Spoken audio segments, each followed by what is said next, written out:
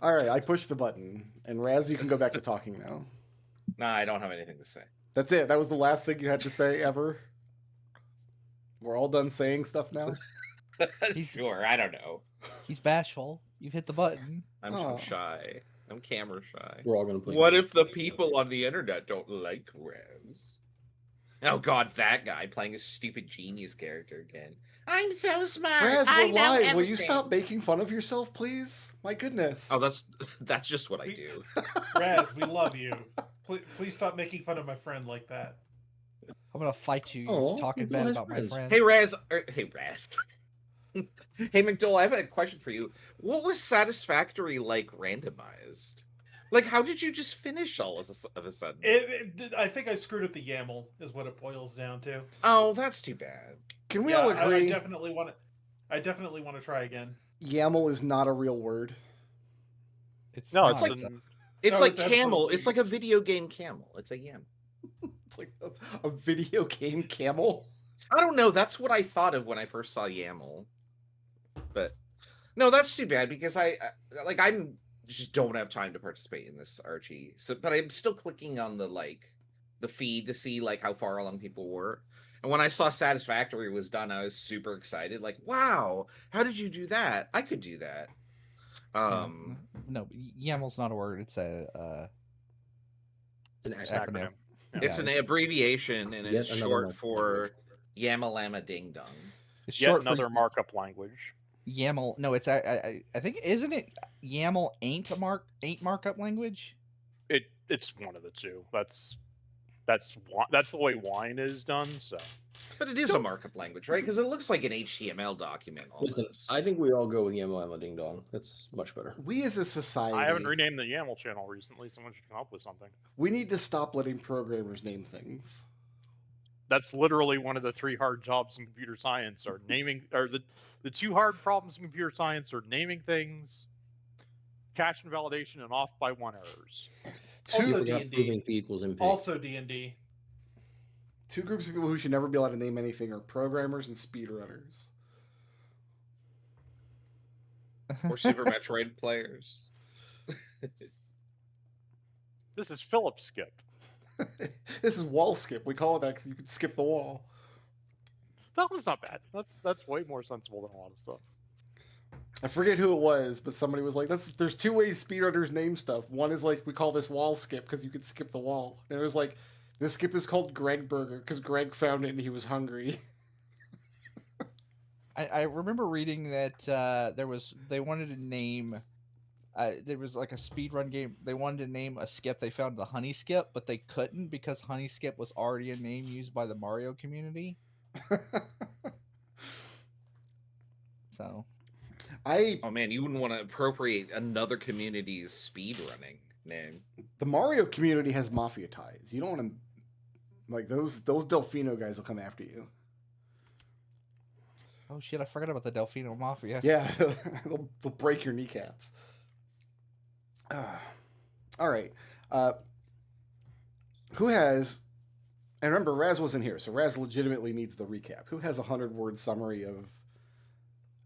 Oh, before we get to the summary, I'll just clarify. Because we were cut short last week, when we do blips at the end of this session, you can consider the previous session that we played as part of this session. So anything you want to claim blips for last week will be on the table since we didn't do blips. Okay.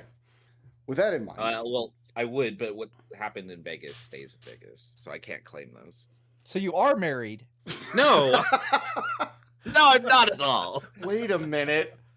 No, no, Who's I had your fun beard, though. Raz? Who is your beard? No, Who wants to summarize the what happened for our dear friend Razanier? Okay, so we did downtime actions. I took my test, and it was the most horseshit thing I've ever been subjected to at a D&D table. Like myocardial infractions. Sorry, I just made myself upset thinking about that test. Anyway, and then after that, we had we were walking through the quad here in the center of the town, and I guess like chain devil question mark. Anyway, Yeah. there was a creature that had chains, and Chris used all his spell slots on it. And then we went back when we killed it. We looked around the what is that word? What is that building called? The Bert? Biblioplex. We looked around the Bibliopex, and everybody was like, "Yeah, we don't know where it came from. It was just there." So we went back to the dorm room, and then partway through the night, It was like Lynn Chris's- showed up with a girl or something. yeah, like the prospective Arnie. teacher, yeah, came back, revealed he was he was a secret royal for another nation, and actually was a lot older than he looks. He's just got a really good makeup routine, and he brought Allie. Apparently, like he was in the Bibliopex looking for the Library of Alexandria for this world, and they got attacked by demons. Apparently, Allie was like she was like sleepwalking down there.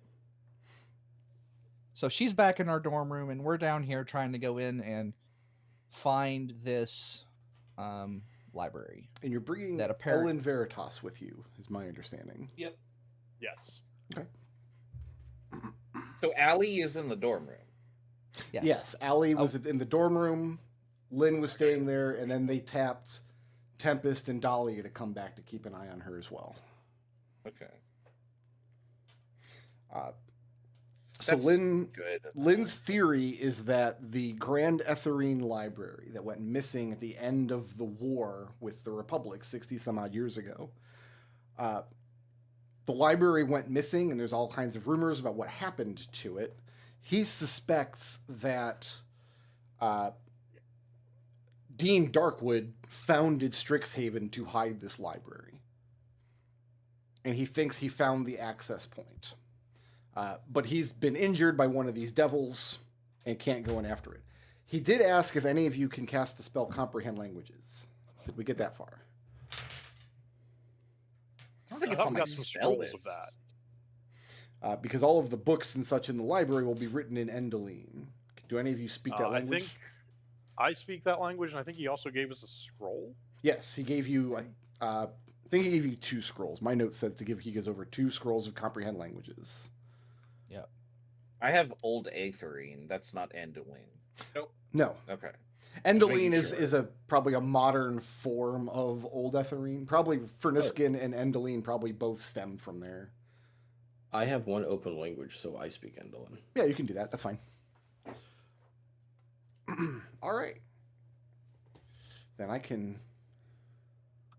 Do I have the map saved? Yeah, I got to use it before the campaign ended. Where is my spell list? Legend lore. I don't need that anymore. This dungeon comes to us courtesy of Crosshead. What? That's not Fireplace Jack. No, somebody made this. I got on their Patreon. I thought we were a Fireplace Jack exclusive unit here. Absolutely not. No. Is that the I the just- Xenogears X? Yeah. It's That looks like similar. Xenogears X. It's close, similar, but it's the not. same. Xenogears X is not. It's quite taller. Like It's stretched out. Yeah. All I right. feel like I've seen this logo before. Have we used that? Yeah, we have. Yeah. It's possible. First. A lot of times I'll go on to somebody's Patreon or something, and I'll get like a whole bunch of their maps and just keep them in Yeah. the drawer until I need them. Yeah, they don't go bad. They're not produce. Exactly. Okay. So where we are in the story is, I'm reading from my notes. Lynn thinks there's a connection between the hidden Endoline library and the strange happenings surrounding Allie. His opinion is that she is under the influence of some really powerful memory magic, and that Darkwood is somehow behind it. He thinks there's a link between this library, Dean Darkwood, what's happening with Allie, and he thinks if he can recover the library, he can make a claim for the Endoline throne to prevent the civil war that's brewing there. That's his goal.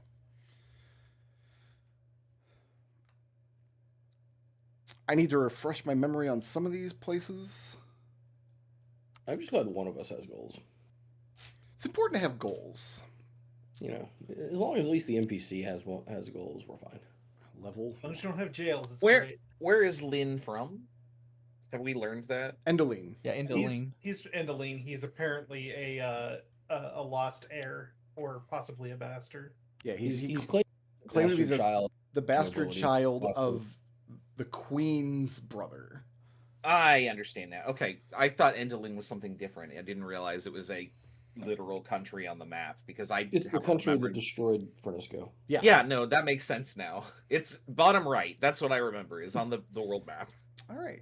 So this is where you guys come in from the entry point in the biblioplex. You find this circular stairwell leading down that splits into two directions and eventually converges here in this large, echoey hall. Very eerily lit. You'll see these like sconces and chandeliers and whatnot throughout the map. So I'm gonna Are go these ahead. And, 5-foot squares? these are 5-foot squares. Yes, so you have to shrink Can yourself. we get down. a Ellen token? Yes. Yeah, but don't set the books on fire. Set the books on fire. Thinking Ellen is kind of blue. How about blue?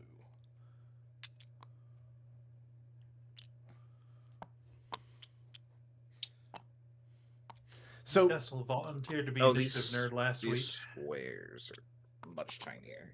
oh yeah, these are very Yeah, I think small. this week I'm squares. going to opt out since I'm running Ellen. Yeah. Hugo's already bigified. He's like stomping down the stairs. Oh, No, not yet. I can't physically make Boswick smaller. Oh no. That's fine. That's good. Boswick is now a medium creature. This is a big dungeon. Yeah, this is a big boy dungeon. Okay, she has spell slots. That's her only resource. And hit points. Usually when I Hmm. build a dungeon, I'll put like 80% effort into it. This is like the 110% effort dungeon. This is one that I tinkered with for a long time. Does it have save points? I'm not going to answer that. So you got this There's entryway a area. one.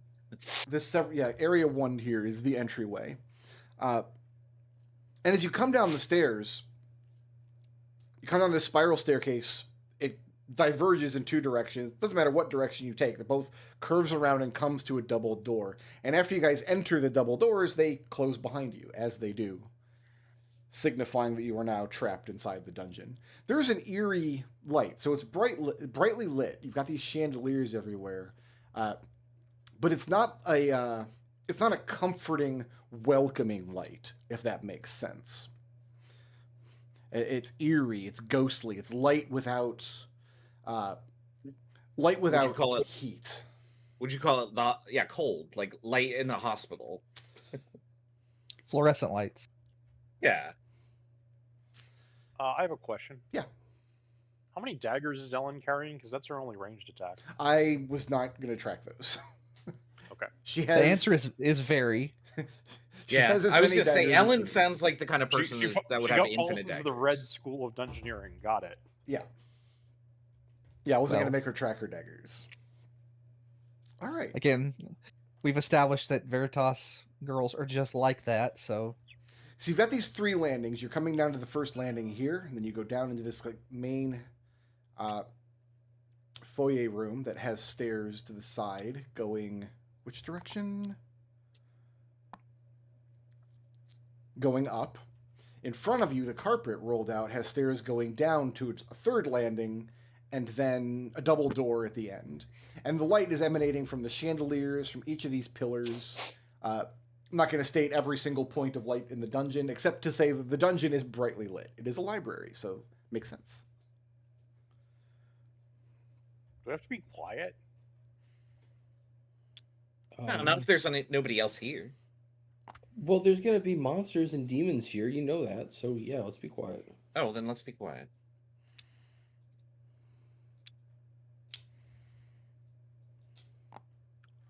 is this a wall or a? It's a balcony, so you could look over the balcony. You just hop over it. Yeah. Yeah, it's fine. Hugo, stepping out into the middle of the room. First of all, you can see to the left and right how these stairs in front of you go up to a landing and then turn around to continue going up. However, you can't see very well the top of the stairs. It's like looking through a very thick mirage. So there's But something instead of, wrong like, with the switchbacks- air at the base of the stairs. That's true of all the stairs in this room. In the little set up like switchback stairs. Yeah, like these would go up to a landing and then would curve around to go up to the floor above.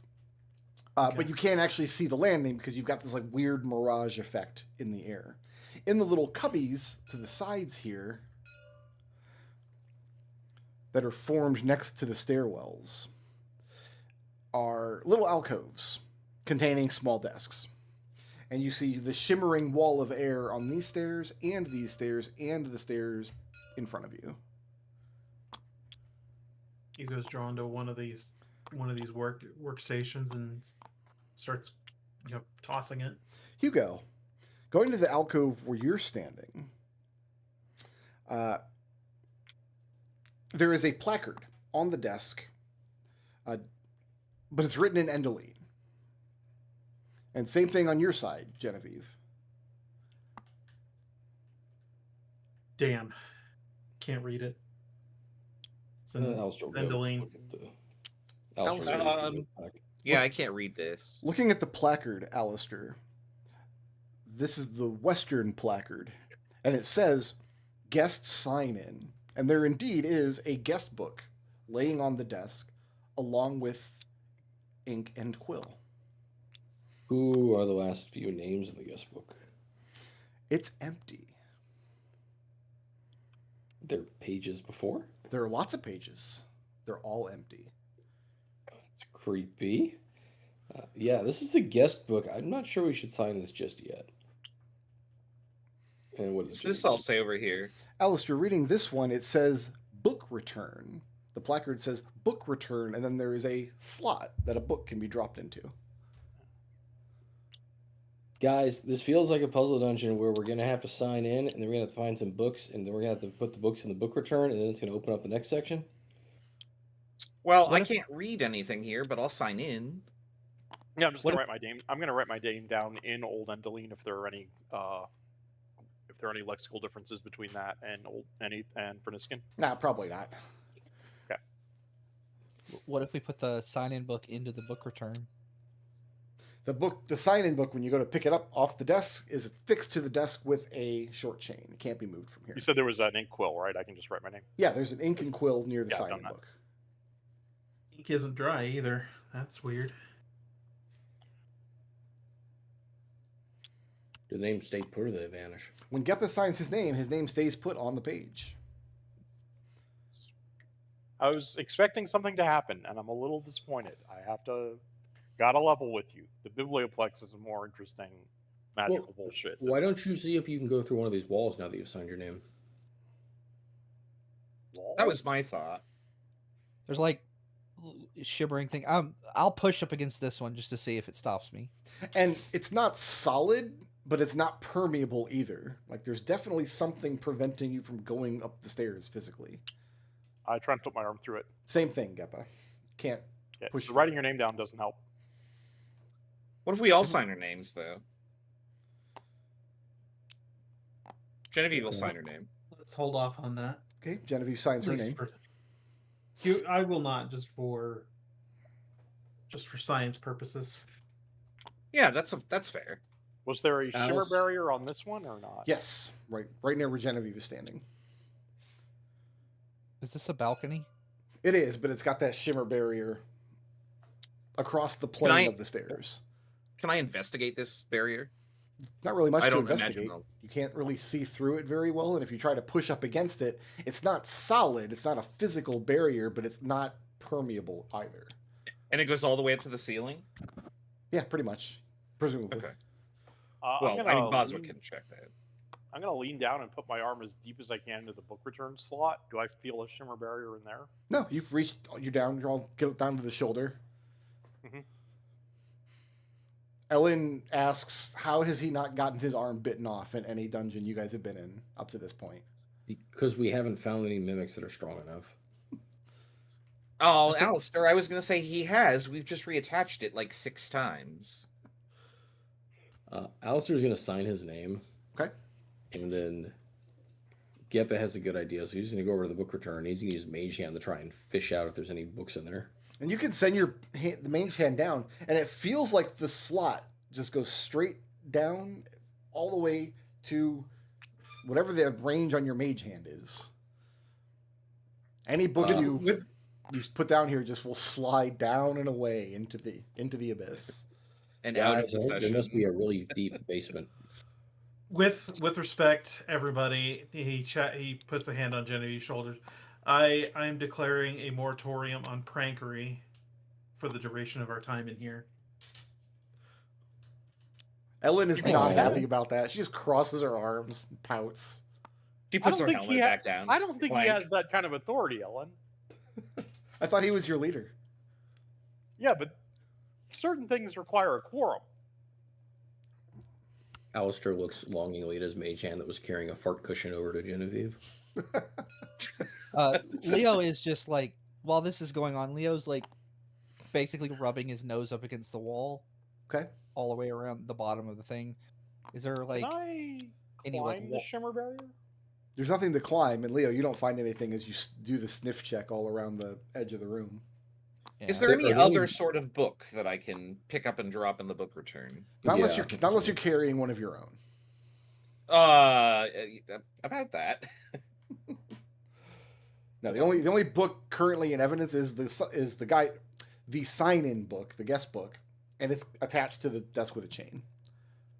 Genevieve, what if you tear a page out of the sign-in book and then put it in the book return? Yeah, I'll try that. She'll try and like tear like the last page that's blank out of. No, tear the page with our names on it. She'll do both. Okay, you Then tear tear a Why blank page don't page you out do of it the yourself? So you No, tear it's a decent idea, so she tries that. the page with Gepa, Genevieve, and Alistair's name, and then you tear out the blank page at the end of the book. Yeah, sure. You do that. Okay. And she's gonna go feed into the book return, like, here's part of a book, and she puts in the blank page. Alistair. As Genevieve Yeah. puts the blank pages down into the book, you hear clattering from behind you, like something sharp and metallic hitting the marble floor very quickly. Tap, tap, tap, tap, tap, tap, tap, tap, tap. Alistair gets out of the way. He says, move. A creature emerges from the other side of the shimmering barrier. It is a 5-legged automaton. It's clattering around on the ground on 3 of its legs, and the other 2 are long, double-elbowed arms. I promise I designed this dungeon before I saw Project Hail Mary, although it was months after I had read Project Hail Mary. So it's entirely possible I was subconsciously channeling Rocky when I designed these automatons. Kind of like a walking table or stool, except 2 of its arms are long, double-elbowed things that are kind of reaching out in a waving back and forth like a stop, stop, stop sort of motion. It doesn't have a face. Instead, there's a floating escutcheon of a crystal tower growing out of an open book. Just kind of an image of that coat of arms floating above the base of the creature. In one of its arms, it's holding a lantern, and in the other, it's holding a bell. And you hear a harsh sound as a piece of ticker tape comes out of a slot on the front of the creature with some words printed in Endoline.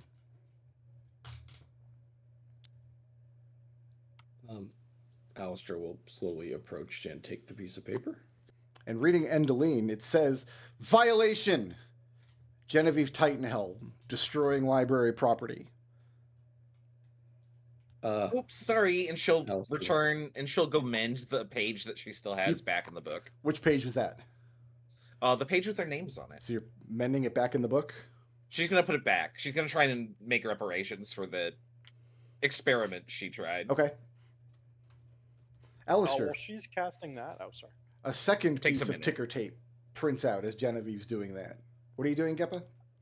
While she's casting mending, because that takes a minute, this entryway to both of these doors head back to the Biblioplex. Presumably they would, but now they don't open. Okay. And then is this a thing, or like this kind of looks like maybe a painting or something? So on the wall, when you see stuff like that, it's usually just paintings of coats of arms of Endeline families. The one hanging here is of the same image that you see floating above the creature, which is, let me make sure I read it off correctly again. A crystal tower growing out of an open book. That was the coat of arms selected by the Etherine Church that the Endeline was trying to foist upon the Republic 60 years ago. It was in the service of these coat of arms they summoned meteors against Brennanine. And then this, I don't know anything about meteors, don't know what you're talking about. This chandelier, how high up is it? How high do you need it to be to do something cool with it? I mean, I'm just curious if I can climb up there. You can climb up and swing if on it. If there's anything of interest on the ceiling. No, there's not. If you break it, you might get a chandelier violation. right now. So, Alistair, the second piece of the ticker tape printed out. And it simply reads, all guests must sign in. All guests must sign in. Also, how the hell does this thing know Genevieve's name? Because she signed in. I was wondering that too. She signed in. I'm gonna jump and glide down. Okay. But it didn't read the book. It did not. Maybe it's connected to the book. Yeah, I mean, magic is magic is a wonderful thing. And Hugo walks over and scribbles his name into the book. Okay.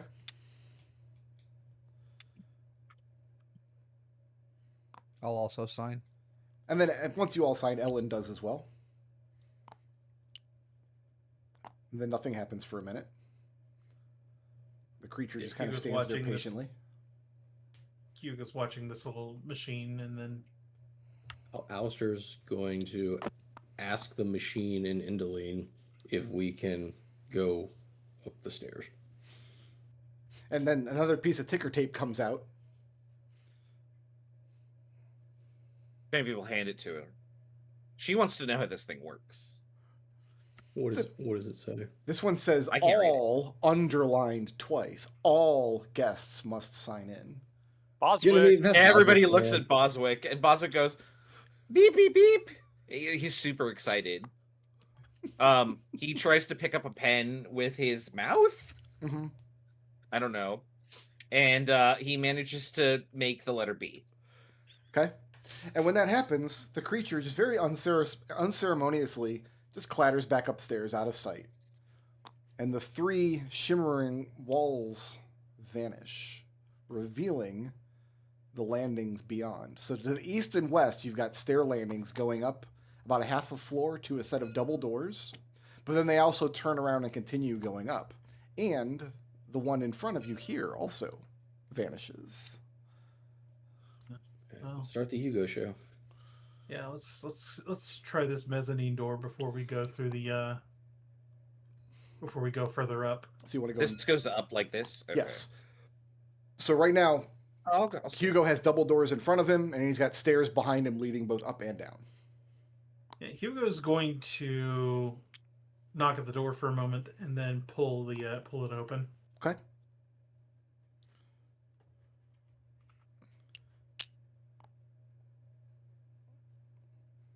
Hugo. Stepping into this room,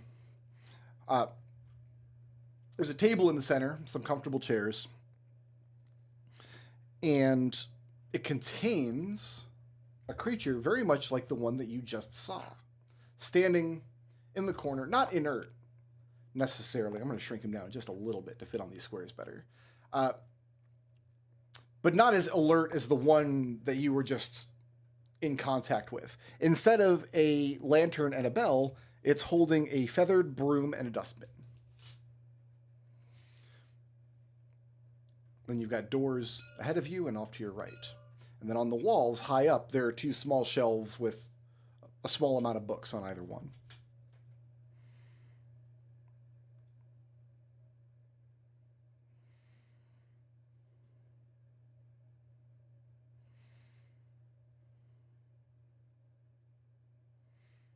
What's next?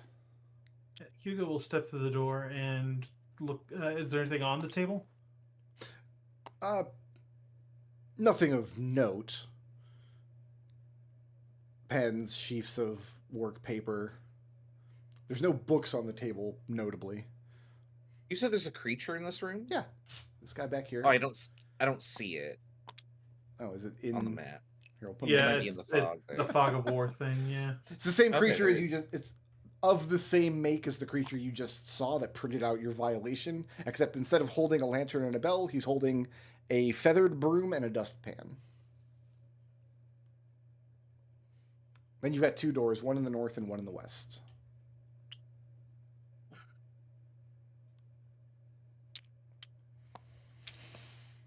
Oh no. Oh, there's a door beyond. Okay. Yeah, Hugo will swing around to the other side. Okay. Listen at the door. Listening at any point in here, the place is eerily silent. Very, very quiet.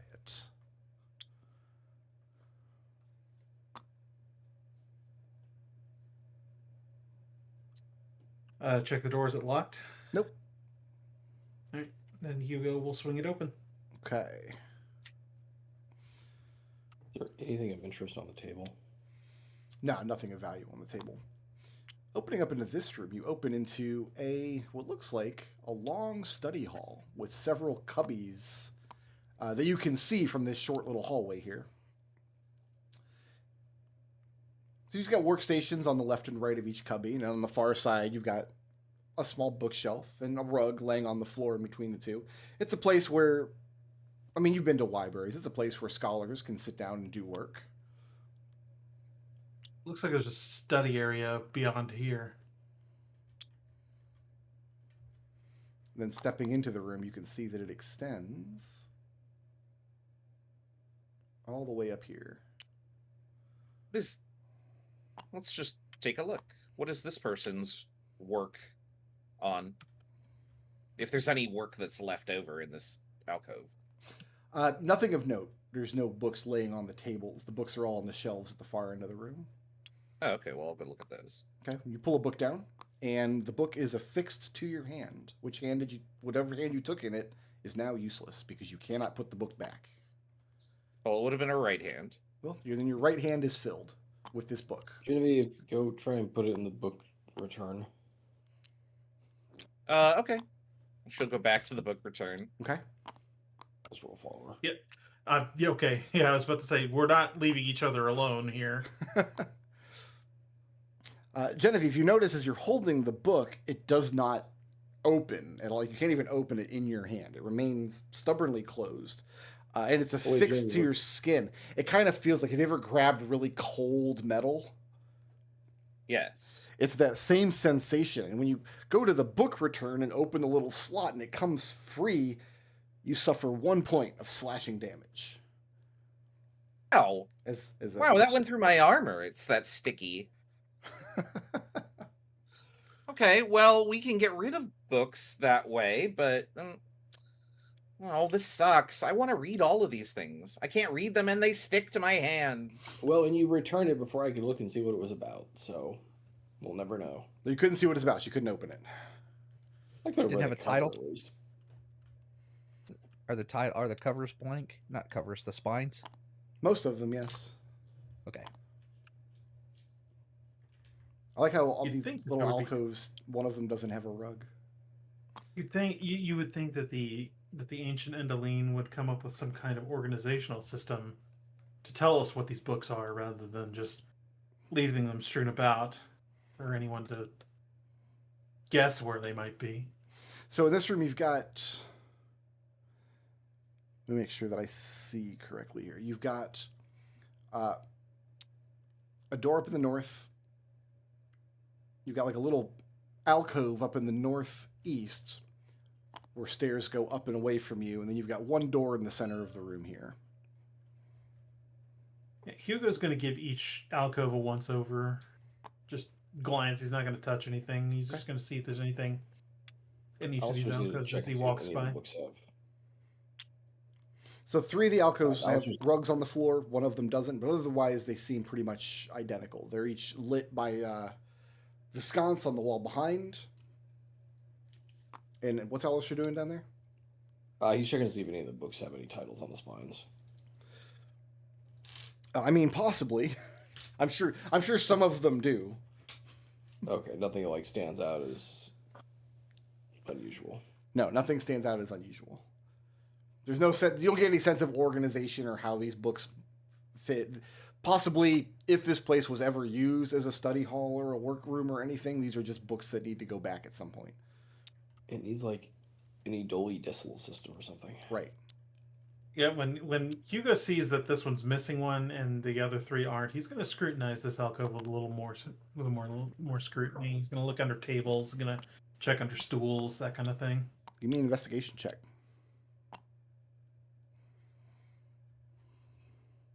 Need help in any way?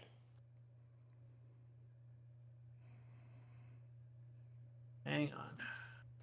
You give him a My bar die, I character guess. sheet decided to vanish. I'm gonna save the bard die.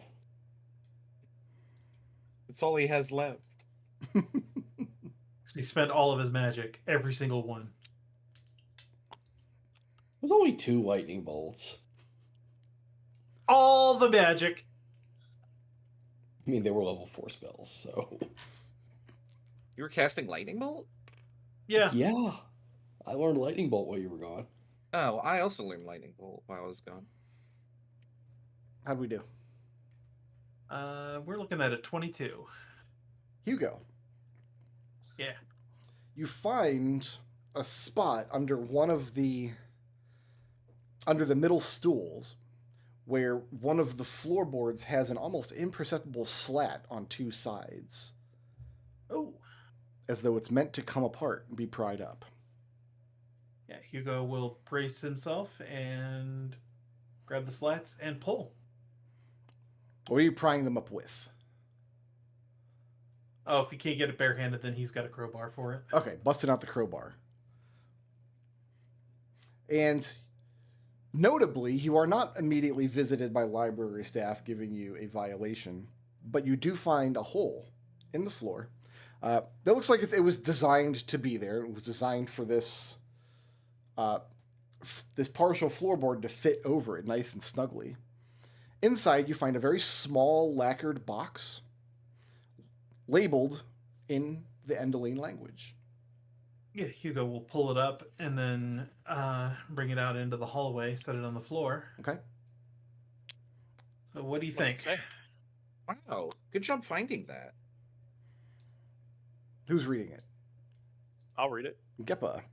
The box is labeled Keys, Box 2.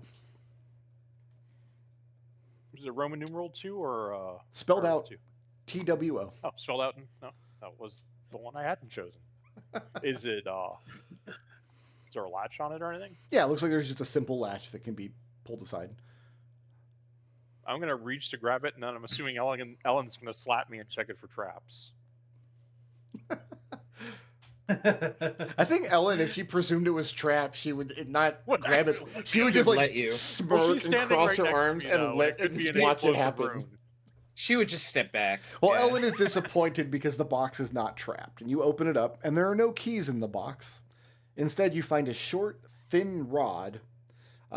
Looks more like an Allen wrench than a key. That's it. There's no keys in the box labeled Keys Box 2. An Allen wrench is just a deformed key. Let's keep it in the box and keep looking for other boxes, I guess. This box is small enough that you could carry it around on your person. It's not like you're not dragging a crate through the place, right? That'd be a hell of Right. an Allen wrench for.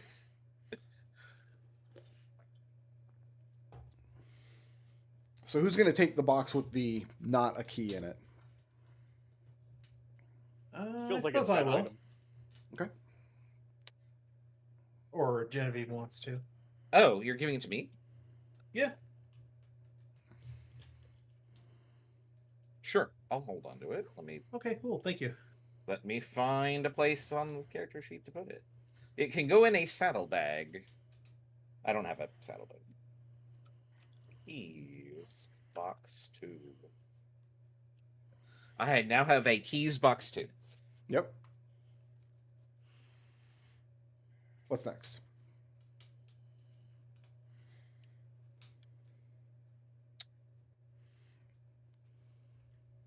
Let's go this way.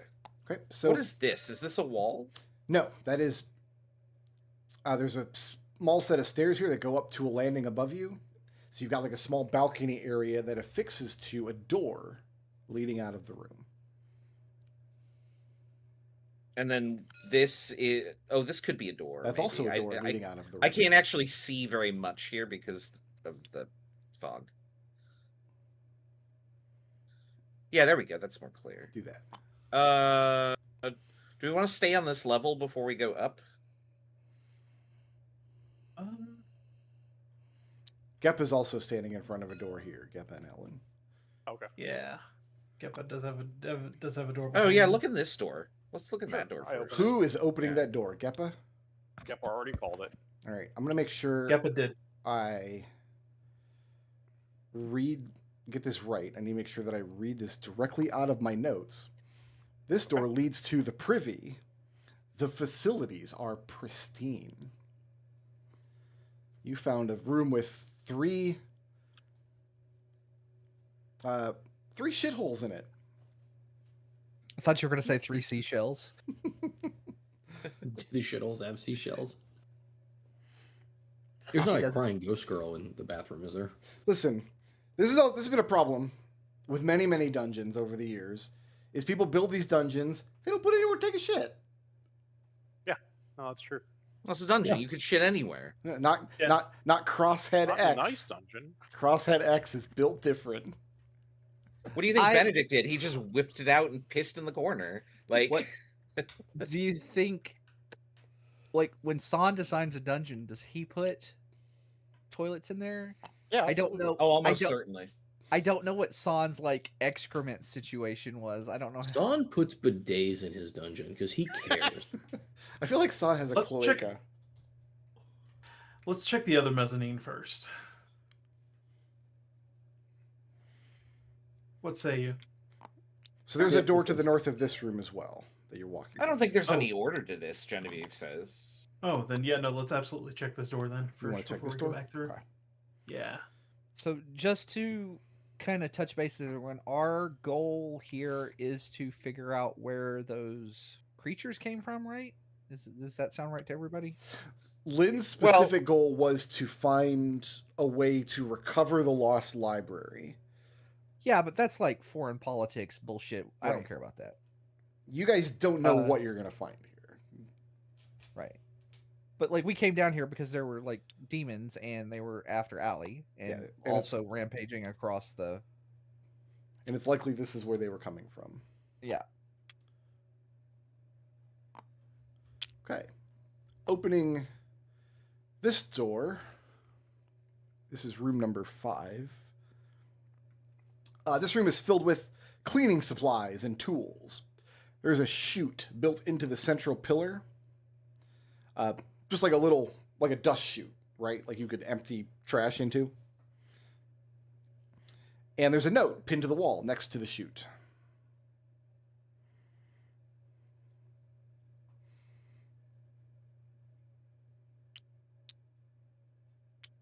Boswick sees the hole in the floor and he goes, beep, beep, beep, beep, beep, beep, beep, beep, and runs away. It's not a hole in the floor. It's a pillar Wait, come, that goes floor to come back, ceiling. Boswick. There's a dust chute that'll open up in the middle of the pillar. Oh, okay, well, he sees that and says, nope, not. He nopes that. Mm-hmm. And Genevieve says, no, come back. What's the letters, the note say? Somebody who reads Endeline has to step up. I'll step up and read it. Alistair, the note pinned to the wall reads, "Please inventory both key boxes once a week. Remember to properly affix the boards and pull the rug over top when you're done." Oh, we have to go check for another key box. Maybe the other side has it. So hold on. Someone- Please inventory both key boxes once per week. Please inventory Sounds- both key boxes once a week. Remember to properly affix the boards and pull the rug over top when you're done. Sounds So like there's someone another neglected. whole key box somewhere on this area. Sounds like someone neglected to pull the rug back over. Was there no rug in the in that alcove? There wasn't. There's not. There's just like you see on the map. So there are 2 key boxes. We've got the one where they forgot to pull the rug over. I bet somebody forgot to properly affix a board. And Genevieve looks around for, like, in her room, like, what could be a board? I'm gonna. Maybe in the other section, but we can pull the rug floor. up. Oh, the Hugo- floorboard. Sorry, yeah, that was Hugo a, holds up his crowbar. The floorboards. that's a Raz problem. Sorry, I was thinking a board on the wall. Okay. Let's check underneath one of these rugs. Okay. Yeah. Here, grab the other end here, Hugo. Yeah, let's Yep. start looking at all of these. You guys move the stools aside and pull the rug.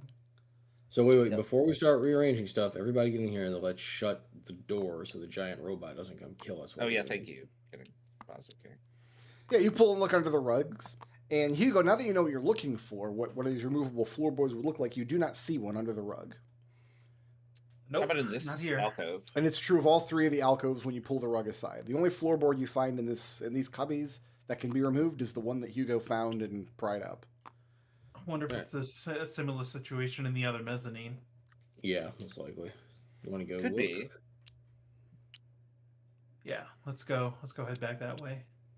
Or it could be on the 2nd floor here. Oh my gosh, Chris, what are you doing? It's bees. I guess. Holy crap! Following. We're Hey. following. Patience, my friends. We're gonna get him. Just point us at him. So you're going to open up these double doors here? Yes. Okay, and the room looks pretty similar to like a mirror image of on the other side, where you have a door directly in front of you and then a door off to your left. The room itself seems to be a comfortable room for sitting, just a nice little sitting room. You don't find any books here, but there is a big rug on the floor.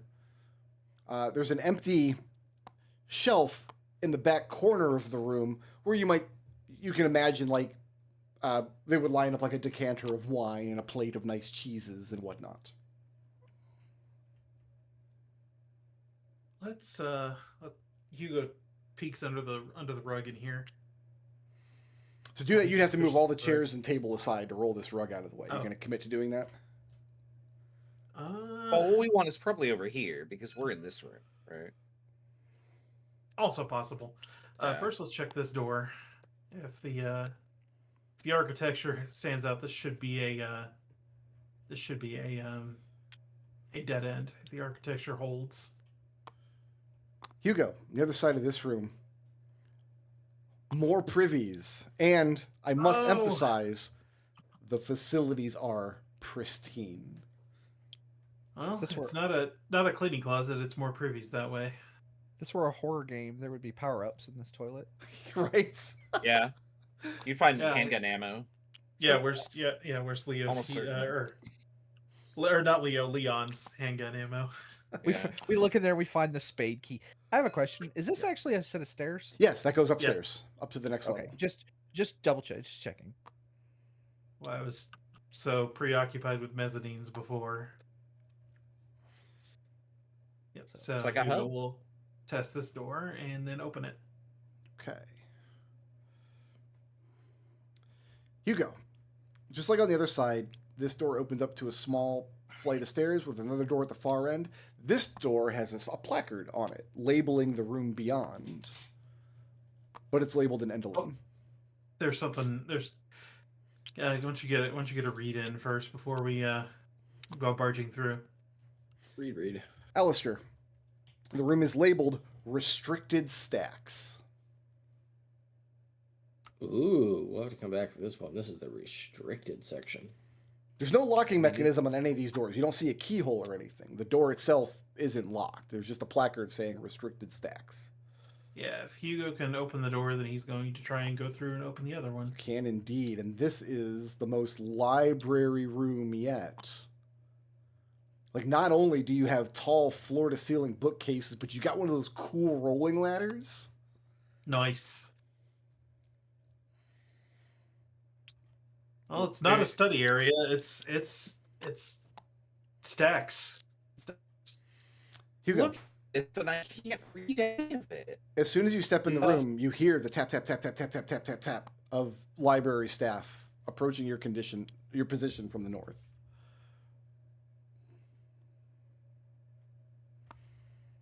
Oh, Grab a you're grab a book. gonna get a violation. We're not supposed to be in here. I'm not going to grab a book after what happened to Genevieve. I'm sorry. And the I creature would, but I don't know what good it would do. comes around the corner in front of you, and it prints out ticker tape. Can we tell if this is the same or a different automation? Automaton? It looks identical to the first one that came out to give Genevieve a violation, but it also wouldn't surprise you to find like a closet with 30 of these guys in there somewhere in the library. Yeah, So- Hugo takes the ticker tape, nods his head, and then turns around and walks the other way. Yeah, the only words you can read on it are your name, Hugo Waters. Hugo passes the ticker tape to Geppa. Gepa, it reads, I'm gonna. violation. Access to restricted stacks is restricted, underlined twice. With Hugo's name.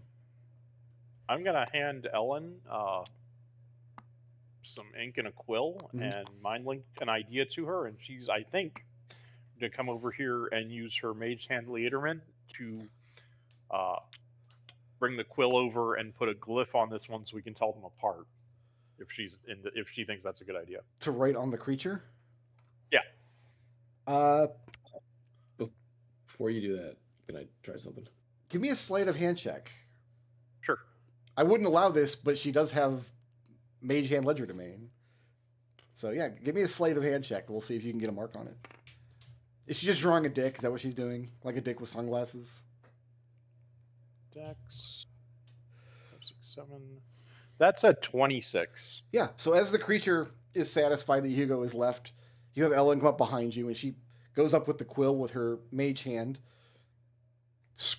Draws a dick on the side of the little monster. I was gonna have her label it Unit B, but I guess it's up to her what she labels it as. You tell her what to label it, and she's like, "No, I'm drawing dicks." Unit D. What was Alistair's idea? Alistair wants to go ask the creature, how do we get access to the restricted area? Oh, you want to ask it? Okay. Yeah, you can do this like, while they're. How do we get access? You know what? You can do this, and this creates the distraction necessary for Ellen to draw a dick. Okay, that works.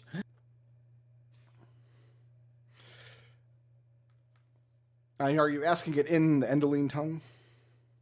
Yes. Who approves access to the restricted stacks? So your question is, how do we get access to the stacks? Yeah. And it prints out a little ticker tape. And it says, suggestion, follow all library rules. Suggestion, participate in lecture hall activity. Okay. How do we get a library card to check out books? And it prints out another ticker tape.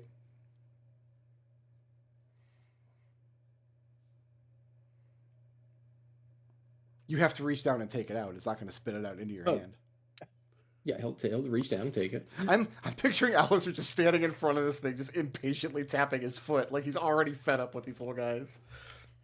And it says the exact same thing. Suggestion, follow all library rules. Suggestion, partake in lecture hall activities. Okay. Where is the lecture hall? And to that, the creature remains silent and does not give you directions. Oh. Okay. Well, we'll go try and find the lecture hall. Thank you. Is Leo pooping? No, I'm looking into the toilets to see if there are, in fact, any handgun bullets. They are pristine. There are no bullets. Yeah, okay. Can Alistair give Leo a swirly? So they're not that kind. They're not like flush toilets. There's no water in them. These are privies. These are just holes that go down to the cistern. Probably to the same place where the book drop goes. Oh no, the books are made of poo. Oh no, it got stuck to my hand. Oh. What's next? That's why I did 1 point of slashing damage. Do we want to go up here or check upstairs? Also, we have ways to go over here, don't we? Yep, you're spoiled for choice. You've got stairs here, you've Yeah. got door here, you've got a door over here. I'd like to keep doing this just to be thorough. Yeah, Exhaust all the options in one Yeah, side. let's stay on the mezzanine for now. Yeah, so I'll go back to here. Yeah, let's do this. Hugo, Hugo opening listens up to the door. and then opens the door. Let me make sure I'm reading the right spot of my notes. Hugo's not getting complacent here. He's trying to keep everybody safe. Okay, so So this far so good. the way The that balusters are- that Crosshead X has drawn this confused me a lot at first, but I think it makes sense eventually. So here's what the room looks like. So what we're seeing here are two levels of the same room. So you have this forward stone path that has torch sconces on the walls here. The torch sconces are emblazoned with symbols. One depicts a bird with 4 wings, and one depicts a bat with 4 wings. To your left, you've got these stairs that go up along this like overpass. You can see on this map how the shadow here. That's the walkway above you. Because if you go up these stairs and across the walkway, you end up going up this landing, which is here, which goes upstairs. Did all that make sense? Kind of. Kind of. Basically, you can. This is a walkway, and you can go under it or over it. I understand. Okay. Up- What was this about? A bird with 4 wings and a bat with 4 wings? So there's 2 torch sconces on the wall here. Neither one of them Oh, that's hold a what these are. torch, but each one is emblazoned with a symbol. One of them depicts a bird with 4 wings, and one depicts a bat with 4 wings.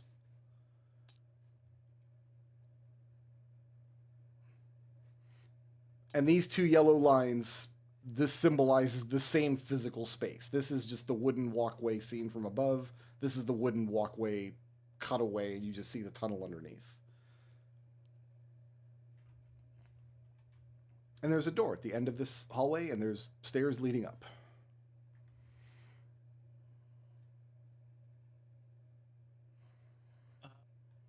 He's going to walk in and then peer up the stairs just to make sure that there's nothing that's going to drop down on us before. Not that you can see, it's a wooden walkway that goes the length of the room. Underneath. Is this like a banister that we can look over, or what? Yeah. Because it's a wall here. Correct. So Yeah, there's a banister on the walkway that you could look over. So if you go to climb these stairs here, you could climb up and over the banister from the floor, I suppose. okay. Hugo's just keeping an eye out for anything look like might jump across. Yeah, he's just covering everybody on this walkway to make sure nothing drops down on them as they're passed underneath the walkway. Sure. Yeah, Genevieve will go on. Genevieve, why don't we roll initiative right here? Okay. Oh, I need a dice to do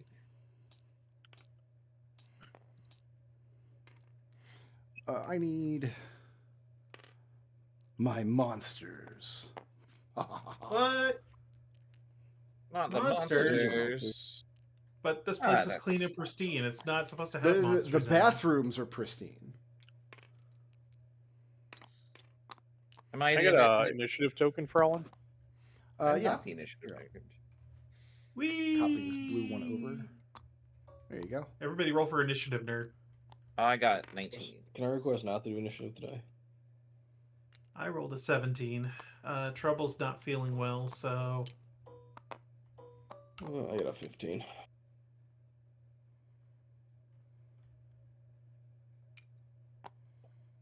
Raz, What's up? initiative roll. I have 19, so it's not me. I would request not to do it either. But if push comes to shove, I will. If Chris is that like, That's fine. I'll do it. Just if I get delayed, just somebody pay attention. okay, All right. So Genevieve and Leopold are both on 14.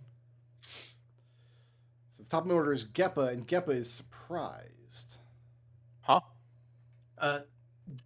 Trouble is Correct. AFK at the moment, so Sorry, yeah, I had to get up. Give me 1 Yeah, sec. roll your initiative. Whee. All right, I'm on 11. All right, so Gep is surprised, which means whoever that purple token is next, followed by Genevieve. Genevieve, the 8 Yep. floorboards that make up this walkway are all mimics. Oh no, it's like Zelda. They're tiny little floorboard mimics, and they're very, very bitey. oh no. So you're grappled just by virtue of having stepped on it. Yep. Because they're adhesive. And then it's going to She snapshot. was walking underneath it, yeah?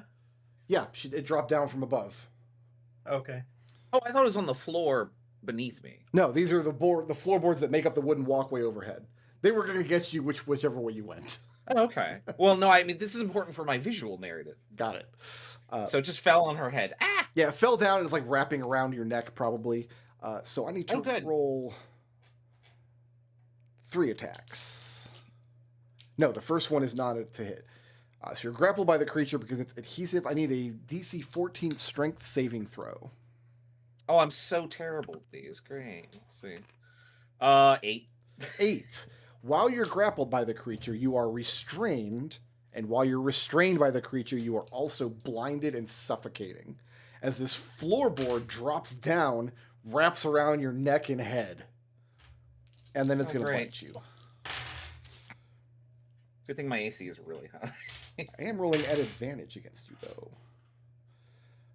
Let's see here. So I've got a 21 to hit, Nope. and Haha. and a 20 to hit. Nope. Haha. My AC is 22. The second one cannot grapple you because you're already being grappled, but it's going to drop down their movement. Oh, they got plenty of move. He's going to Oh, this is wrong. head on over to Hugo.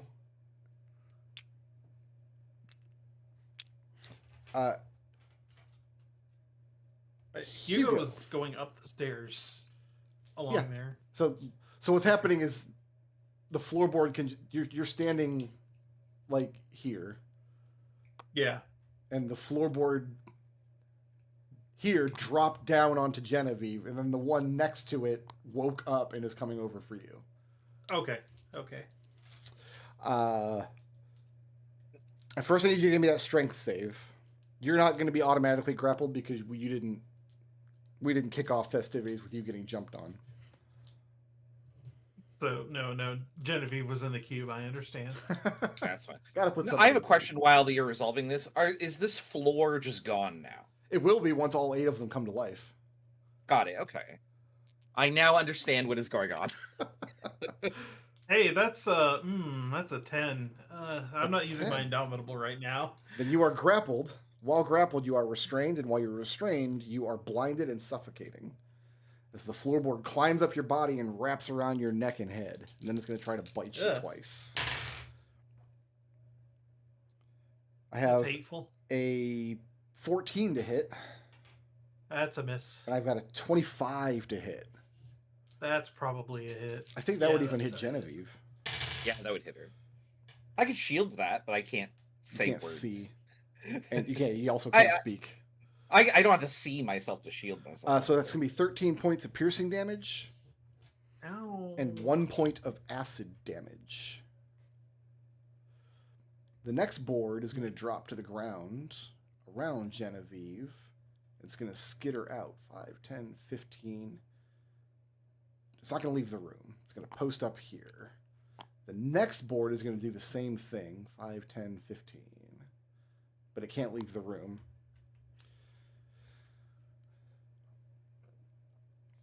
Then yeah, let's give 2 more to Hugo.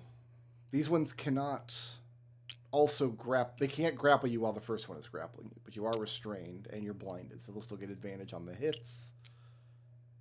And we'll give 2 to each of you. This seems fun and fair. Very fun and also very equitable and also very not.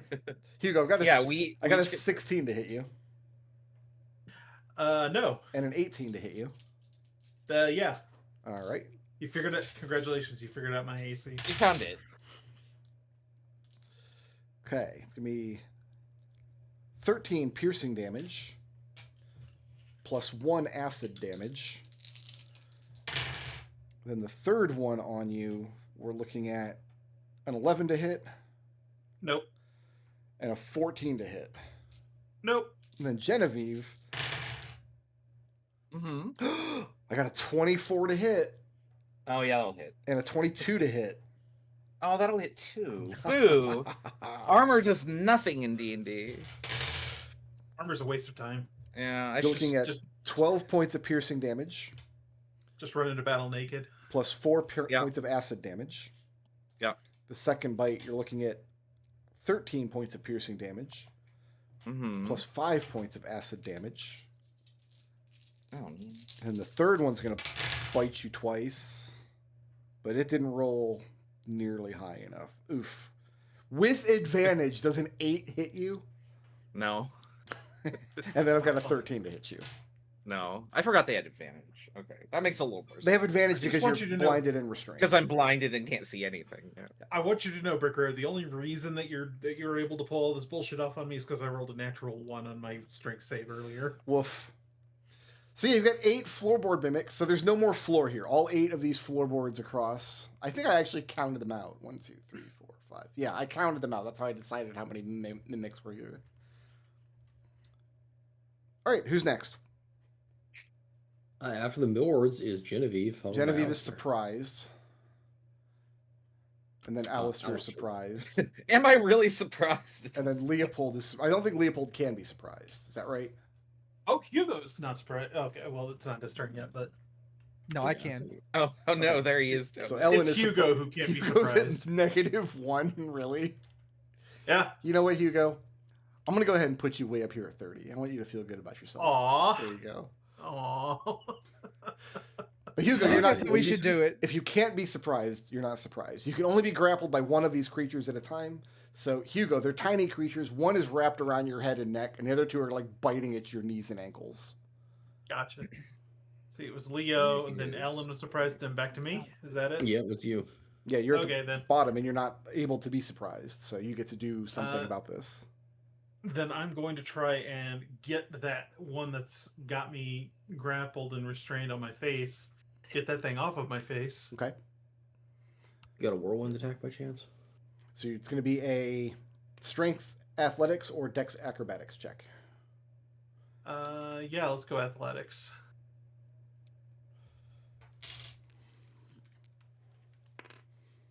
Wow.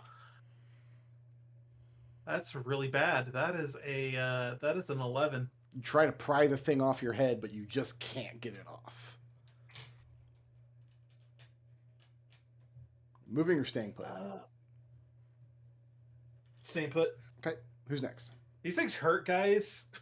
Yeah. There's only 8 of them. You're Fix fine. it. Fix it. After Hugo is Gepa. Followed by Alright. your guys.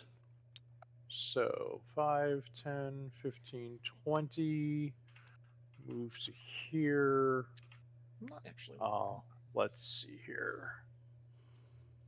I think I'll cast Shillelagh as a bonus action. I'll move here and I'll attempt to Green Flame Blade this one. Okay. Shillelagh the shove melee.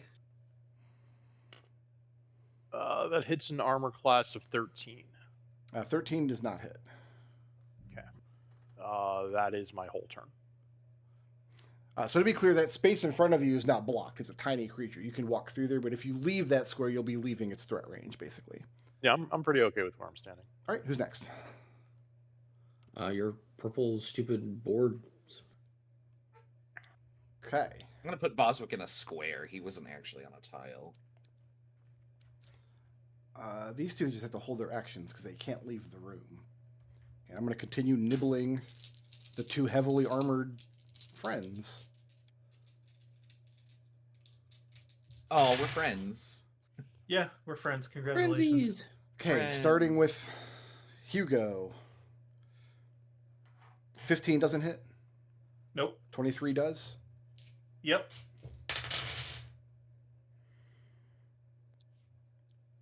So 9 points of piercing damage, plus 3 points of acid.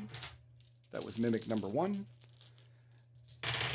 Mimic number 2 is a 17 to hit. Hugo is bloodied. A 17 to hit. Hugo or Hugo. Genevieve? No, 17 does not hit. Okay, then the 15 is not going to hit. And then I've got an 18 to hit. Nope. And a 23. Yes, that'll hit. Oh, the 18 hits. I'm sorry. It's going to be 8 points of piercing damage, plus 3 points of acid. Hugo is getting more bloodied. Now we're going to take bites out of Genevieve. Not with Not this. delicious. 21 doesn't hit. No. Ridiculous. I've got a 21 doesn't hit. You're sure? How about a 22? I'm pretty sure 22 does. 22 does. Yeah. 22 is my AC. So 10 points of piercing damage plus 3 points of acid. And then one more mimic on you. 25 will hit, yes? Yeah, that'll hit. But not the 9. No, not Not the 9. Ooh, no. big boy numbers. 13 points of piercing damage plus 3 of acid. I think I got Stop that. anytime you want, Brick Road. Okay, Anytime. I'm in danger. These I've two taken 64 can't, damage. these two can't leave the room. So they're going to hold actions to do something nasty. Who's next? Genevieve is next, followed by Alistair. I can't cast any spells here. Does this need? Hold on. At the moment, you can't cast anything that requires a verbal component or requires a target you can No, I see. was looking at something different. Okay, well, I'm going to start by punching the one that's grappling me. Yep. So I have disadvantage, I assume. Yeah, because you're restrained and blind. Restrained and blinded and whatever. We'll see what we can do. I think that's plus 9 or 15 to hit. 15 does hit. Oh, nice. Okay. So the one punching me takes 10 thunder damage. Okay. And I don't think that it's going to have disadvantage on attack rolls versus anyone else, so I'll attack it again. I have 24 to hit. Also hits. And that's 7 thunder damage. And the thing is bloodied. And then Boswick will shoot that same one from the hallway over here. Okay. He doesn't have disadvantage. He has 24 to hit. Also hits. And that will do. All these ones. 5 force damage. Alrighty. Okay. That's the best I can do. All right, moving or staying put? I can't move. Yeah, it's correct. All right, who's next? Yeah. Alistair's I'd next. love to move. Can I move, please, Okay. Daddy? Can Alistair see Genevieve? Yeah, Genevieve is standing on the floor, we're on the same level as you, and then Hugo is standing at the top of the stairs here. You can see both of them from where you're at. Okay. I am going to antagonize the ones on Genevieve. So you whisper magical words that antagonize one creature of your choice within range, which is 30 feet. Creature must make a wisdom saving throw. So which one are you antagonizing? One. The not bloodied one that's on Genevieve. Okay. Well, there's 2 not bloodied ones. I'll just pick one for you. Yeah, the one that's next to the bloodied one. I've got a 5 on the wisdom save. All right, so it's going to take 4d4 psychic damage, All right, hit it with that. and then there's other fun. And you have antagonized it.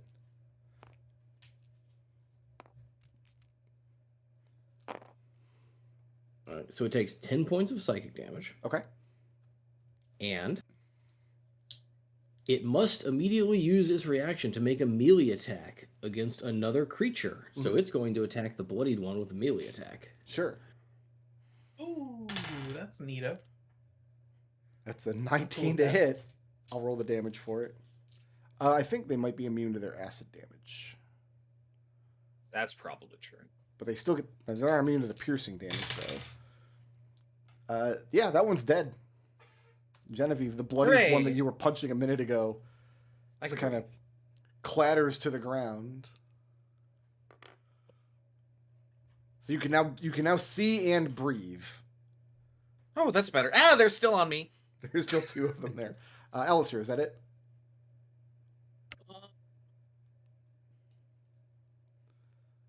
Genevieve, take a bard dice, and remember you can use that to heal yourself for an extra roll of the bard dice.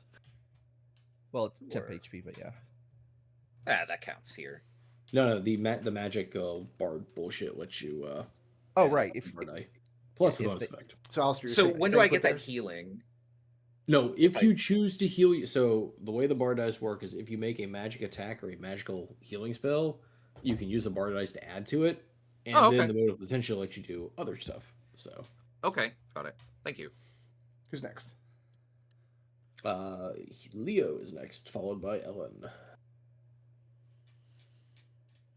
Okay, Leo is going to run up here, and it'd be a dick move to breathe fire on everybody. So I mean, I thought about shattering, so I also thought about that, but it's a verbal component. we're going to punch this one.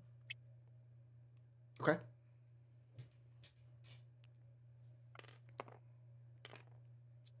Does a 18 hit? Yeah, sure does. Cool. No, I didn't take that. D6. Please enjoy 8 points of fire damage. Okay. No fire damage. Yes. You have discovered their vulnerability. They are made of wood and highly susceptible to being burned. Oh, okay, cool. I mean, I tried, but You discovered nothing.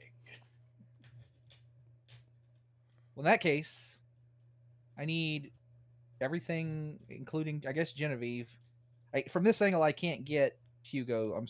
I don't think, but I think I can get everything in here in a 20. What's the cone? Is it a 15-foot cone? It's a 20-foot cone. 10, 15, 20. That would reach Hugo because 5... Like, Leo's standing here, so 5, 10, 15, 20. Oh, okay. He's at the very tippy end of the cone. Yeah, go All for right. it. Yeah, I need everything in the cone to make me a dexterity saving throw. Now, Um, I'm not restrained anymore, right? So I actually get to make the save. Correct. I am not restrained, so this is awesome. But you are... Am I Hugo's grappled? restrained. Am I? So All these conditions go away. Hugo is grappled, restrained, blind, and suffocating. Genevieve is none of those things right now. Okay. So I do get a save. I need to No, make I think I pass. What's the DC? dex save. The Might DC is 16. Yeah, I have I a don't 16. I don't pass. even get to attempt it because I am restrained at the moment. Right. 7 points of fire damage. Okay, so that's 3. So Leo, Hugo two of continues to be these, bloodied. two of the boards passed. I'll let you decide which two.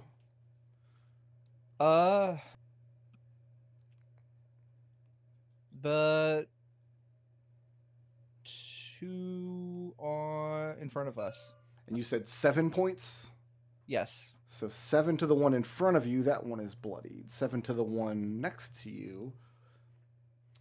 So 14 to the one on Genevieve is now very badly bloodied. 14 to the other one on Genevieve.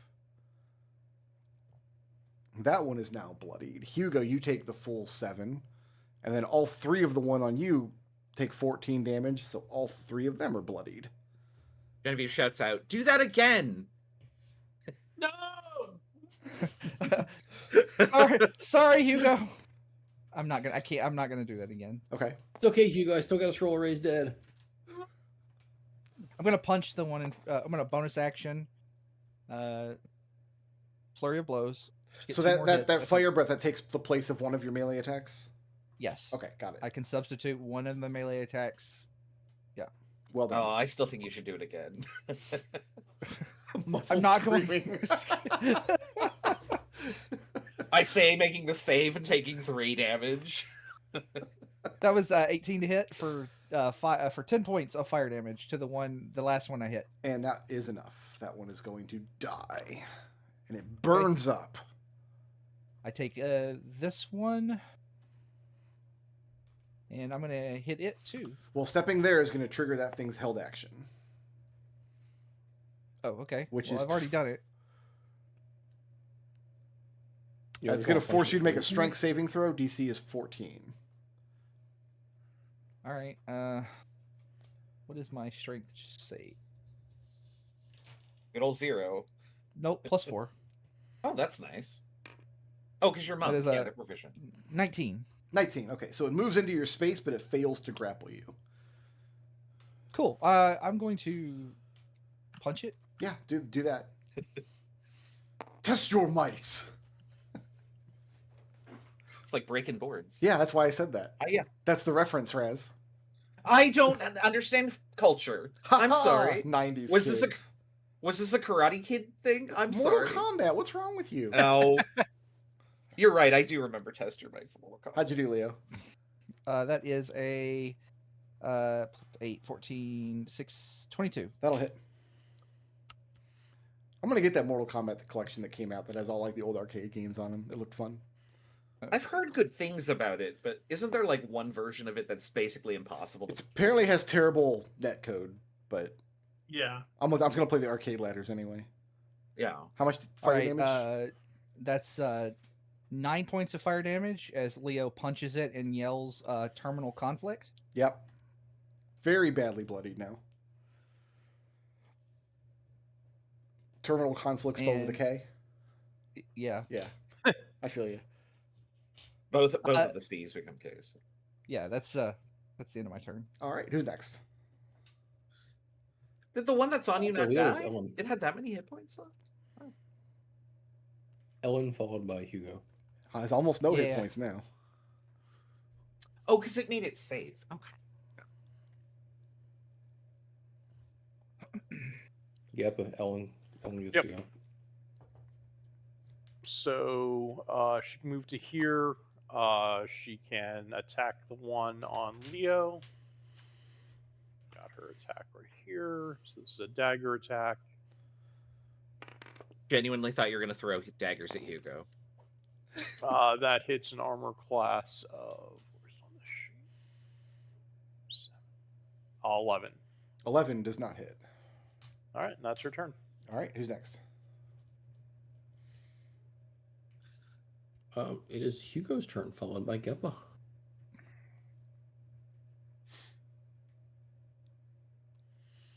This is Hugo's Uh, terrible, horrible, no good, very bad day. The muffled screaming continues. Actually, I'm giving myself 3 hit points back because I am resistant to fire damage at the moment Okay, because of my armor. that makes sense. Yeah, you guys made dragon armor resistant to fire. Yeah, I forgot about that. If I'm resistant and then I make the save, do I cut it in half You have twice? to Goes to Nice. quarter. Yeah. Yeah, you go to a quarter. Oh, okay, so that becomes a 1. Yeah. So it's that's nice. Yeah, we went to all that trouble to make that armor, and I have never once remembered that we have resistance. I did put it on my character sheet for what it's worth. Was that not the strat? You guys made yourself resistant to fire specifically so Leo could breathe fire in situations like this? I thought that was Yeah. intentional. I don't think we thought that far ahead. Let's be honest. Okay. That's a big old second wind on my bonus action now. Okay. That's It's good. a big tasty second wind. Probably good because these things are going to take another bite out of you here in a minute. Yeah. I mean, one of them is really badly hurt. You could Yep. probably finish it off. Well, all 3 of the ones on Hugo are bloodied. But I am making attacks at disadvantage. Correct. Let's see. 19 hit points regained. 35, 34. Oh, you love to see that. Yep. All right. Yep. Let's go ahead and try and swing at this thing. Yeah. Let's hit myself in the face with my great axe. With your own Stop hitting axe. yourself. Stop hitting yourself. You hit yourself in the face, and then the light bulb dings. Since I'm rolling at disadvantage, let's not power attack. That is a 17 to hit. That'll hit. Yourself. It will most decidedly not hit myself. Oh gosh. 12 points of slashing damage. Okay, and that one is very badly bloody now. It is magical slashing damage for what it's worth. Yeah, I got you. And then again, that'll hit as well. For 9 points of slashing damage. That one, the one that was grappling you, is now gone. So you are no longer restrained, no longer blind, and no longer suffocating. Yay! Now maybe I can Good make job. a strength save. Go team. Would you like to move? Or stay? Um, If you move, you're leaving 2 threat rages. no, Okay. I'm not going to move. I don't. I'm happy where I'm at right. Well, I'm not happy where I'm at right now, but I don't want to give them more opportunities to grab my face. Content would not describe it either. No, not Who's next? settling for this position. After Hugo is Geppa, the Burninator. Kappa. All right. Going to. There's 2 on Jen. Yeah, there's 2 in Jen Square and 2 in Hugo Square, but neither of them are currently being restrained by one of the creatures. Okay, I'm gonna go ahead and twin a firebolt at the 2 in Jen Square. Okay. So first one hits an armor class of 26. Yep, that'll hit. And the second one hits an armor class of another 26. Okay. Hugo is effectively in this square. Yes. So first one takes 9 fire damage, and the second one can enjoy 13 fire damage. And one of them dies, burns away. Nice.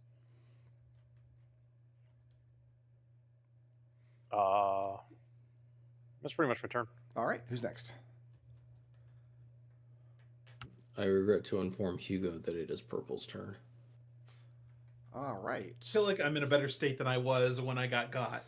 Leopold, So- can I please get Yep. a strength saving throw DC of 14?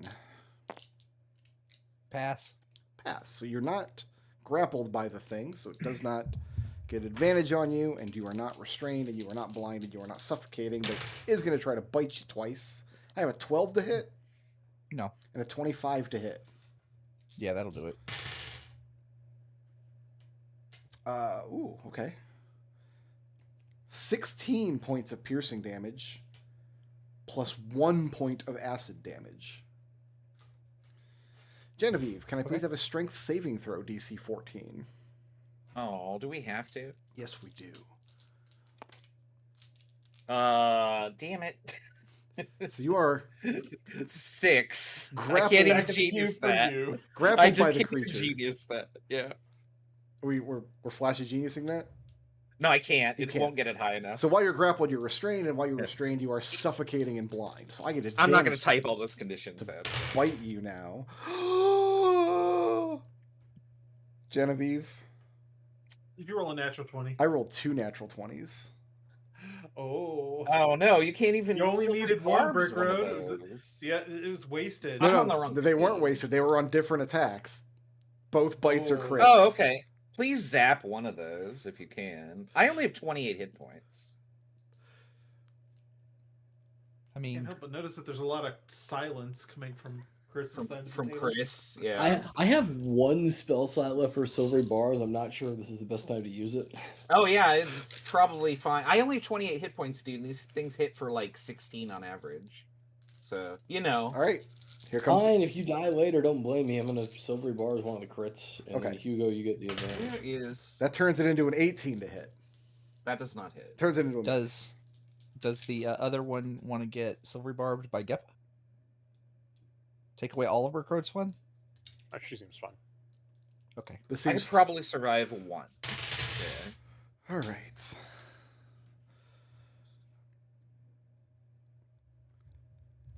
$13 points of piercing damage, plus Yep. 7 points of acid damage from the critical bite. Okay, so I would have died from the next one because I only have 12 hit points. So thank you for saving my life, Chris. So I resolved the one on Leo, I resolved the one on Hugo, and then I re-restrained Genevieve. Did you? You did not. I'm keeping you honest, Brickard. You did not. Oh, I didn't. Nope. Okay, so Hugo, can I please No, have a strength sorry. saving throw DC 14? Sorry, pause real quick.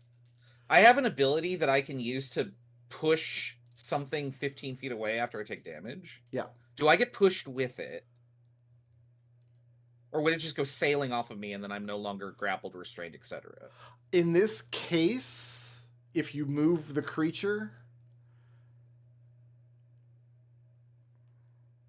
usually I think about how the creature is grappling you, right? So if it's like a creature Yeah. holding you in its claws and it moves, you would move with Yeah. it. If you push this creature off using an ability like that, it would just fly off of your head. It's not grabbed onto you with claws or anything. Okay. Because I have a repulsion shield ability and I can use my reaction to just launch it 15 feet away. Okay. Would you like to do that? Yeah, I think I would. Okay, so you're going to launch it 15 feet away and so it lands on Leo? That's It's fine. away from me. I don't know what away means in this You pick a context. That could be direction, even- either any direction you want. I just think this I is would the pick funniest this one. way. Yeah, Yeah, I don't want to give it to boring and Leo. stupid. We got it. Yeah. Fair enough. So it goes clattering against the back door. So Yeah. just so you know, in the future, depending on the creature that's grappling you, it may not work that same way. If it's like Well, if it's an so ogre holding you in its hand, it would be different. Yeah, so that's why I asked, because like in the past, like we have launched ourselves from shove effects. So. Right. Okay. So you are no longer blind or suffocating, which is I'm Great. sure nice for you. Yeah. And Hugo, Sure. can I get that saving throw, please? Let's see if I can roll better than a 1. Why do I have the ruler selected? That's an 18. Okay. So no, it's going to be a 12 to hit and an 8 to hit. And then Nope. Hugo, can I Nope. get that saving throw one more time, please? That's a 16. So fine. 16. So I've got a 17 to hit Nope. and a 22 to hit Yeah, that'll hit. for 15 points of piercing damage plus 4 points of acid damage. Still a lot. All right, that is purple. Who's next?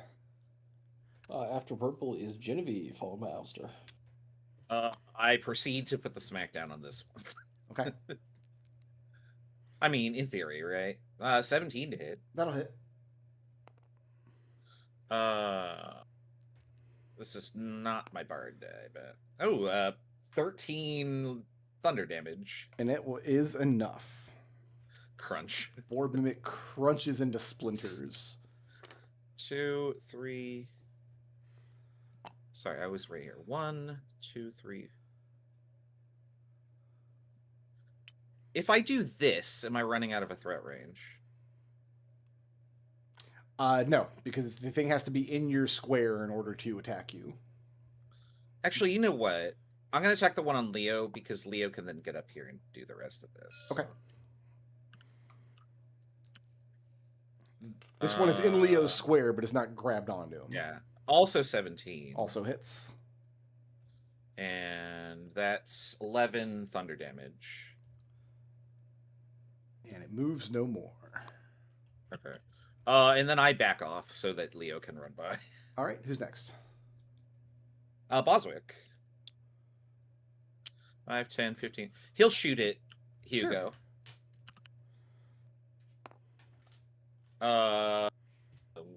Where is Boswick on my chart? 17 to hit. That'll hit. I'm going to target the most damage one for 6 force damage. They both are equally damaged, but I will apply 6 damage to one of them. Yeah, pick one. Okay. Okay, that's it. Who's next? Alistair is next. Alistair, fix it. So the only two alive are on Hugo? Yes, they're in Hugo's square, but they're not grappled onto him at the moment. Okay, I'm going to antagonize. So I need a DC 17 Wisdom save. Okay. I got a 7. Okay, it fails. Like a 17, only not. So the one that's being antagonized is the one with the highest hit points. That's fine. It's going to take 8 points of psychic damage, Okay. and then it needs to use its reaction to attack the other one. Yeah, it's gonna hit its friend here. Don't need to roll the acid damage because they're immune.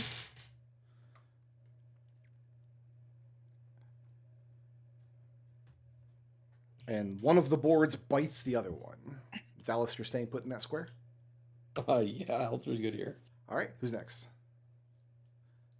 After Alistair, it is Leo, followed by Ellen. Leo, fix it. Okay. He should be almost dead. Yeah, they're both on the ropes now. All right.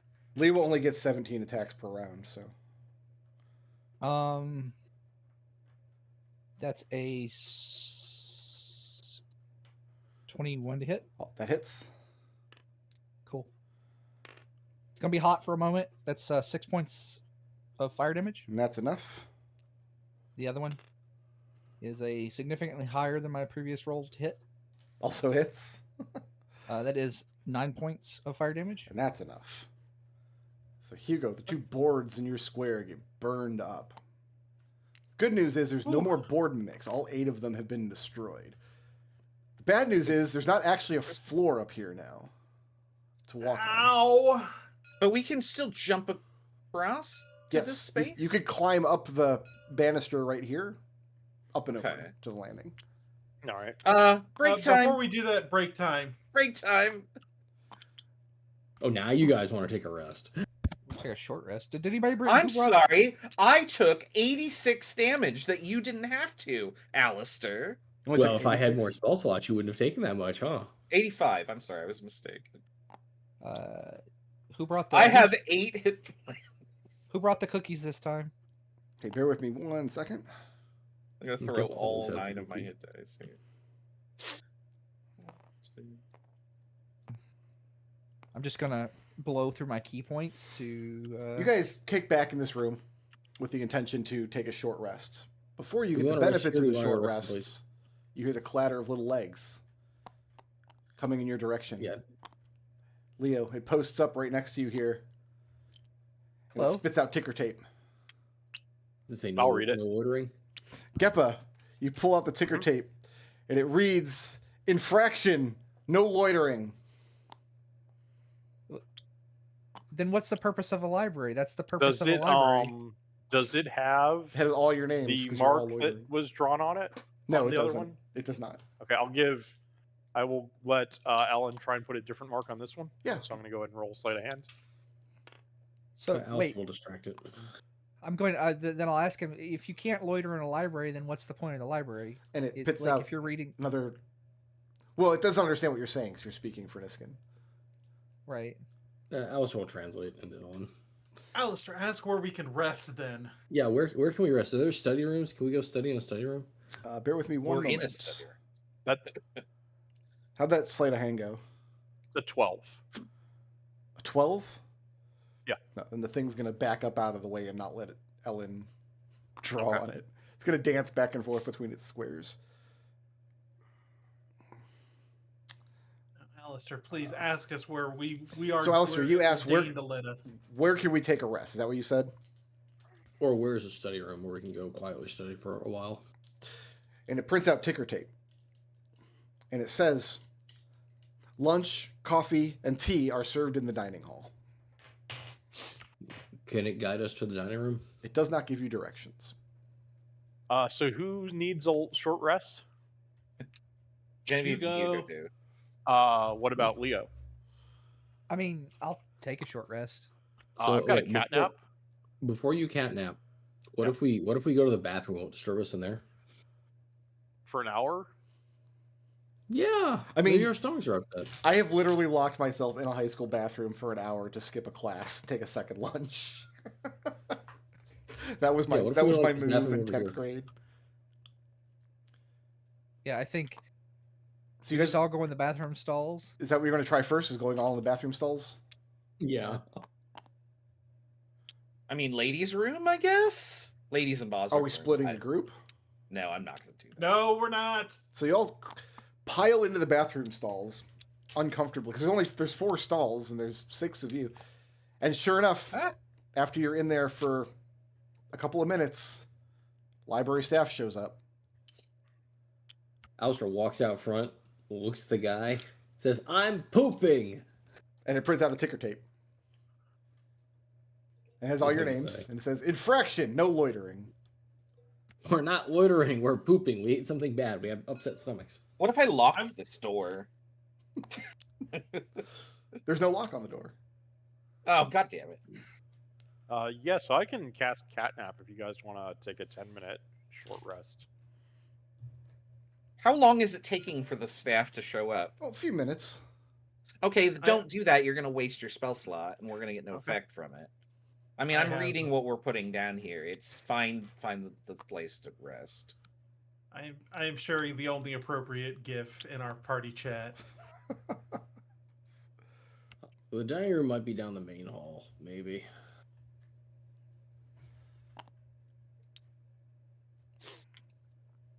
What do you guys want to do? I would request some healing before we continue. I can heal you. We need a wall. How long does that dice last? 10 minutes? What, the bar die? That's an hour. Yeah. I think. Okay, I'm gonna heal myself here. Yeah, roll that and add that to your. Those are my favorite mimics of the campaign. Oh, nice. You're just repeating yourself, Brickroad. You just did the bridge mimic again. No. The bridge mimic was a There's gargantuan 8 tiny creature. bridge The whole mimics. bridge was one mimic. These Yeah, were you just made. floorboard mimics. Yeah.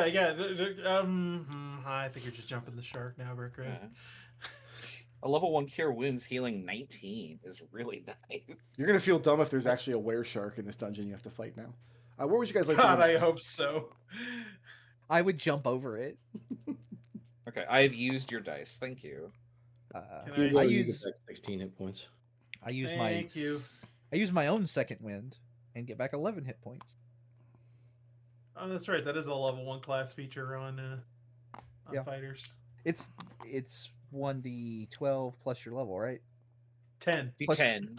1d10. Okay. Yeah. All right. Oh, did So- you take a level of fighter? Yes. Oh, nice. So the glimmering Okay. force field that was here a minute ago before you all signed your names is no longer here, and you're free to walk down the stairs to the double doors. Yeah, we're gonna look for the restaurant.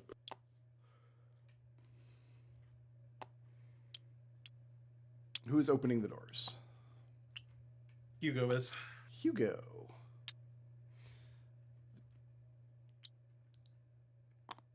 You see an extremely large, the southern half of an extremely large circular library atrium.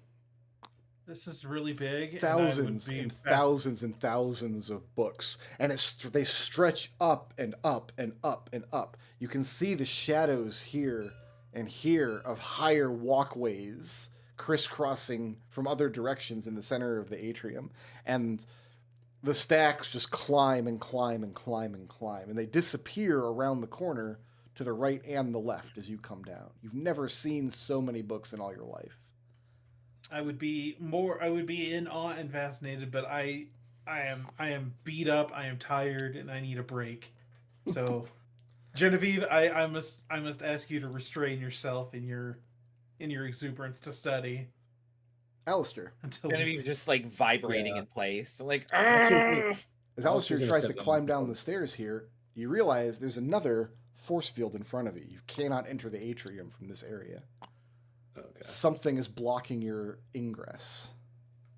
so just right here.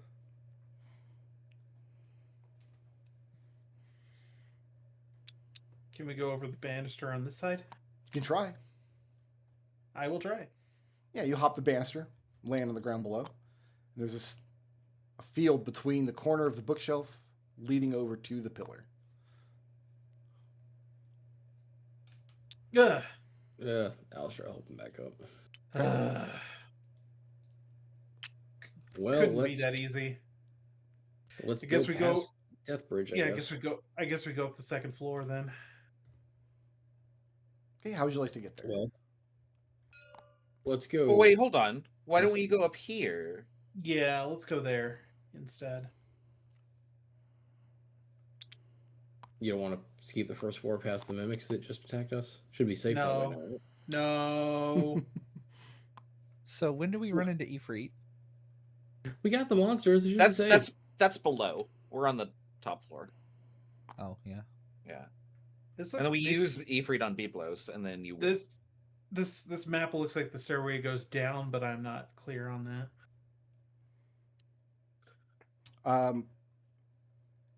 Just the way the I shading believe looks. you're right. I believe it does go down. Yes, indeed it does.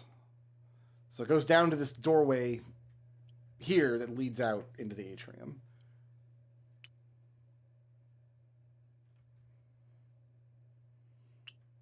Oh, so Yeah. this leads to here then. Yes, it leads out into the Yeah. atrium. Yeah, Hugo will attempt to try and proceed through there that way. So Ooh, opening I'm the less door enthused here, about going that way then. you can see quite a bit more atrium from this position.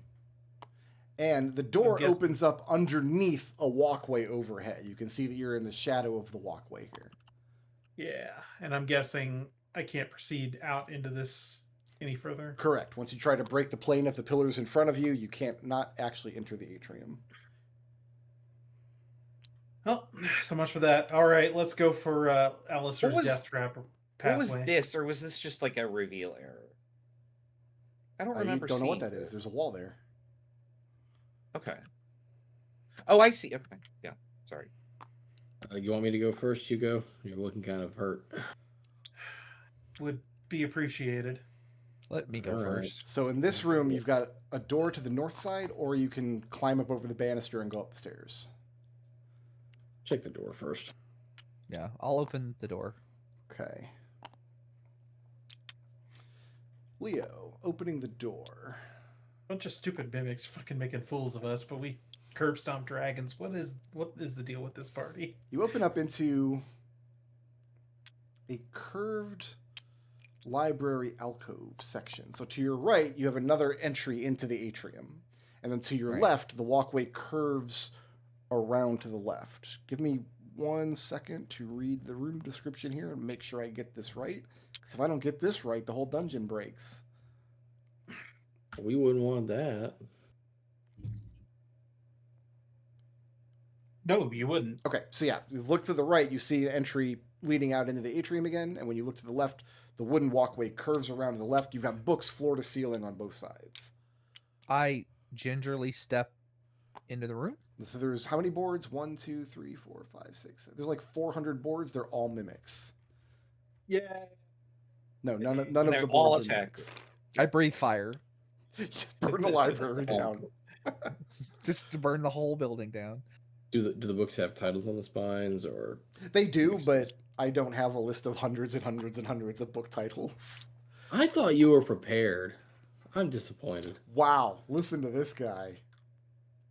Does this go out here this way? It does. And And is there a barrier? Alistair. Yeah. Oh, actually, let me double check this. Let me make sure I get this right. When you step out, you are blocked from entering the atrium, but you are not blocked from going up these stairs to the second floor. Does that make sense? Yeah. Yeah. Okay. So you've got stairs here that Alright. lead up to the second floor of this little alcove U-shaped thing that you're in. Let's follow around that way first. It's kind of before we go round, upstairs. roundy flower petal situation. Leo, the explorer, guide us. Leo's like reading off like titles. He's like The Dragon Diaries, Laughing Flames. So going up and around the passage here, you get some of this nonsense coming back out into the atrium on the back of the stairs, and then you've got a door to the north.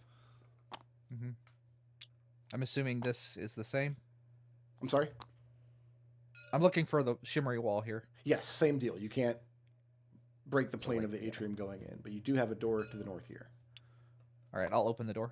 Okay, make sure I get the correct room. What if you didn't? Closer in case there's initiative. You can go back here. Okay. Sorry, Going into I this room. misplaced that. You see a scrivener's hall. So this would be a hall where like a monk would stand to transcribe books. And some of the books are sitting open upon lecterns, written in both Endoline and Old Etherine. Ooh, I speak both. Alistair will start looking at them. Okay. Alistair, give me a history or arcana check. Are you proficient in both? Yeah. Then You give me said Old Etherine? Old I Etherine. am. Okay. Okay, I can do that too. So yeah, if you're proficient in both, give me either check at advantage. What's it? 24 Can I- or Genevieve, you can make this check as well if you Yeah, can I? if you also- have both those languages and you have both those skills. I only have one of the languages. I have Old Etherine. Then don't make the check at advantage. that's a 24. Okay, how would Genevieve do? What is the check history? You said. Either history or arcana. Which one is Alistair doing? Are you doing history? Doesn't matter. They're both the same for me. Well, yeah, but which one are you using? But which approach are you doing? I'll do the other. I guess They're I'll also do the same. history. Okay, I'll do Arcana, and I have 15. I'm going to turn that into a 20. Okay. With Flash of Genius. And I'm assuming the two of you are not trying to pick up the books. You saw what happens. You're reading the books that are sitting yeah. open on. Okay. Yeah, whatever's open. If At there's like some a point- stick to turn the pages, I use that. There's not. It would be dangerous to turn the pages, you presume. But at some point, the scriveners in the hall were working on transcribing academic texts about the known sources of magic. The works that you can see on the pages that are being transcribed from Old Etherine into modern Endoline speak of unseelie magic, celioessence, as being from two distinct sources. They're similar in nature, and they leave magical signatures that appear identical to untrained eyes. The first is Enquix celioessence, and it uses the symbol of a bird's wing. The other is Obtwix celioessence, and it uses the symbol of a bat's wing. Can you repeat Right. those two again? Enquix Enquix celioessence and Obtwix celioessence. I'll paste this into the chat if you like. Yeah, we're going to use icon searching. But we had something earlier in the dungeon that had like a bird or 4 bird Yeah. wings, and then one with 4 bat wings. So this design looks great exec- distinct because you're talking about the sconces back here. So Yeah. one of Yeah. the sconces depicted a bird that has 4 wings, and this depicts a bat that has 4 wings. The symbols that you see in these books, Enquix celioessence is a single bird's wing with no creature attached to it. And Obtwix celioessence is a bat's wing with no creature attached to it, just the So wing. Maybe there are 4 different wings and they all have different essences. Perhaps. Do either of you use either of these as your chosen source of magic? Enquix or Obtwix? Either of them. Hold on, it's written down. I just don't remember what blood magic is called technically. No, I use a charisma one, whatever that is. I use the intelligent one. Quintessence is what I use. Quintessence, yeah. And which one does Alistair use? Charisma. Well, yeah, but which one is it? No, I don't know. Let me see if I can search my. You use like Year the of Meat. Shadow your character Fey sheet. one or whatever. Yeah. It's actually an important question. This should be on your character sheet. We need to know. I wrote mine down as blood magic. I did not write down the fancy name. Got it. Yeah, same. Yeah, I'm looking to see where I wrote it on my character. Yeah, this isn't talking about blood magic. This is talking about unseelie magic as coming from 2 distinct sources that appear identical to the untrained eye. On your character sheet at the top where your name is, there is a section for magic source. I wrote down shadow. Okay, so that's the answer to the question. Mine again is just So, Alistair, Obtwix celioessence is the fancy, like, academic term for magic that seeps from the Shadowfell. And you know this because this is the source of your magic. Its spellcasting ability is charisma. So you have knowledge of what that is. Your magic, for good or ill, comes from the Shadowfell. And in this academic text, at least, it is presented as a single bat's wing. Are there any bat's wings laying around in here? Any other books that have bat's wings on them? No, but you see the symbol depicted several times in the books that are open on the lectern. Do we know Alistair's gonna cast a shadow power light cantrip in here and see if anything happens. Yeah, you cast your light cantrip and it works normally. Nothing. So, do we know what Encric's Celio Essence is? So we've identified Optrix as Alistair's magic source. I'll let you have an Yeah, what's it? Arcana check. Can I help him with that? You can make it independently of her if you're trained. 25. Okay. Oh, it's a 15. I'm looking at your class schedules to see if any of you specifically took a class that would. Yeah, Applied Magical Theory. Genevieve took. Well, this wouldn't fall under Applied Magical Theory. Magical Secrets, perhaps. Magical Secrets. Magical Secrets, though, yeah. Let's see what else. I hadn't. Magical Art. No, Magical Art wouldn't be it. That's not it. Sculptural Kind magic. Essentials of Strength and Conditioning. So Genevieve, you probably haven't taken a specific class where the sources of magic are all spoken of academically, simply because for most applications it doesn't matter. Wherever magic comes from kind of doesn't matter. It doesn't have any effect on changing the outcome of the magic. A light cantrip cast by Alistair is, for all intents and purposes, identical to a light cantrip cast by Genevieve, even though their magic comes from different places. But Alistair does happen to know about Optwix Celio Essence, because that's where he casts his magic from, and you can consider that Enquix would be the same source of magic, flipped. It would be the magic of the Feywild. The magic of fairies and trickery and the other layer of the prime material plane that you don't want to find yourself in. Right. Is there anybody in the party who can do that? I don't think so. I don't Right. believe so. I think you and Hugo are contestants. We're contestants. Gepta is blood magic. I'm not sure about Leo. Leo is also blood magic. Okay. Because my thought was, and like, this is just, I'm in puzzle room mode. So if we have the bat thing with 4 wings here, Alistair would have to use a 4th level spell on it or something like that. Not a bad theory. Yeah, it's a hypothesis. I would suggest that hypothesis. Alistair goes and tries to. I'm always going to call people on that. Okay, Dr. Science. I'm thank you for sorry. correcting me. This has been Science Hour with Raz. No, go cast light on the bat winged one because it matches your source, right? That's Maybe basically what I'm something trying will to do. happen. Well, you cast light in the room. Here's something that has bat wings on it. Let's just go down there and you can cast light on it. See if we get a reaction. See if more mimics come out. I have 25 hit points. I'm fine. You could handle 25 more mimics then. Yeah. Hold a book and I'll cast it like that way they'll kill you. I'm not going to hold a book. It'll get stuck to me. You can return it. Yeah, sure. Alistair cast the light cantrip on the book. Yeah, you can cast a No, light not- on anything No, in here. Sorry, I'm tapping on the map here. Remember these 2 sconces that one looked like bat wings? Down here. I'm going to physically move my token to it. Yeah, Yeah. these. Remember these? One of them was a bat. One of them is a Wing bird thing. with 4 wings, and one of them is a bat with 4 wings. Yeah, cast Oh, light yeah. on the bat one. Yeah, I'll cast light on that one. See if Yeah. something happens. And it looks strange because you're not supposed to. The torch sconce is not supposed to be illuminated. It's still empty, but you cast your light cantrip and it works normally. But there's no other reaction. No other He's reaction. gonna cast light on the other one that's not his match. Same thing happens. You illuminate the sconce.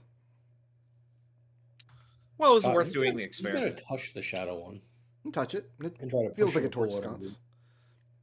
So the torch sconce is like attached to the wall, and then underneath it is where you see this placard emblazoned with this symbol of a bird with 4 wings. And the other one is a bat with 4 wings.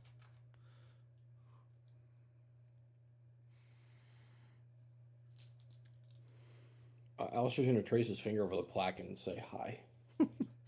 You say hi to the plaque. So why don't we do this? Why don't we take a 15-minute break? Everybody go ahead and get your coffee, get your bagel. Think about the puzzles that have presented themselves thus far. There's so much more of this dungeon to go. I'm very excited. Let's take a break. Let's reconvene in 15 minutes. Okay. Muffled Peanut screaming. butter sandwich. Yeah, more muffled screaming. Some even think it continues to this day.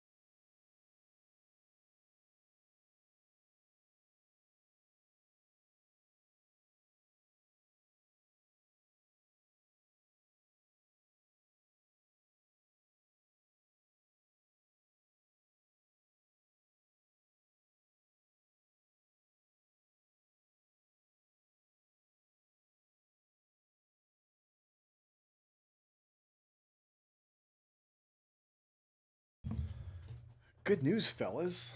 The light on my internet router is still blue. So I'm pretty sure that means I didn't fall off the internet this week. Good news, everyone.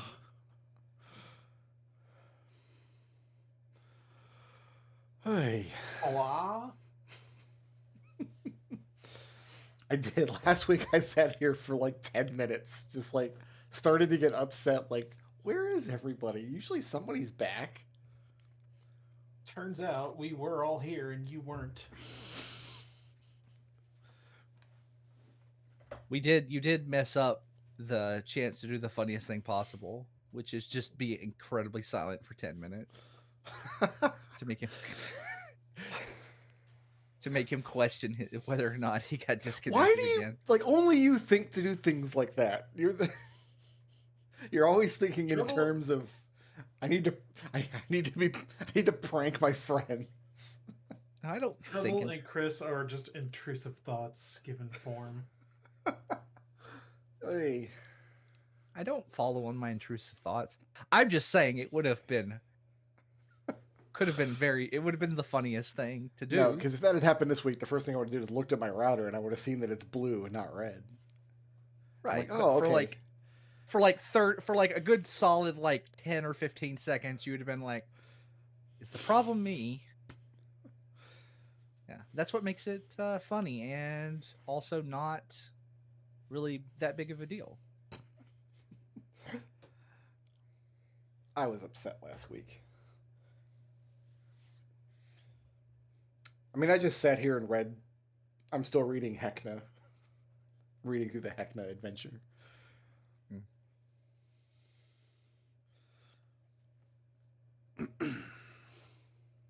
I read a review of that adventure, and one of the things they said was it actually was a very similar complaint to something I think you said about, was it Curse of Strahd? And like it was when you were talking about like we were talking about like the leveling, like EXP versus milestone, and you were like, well, there's not like a point to, you're not going to get any more levels going and doing the extra content.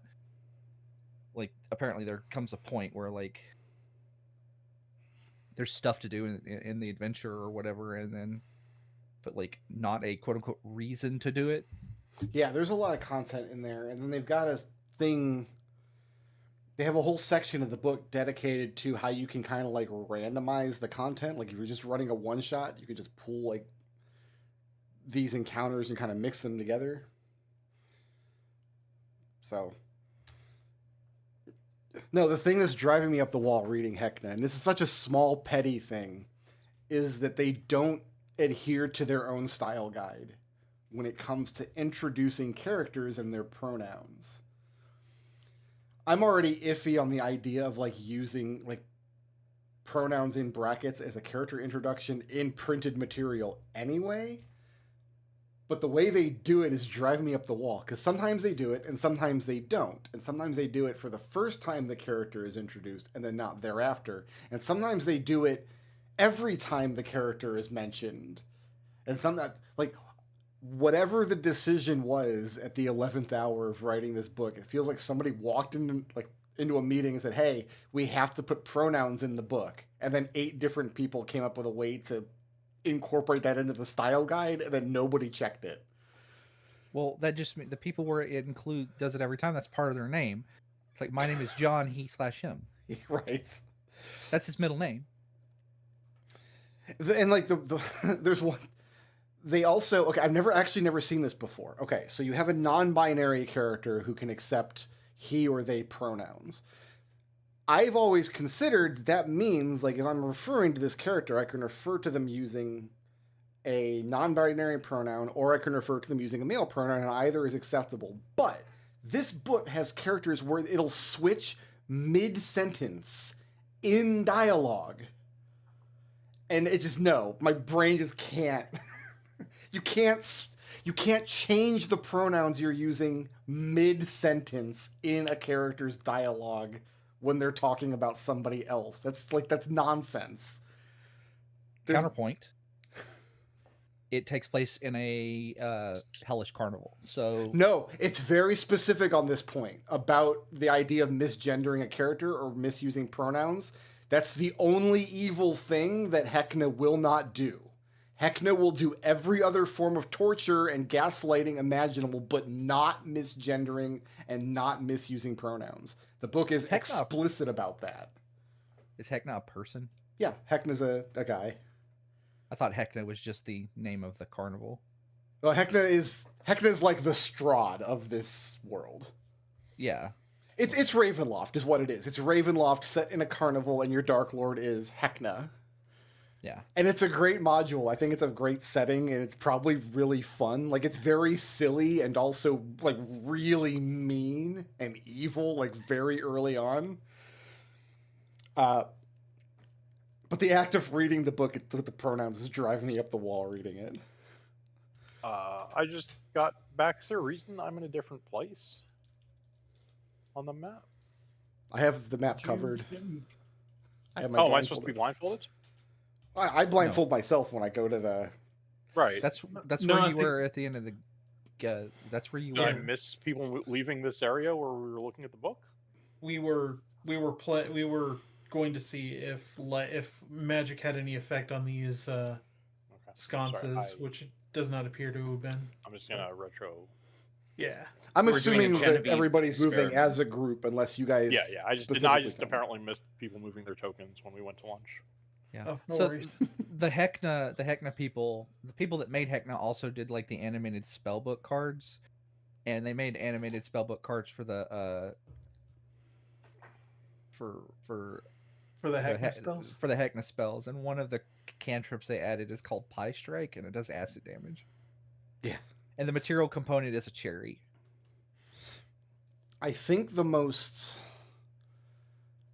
Like, believe it or not, this is annoying me, but it's not the most annoying use of pronouns in the style guide I've seen in a TTRPG book. Back in the 90s or so, mid-90s, maybe late 90s, one of the editions of D&D specified in the beginning how they were using neutral pronouns. And I think it was a White Wolf book, had a blurb in the beginning saying that instead of typing out like he/she for their neutral pronoun, we're just going to alternate each use of a neutral pronoun. So they'll use he the first time, then she the second time. And that got very aggravating very quickly because the passages where they That would is a use little that bonkers. would be interspersed with passages that they're talking about characters in the lore. So the he's and she's were just kind of thrown in. And it was hard to keep track of who was what and what was going on. I miss the 3E days where like there was like a main character paladin, and so anytime it was referring to a paladin, it was she, and when they referred to the barbarian, it was always a he, because it was supposed to be that character. It made so much more sense. So the few times in my life that I've like drafted books like that, I've actually written tabletop gaming books back in the day. And the decision we came to is we would alternate in chapters, and then we would only use the like generic neutral pronouns when we were referring to players doing something, like in the blue box on the side of a page, and we alternated each chapter. But then the game didn't like actually have characters you had to refer to, so it never got confusing. Or maybe it was confusing and an editor would have fired me. I don't know. It never got that far. I like they, them for a nice generic neutral pronoun. Just stick to that. I'm glad we landed on that finally.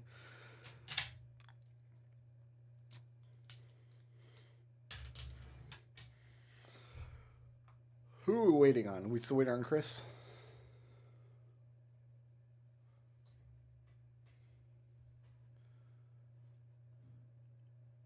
Sounds like it.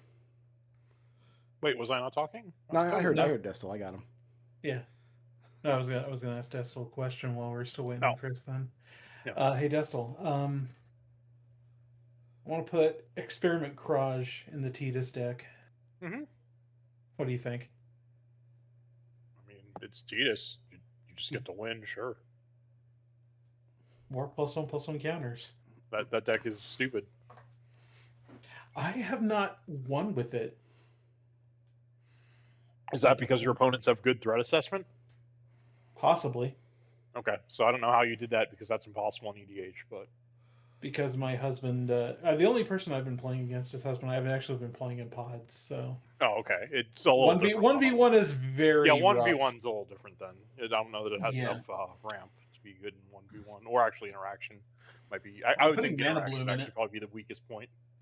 I'm putting Mana Bloom in it, or proliferate on Mana Bloom. I think that would be hilarious. Trouble has reminded me something posting this pie strike, because usually there's not going to be spellcasting in the next campaign, but usually when I have spellcasting classes, I let you guys pull spells out of pretty much any book you have. And I might just need an asterisk, just a provision that says except Hekna, because I can't have this in a. You This can't is have really us. You can't have us powerful. throwing acid pies at people. This is a really powerful cantrip that causes blindness. Yeah, it's. Well, it's Yeah, blind it's a until the little- start of its next turn. Yeah, but I go first. I cast Pie Strike. Go get 'em, boys. pretty Y'all good. have advantage on your attacks. It's Like- note Yeah. though it's a melee spell attack, not ranged. You're not throwing this I- pie at somebody. You got to be standing next to them. Oh. That is pretty powerful. But if for, you're standing there and that's you pretty- miss, you're in a Yeah. bad situation. I actually think that this is a little bit much for a cantrip. This is very I don't- powerful. I would call this a Yeah. level 1 spell, not a cantrip. I'm fine with this being Yeah, a cantrip. I'm okay with that. Yeah. But you can't. I don't want to use it in a campaign unless I'm running Hekna. Like, you can't run around Sigil throwing pies like this. I'm sorry. Sigil would be the only place it would be acceptable to run around throwing pies like this. You and I have very different ideas about Sigil. Then Like, It- There's Sigil is some- cartoon land until it isn't, and then it really is. Sigil is never cartoon land. They're very clear. There's a which book is it? There's a whole paragraph dedicated to like the vibes of. They weren't called vibes in the '90s, the word, but how like Sigil's not cute and it's not silly and it's not irreverent. so you're telling me none of the factions, there's no faction that would throw an acid pie in somebody's face.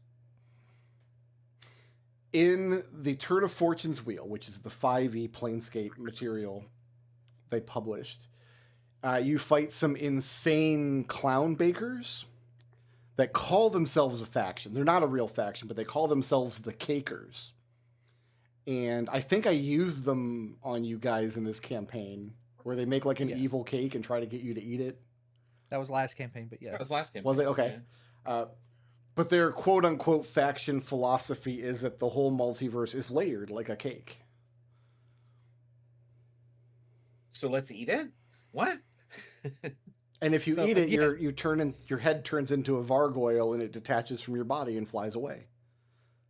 So there are none of the official factions Mm-hmm. would throw a acid pie at somebody else's face. I mean, a Chaos Man might do it, but then a Chaos Man might do anything. The Lady of Pain would only have done it in her younger years. Lady of Pain doesn't throw acid pies. No, she gets somebody else to do it for her. No, she doesn't. She just flays you, or she sends you to the maze. No, she sends you Raz, to a maze. Raz. I know now.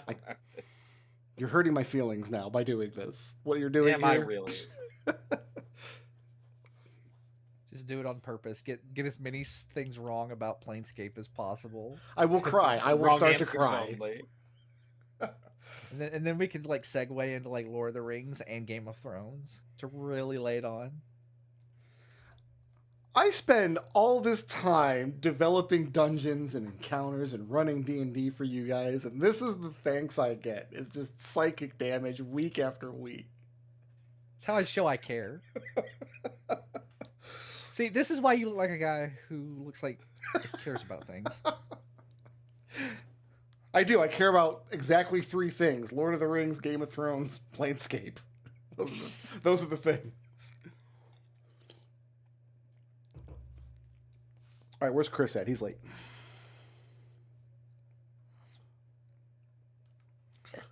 The spells in Obojima are probably also off the table for general D&D consumption because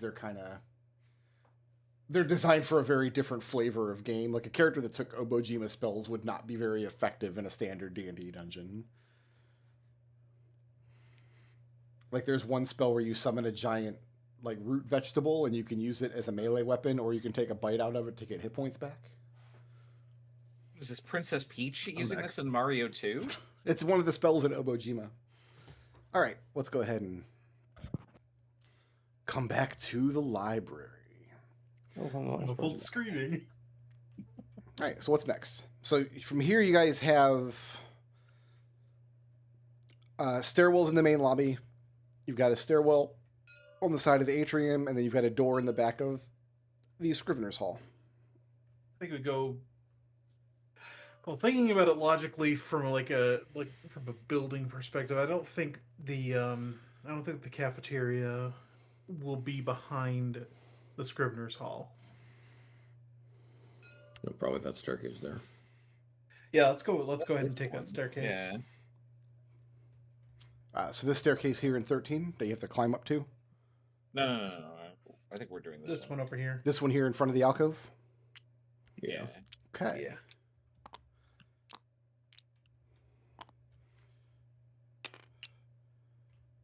If we're looking for like a public room, it actually, if we don't see it like a little bit, it actually might be better to go through like one of these doors if it's like a public cafeteria. Yeah, it could be. Oh, were those doors? Yeah, these are There's up. stairs that go up. So the stairs you climbed in the alcove connect over here. Do you see what I've done? Yeah. Yeah. Because this is going to be, anything in here is going to be like part of this like big library. So it'd be like here. So I'm going to go ahead and, because it's so well lit, I'm going to go ahead and just give you guys, you get a nice good look at everything in the atrium, basically. There's D4s in my way. I don't like these here. Get out of here.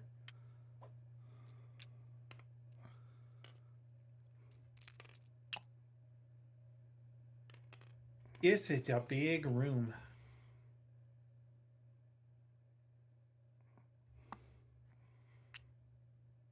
And if we don't see the dining hall, then yeah, we can go back to the staircase. Yeah, maybe we should get back down around that way then. But do we stay on this level or go back down? You're probably gonna want to go back down and go up a different staircase. Yeah. Okay, so does this kind of make sense? Yep. Yeah.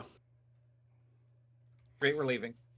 So you come up here, and you're now standing on this balcony section. So you've got this banister all around the side, and you've got smaller walkways to the north and south, and it leads to this walkway that kind of wraps all the way around the north, and it kind of disappears out of view. The central atrium is this large circular wall all the way to the ceiling, but you can look down and see the atrium below you. You can see a couple of the other walkways that lead through the central atrium. And let me double check my notes here. So you got bookshelves sitting here. There's a chandelier hanging in between the bookshelves, and then floating in midair, underneath the chandelier, is a cube of scintillating colors. And kind of burned into the wood of either side of the inside of the bookshelf, here and here, is a bat's wing.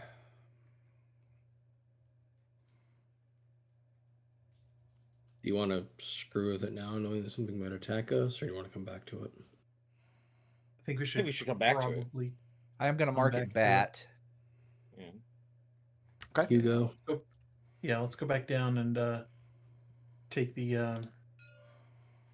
one of these stairs up to the foyer. So you want to come back to the entryway and take one of these?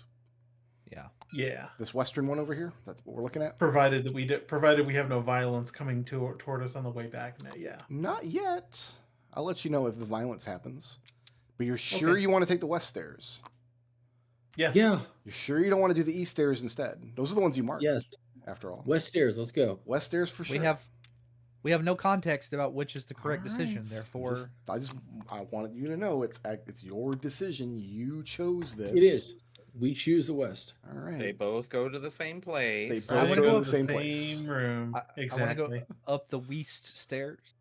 But one gets us there alive, the other gets us dead. Now, when you get to the top of the stairs here, there's this beautiful statue. It's a grand statue of who I assume you all consider to be an historical hero, Fernisco the Conqueror. Fernisco the Conqueror would be like a George Washington character for the Ferniscan Republic. He's the one who united all of the various tribes of the North into what became known as the Republic of Fernisco. Can I get a history check? I'll let the party make one of these, and I'll let you decide who wants to make it. I got a plus 6 to it. +9. +9 sounds like it has it. Yep. Literally how I built this character. 19. I'll improve it. What is Genevieve's thoughts as a student of history about Fernisco the Conqueror?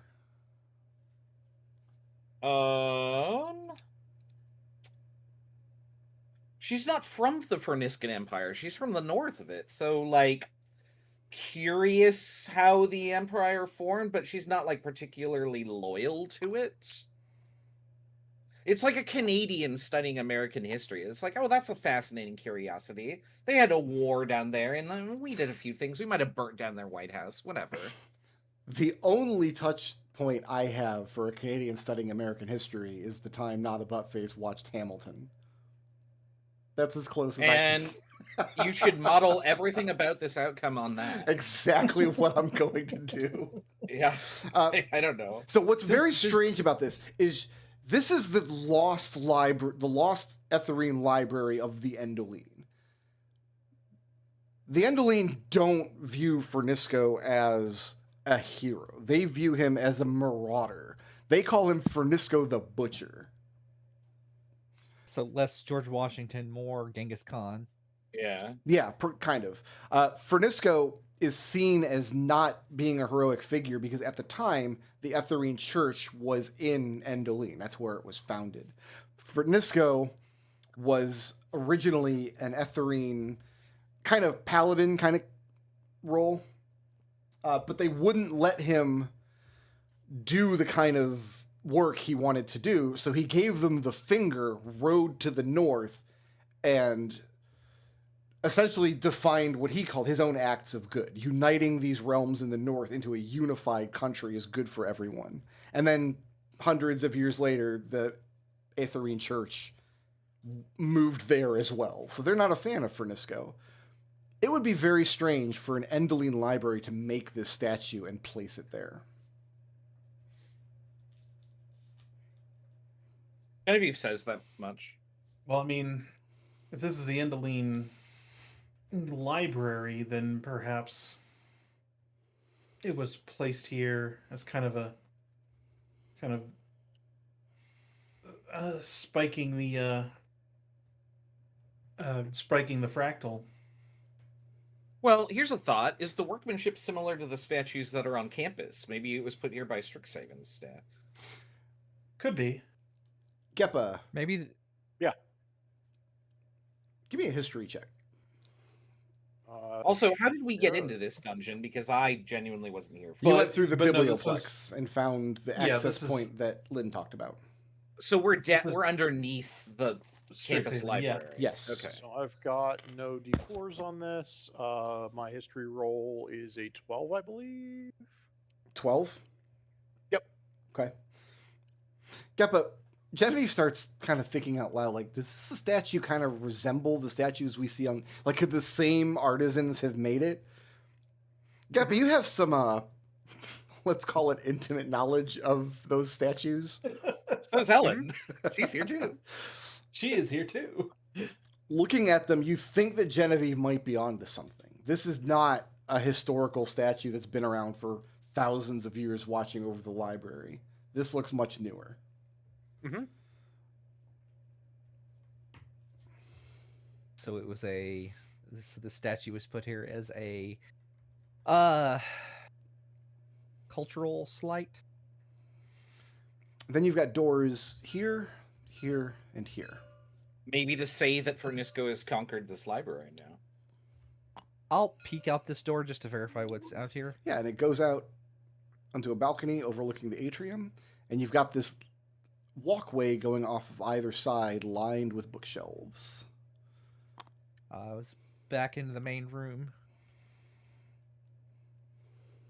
You said there's doors to the left. I see door. I see right Yeah, here. and there's one here and one here. East and west door.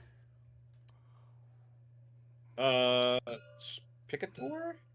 I'll pick this one. Okay, let me make sure I'm going to the correct place in my notes. I forgot. I was waiting for Hugo to step forward, but I forgot he's full of holes at the moment. Yeah. Okay.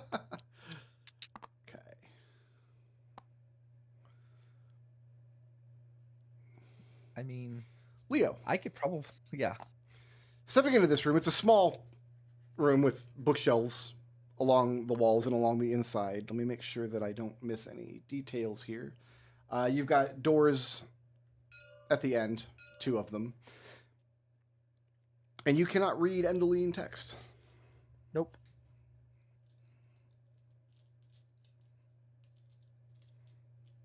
I'm just going to continue to march through. Okay. I'll let the other people. I'm looking. Listen, I'm looking for a dining room.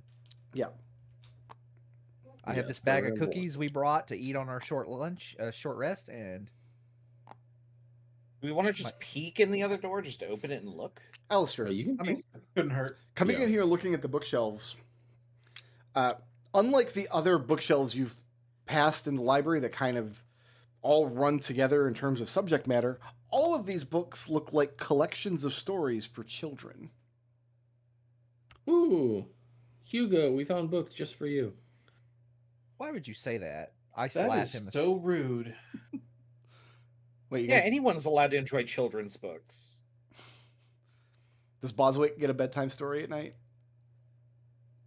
Yeah, and they're all existential horror. So you've got 2 That's doors probably here. why There's one in the north and there's one further to the east. All right. I think Genevieve wanted to check the other room first. Before Yeah, let's just open the door. Leo's going right? to open the door and look through. I suspect it looks the same. Yeah, there you go.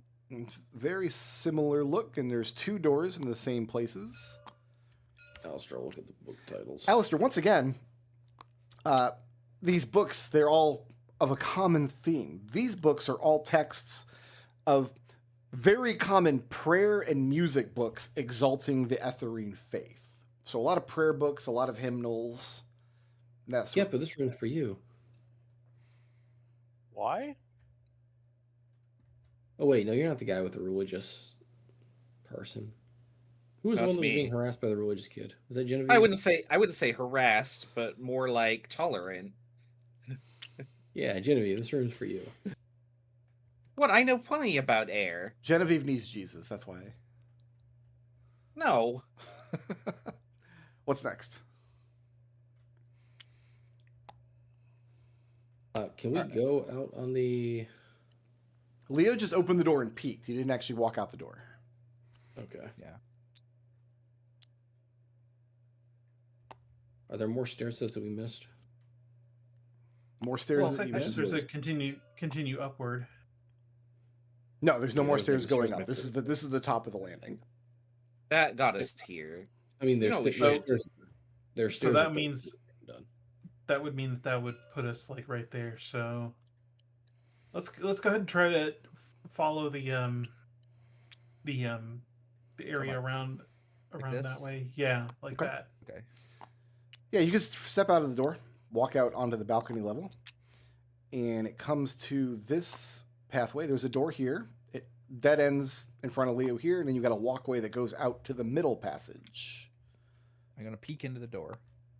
Peek into the door. Let me get my map and make sure I don't accidentally castle Ravenloft myself. You ever do that? You ever castle Ravenloft yourself? Dude, Couldn't when be me. I ran Curse of Strahd, I botched so much of Castle Ravenloft. You just gave it a friendly renovation on the fly. Leo. Oh, looking this into looks room. promising. You look into this room and you can see it's a large lecture hall. So you can imagine students sitting at all the tables and somebody sitting up front giving a lecture on some topic. Then the walls are once again lined with books. Well, we had to get access to the restricted area. We have to go to the. We had to attend. Have to attend a lecture, so we can do that later. That makes sense. Or we could do it right now, and I could watch the lecture, and y'all could sleep. No, we can. We're staying together. No. I Yeah. mean, in the lecture hall. Hugo, No, okay, yell maybe at you're us. not the best person to tell this to, Hugo, but like, our classmates, Kappa, he falls asleep during lecture. She Leo. whispers very loudly. Yeah, Leo's already gone. Yeah, coming around this way. Damn it, Hugo. No, enough of this, Genevieve. We've got Very We've got- symmetrical. we've got a Leo on the run. Oh no! Very symmetrical. So you've got another bridge going to the center ring here. I'll give you a little bit more of this here. Guessing it dead ends here. Dead ends, and there's a door in front of Leo there. Yeah, let's look at this door. Popping that door, Leo. Yes. And you open up into Looking- the second lecture hall. Looks more or less identical to the things, yeah. first. Okay. All right, I think we should try to cross this bridge. What do you think? I'm Yeah. not so enthusiastic about going in the center for some reason. The center of the library holds an ancient god that will kill us if we get close. Yeah, it's On where the other Ifrit hand- is, right? On the other hand, the central with the dining hall might make sense to be centrally located. Yeah, wouldn't surrounded see by the whole look books. on top. Let's put all the fire and utensils and things like that surrounded by books, Genevieve says. Yeah. Have you never been to a library? They usually have like top floor restaurants. I'll try to. I'm gonna very slowly cross the bridge. You can only cross about Okay. half of it. So- Halfway across Yep. the bridge, you meet another one of these force fields that you cannot push through. Okay, that solves that question. Okay, well that's a relief. And I bet we Let's do the same thing over verify. here. Yeah, Alistair will verify. Yeah, those when you first guys walk ones. back and have Alistair go across the other bridge, same thing in that direction. All Okay. right, then. Do we go further up then? Do we want to go 13 or do we want to go back to where A is? There is another door here in each of these rooms. So it looks like one goes into the lecture hall, and then. So I would like to actually check this out. Okay. Okay, so Leo's going to go Sure. into the religious hymnal room and open the door. Yeah, this north door here. More privies, and I cannot stress this enough, immaculate. Alright. Is that social commentary that they keep the privies right next to the Bibles? Well, Well, there's probably more over here. Is there Let's more go over through what's here? real.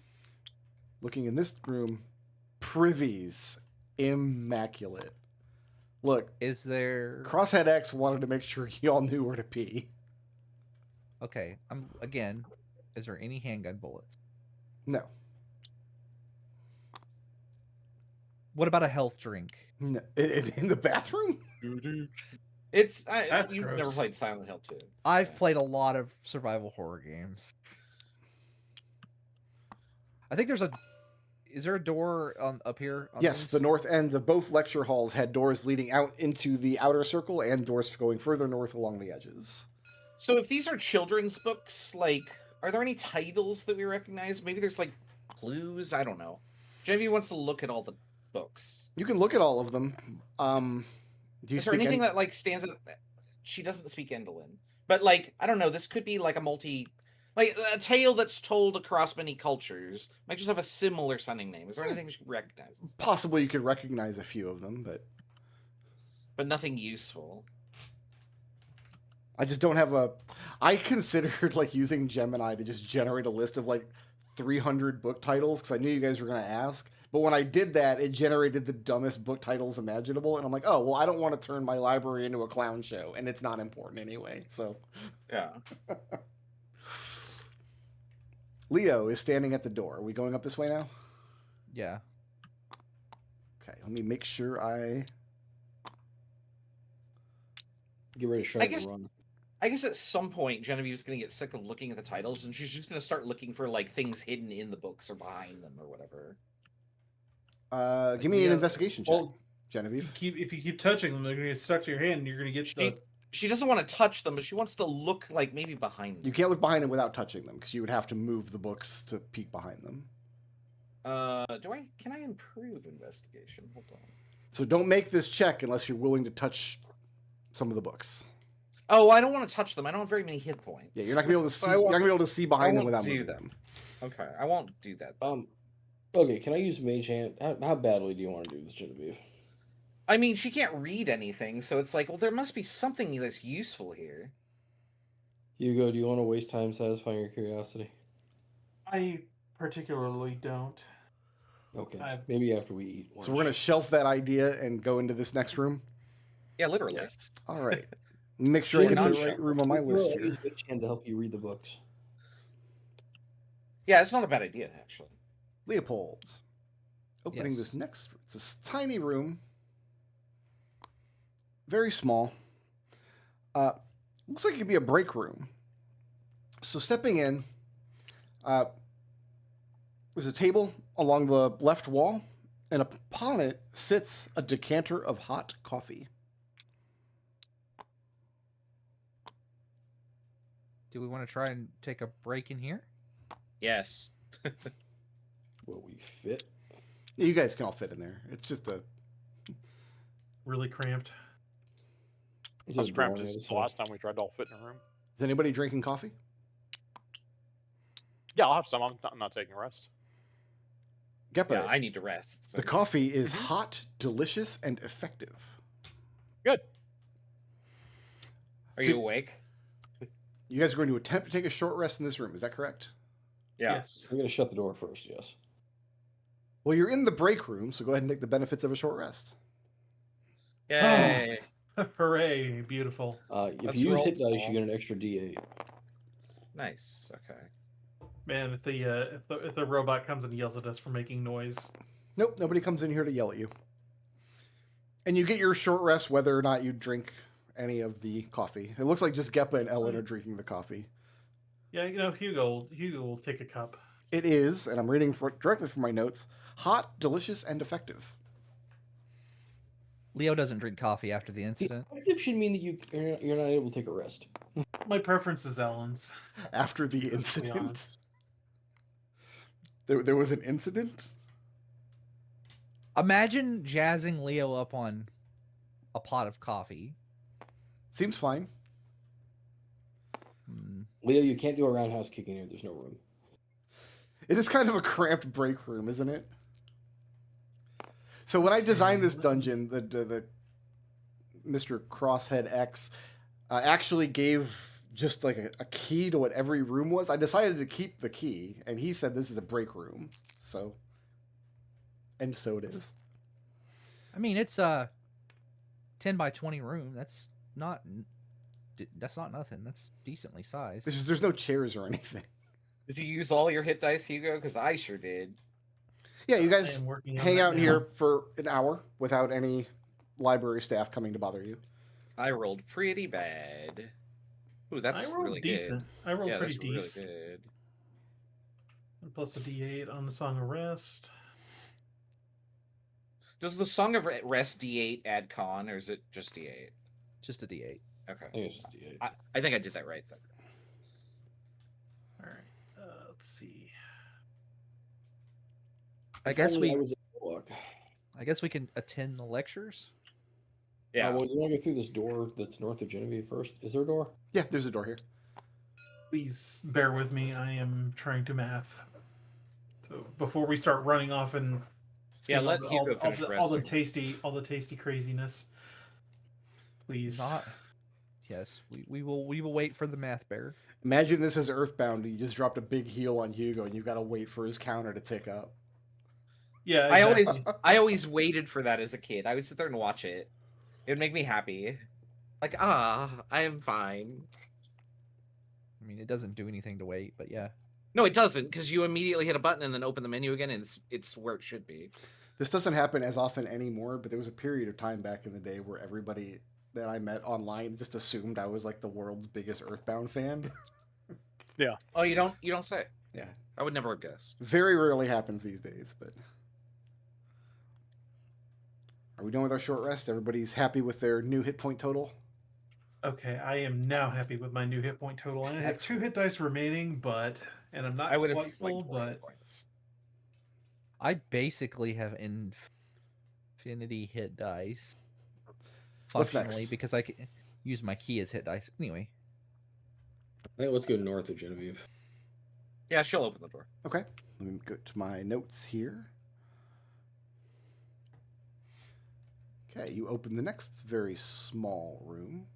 So this is the top landing of a stairwell going downstairs.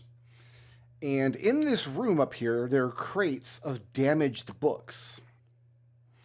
At first glance, they appear to be moth-eaten, but on closer inspection, it appears as if the dried ink has been smeared and nibbled around the page. There's a rug on the floor and a workbench to your right with a note written in Endoline. What does the note say? It says, a floor rug was requested for the eastern landing, but not the western. Something about not wanting a neutralization element kept so near to the trapped walkway. If you ask me, what we need is a neutralizing element for the magic bugs that keep eating our books. I wonder if Genevieve can mend a book. Is there anything under the rug? Alistair's going to pick up the rug. No, you look under the rug. It's just floor down there. Genevieve, you want to try and mend one of these books? I could try, but it might stick to my hands. You would have to pick up a book to mend it, yes. All right, Alistair will pick up a book with mage hands. Okay, so now your mage hand has a book in it, and you cannot use it for anything else. That's fine. He'll bring the book closer so that Genevieve can try and mend it. Can you mend it without touching it? No, I had to touch things that I mend. Oh. Well. Ellen thinks it's I know. very funny that you've wasted your mage hand. She's like, you gotta be careful with your mage hand, man. Nah, it's okay. It's canter. You gotta treat your mage hand with respect. Alistair will move the mage hands right in front of Ellen and then dispel them so the book falls at her feet. You can't dispel it. It's stuck. What did I say about a moratorium on pranks? While we're in the dangerous place. Alistair, this is a very, very unsettling moment because you were able in this edition of D&D to dispel your own magic at any time, but Alistair, you can't. This magic exists. Well, to the book drop. So, Yeah, your mage hand is just there. You can still control it, you just can't dismiss it. could I try and summon another pair? Summon what? Another pair of mage hands. No. It's cantrip. You can't cast it again because it's already out there. You can't have 2 mage hands. You gotta be a snake to have 100 mage hands. Well, okay, so Alistair is going to wait for a minute for the duration to run out. It doesn't. They've invented That's infinite actually mage hand. Good job. This is getting more and more unsettling by the no. moment. Magic is broken? You were a genius, oh no. So you've got stairs going down in this room. You've also got a door going north out of the room. Let's go back to the book drop. You could book drop the book. Oh, I wonder if Genevieve that was able to. fix it. do we want to head in another direction then? In that case? Is there a stair leading up in the damaged book room?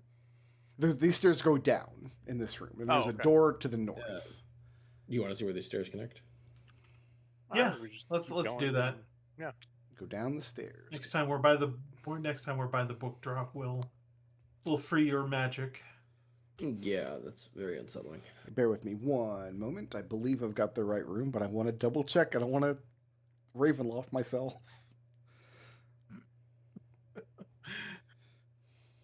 This castle is a creature of chaos.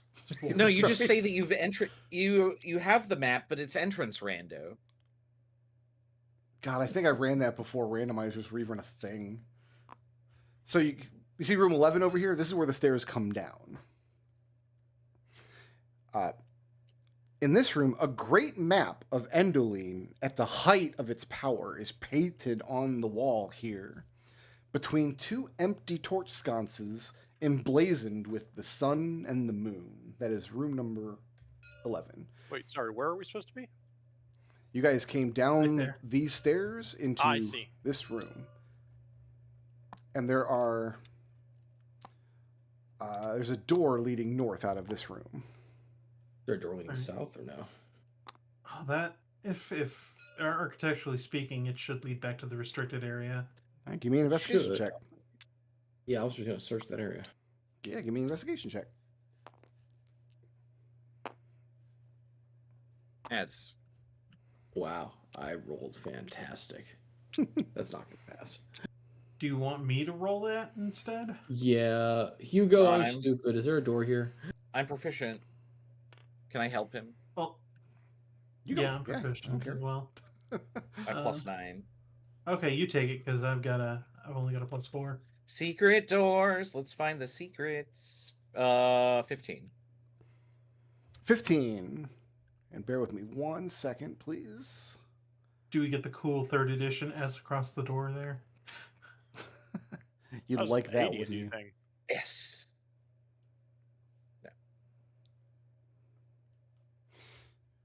You find a secret door in the south wall. Shocking. Secret.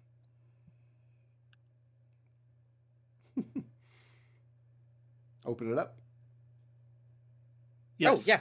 Yeah, Genevieve. will. Opening it up, it does open up back into the restricted stacks, of which you can see about this much. On the floor here, in between the space where the wall you're at opens and the back of the bookshelf you're looking at opens into the next room, on the floor in that 5-foot space is a circular sigil, wood burned into the floor, 7 circles, 7 like small circles arranged in a large ring, and one of them is colored in. Let's not step on that sigil. So 7 circles, you said? Yeah, so like 7 dots arranged in a circle, and one of them is a darker color than the rest. So Like it's one the of them is- archipelago symbol, except 7. So like imagine like one of the dots is black and the rest are white, Yeah. if that makes sense. And yeah, it looks like it opens up back into the forbidden stacks. Oh, that's a line. Yep, I'll bet you money that's an alarm. Probably.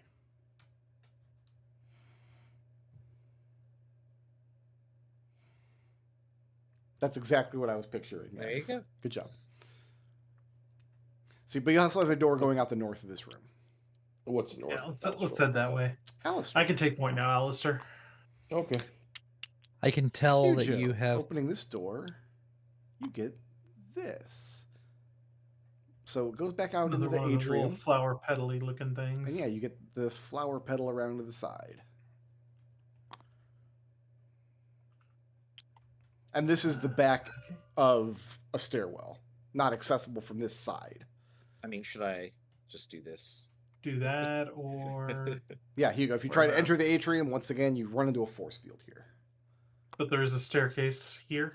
That's the back of a staircase. That's the back wall of the Okay. staircase. You can't Okay, so access we it need to from go the sides. around then probably. Yeah. Architecturally speaking, because Hugo's now an amateur architect. Fair enough. So you're going to follow the flower petal around? Yeah. Yeah, exactly. And you do, and you get the stairs, and you get another door going to the north, and you get some more atrium that you cannot access from this point. Do we want to hit the door? We want to hit the door before we go upstairs? Yeah. All right, yeah. Okay. Let me get my list of rooms here. Your listicle of rooms. My listicle of rooms.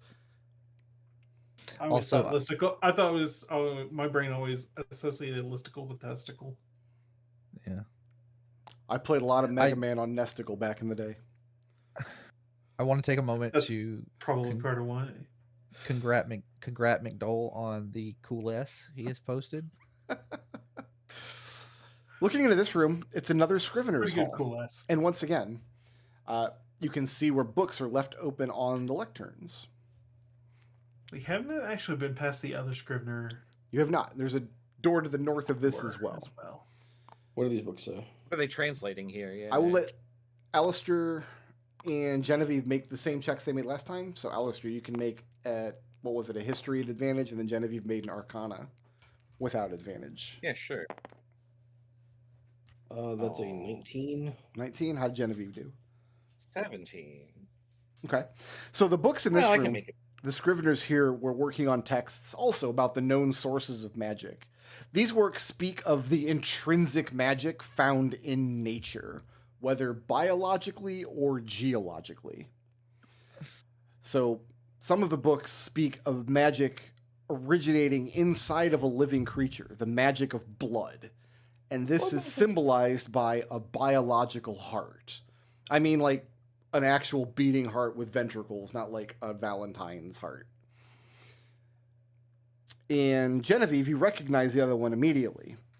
They speak of quintessence, which derives from the natural magic field generated by the world itself, and it is symbolized by a stylized globe.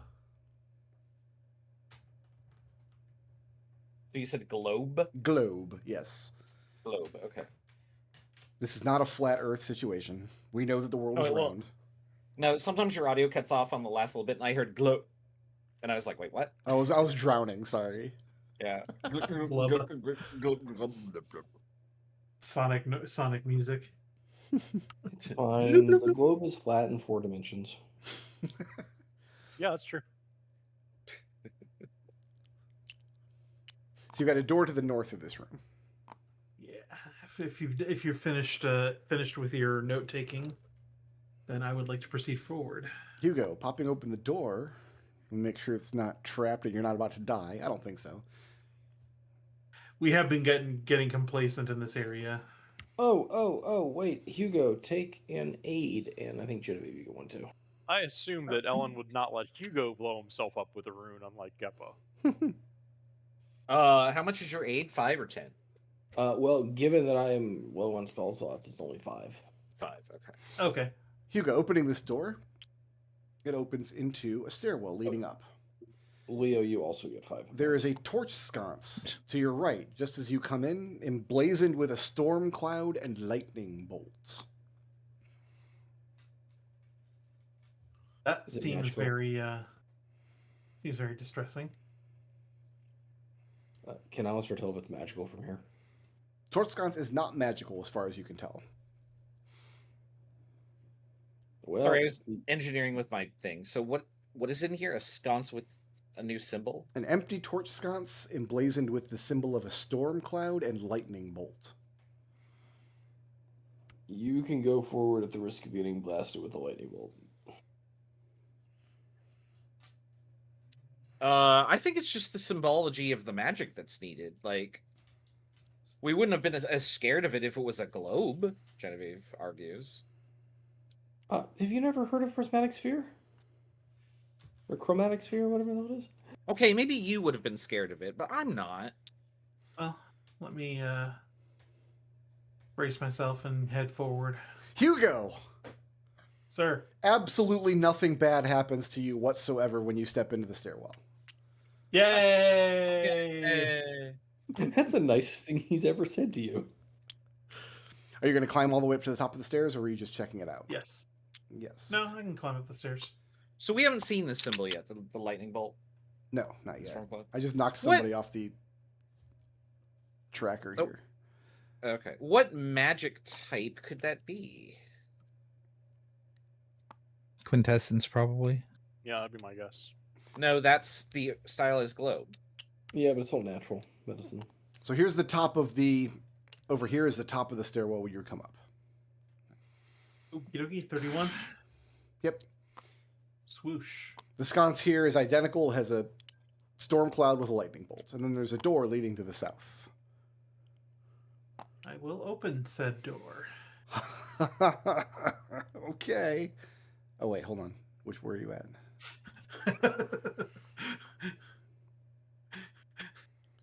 Oh, I need to make sure I get this right. That was very what's his face? Leo, maybe we should move. That was very what's his face? The mazes and the maze master. Okay, I see what I've done here with my notes. This makes sense. Yeah, you are in this nice room. Hugo explodes.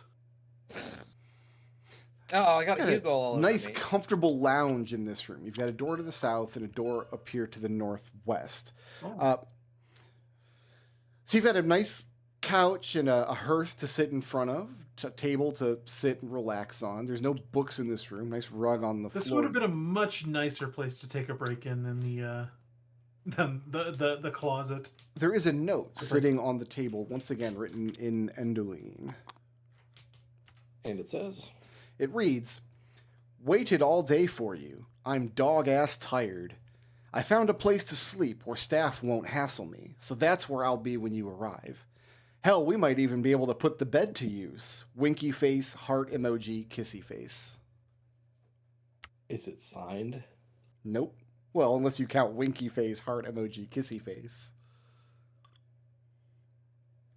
How do they even make emojis in this day and age? It's Endoline, man. It's a weird-ass language.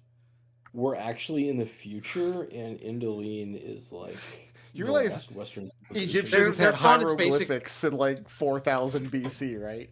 I was just gonna say their language is wingdings. But Emojis are just hieroglyphics. modern hieroglyphics. Yeah. Have we as a society pretty much outgrown the whole like emojis or the death of language? Like I used to be a pervasive opinion back in the day, but I think We've over come that full now. circle on it, haven't we? I think we Like, just accepted it. I we have always been super pro emoji, by the way. I've always been on the side of the emojis.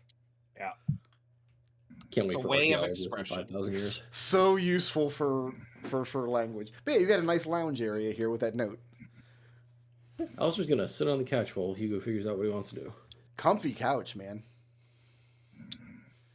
We can either head back southward toward that break area, or we can continue up toward the northwest. Yeah, you Do got, I hear a doggo snoring? I hear I say let's something's check. Oh no, check it might be some- trouble. What? No. Oh. Oh, we I don't heard have a doggo dog. snoring noises. Oh. No, I just heard something. It might be a fan then. where would you like to go? Well, South? if the preference is south for the rest of the group, then yeah. All right. Sure. Then we Open can up go the south door to first, then Let's north. go ahead and give you. So you got this landing here, and then it comes out into this kind of situation. Another one of these flower petals that I could not quite fit on the table. Oh darn! Oh, it was so close. You're a fraud, Brickred.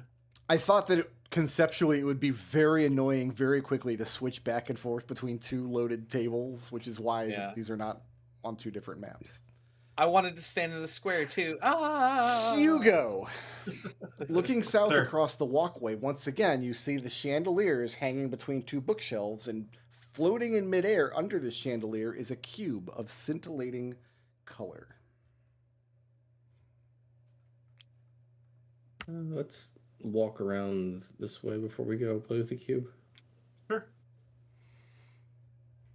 So walk around the hallway over, or not really a hallway, but Can we and see The what's balcony. looks like this. The illusion of choice. So you can Are actually these- see down into the Yeah. atrium from here. But yeah, you got another kind of flower petal sort of curly do below you, and then you've got the same kind of balcony level above you. And again, Is there another passage? looking Is there over another passage passage where? that mimics the circle side?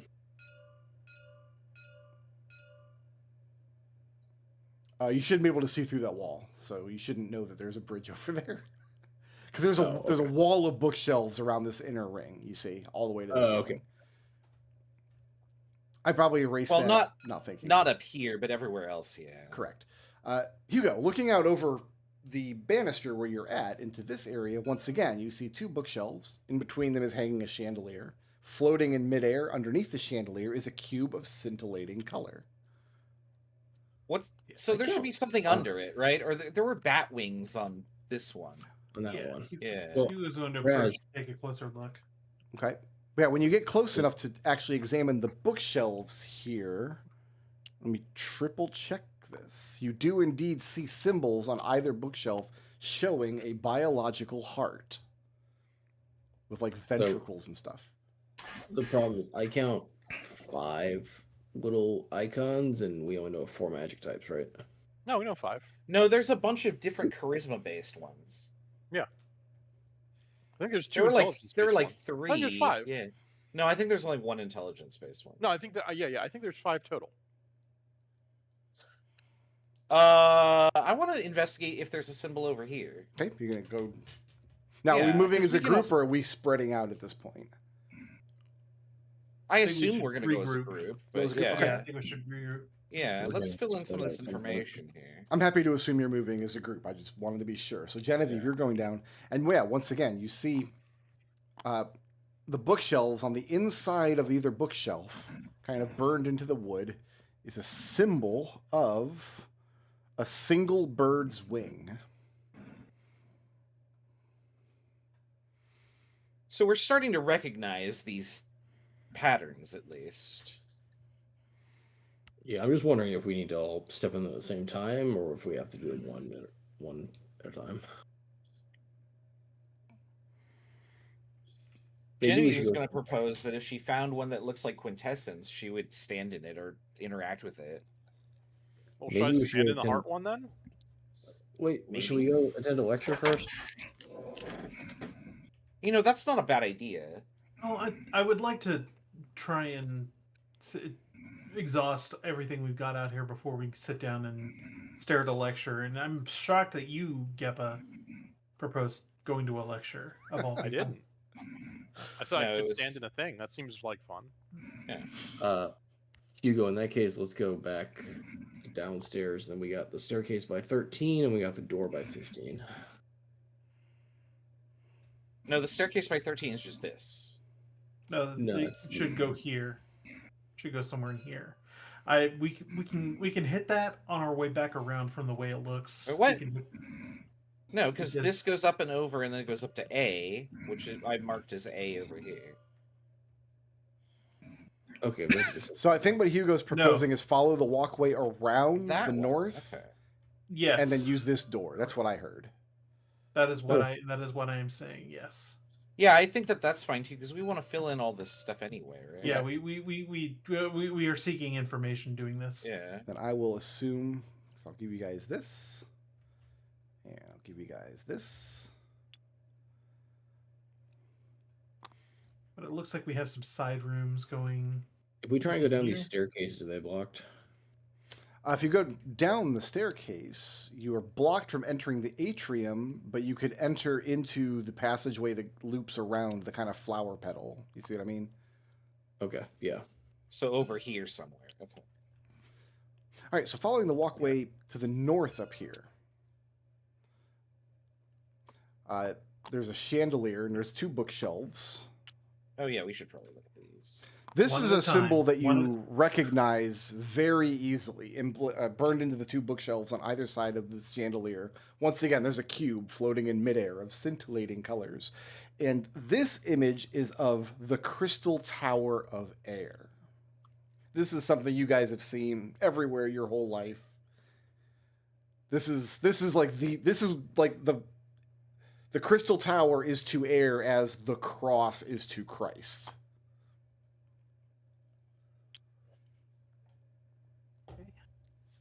Did I write down the magic types during character creation? I did. Look at this. Blood magic, Silu essence, of which there's 2, Air's essence, and quintessence.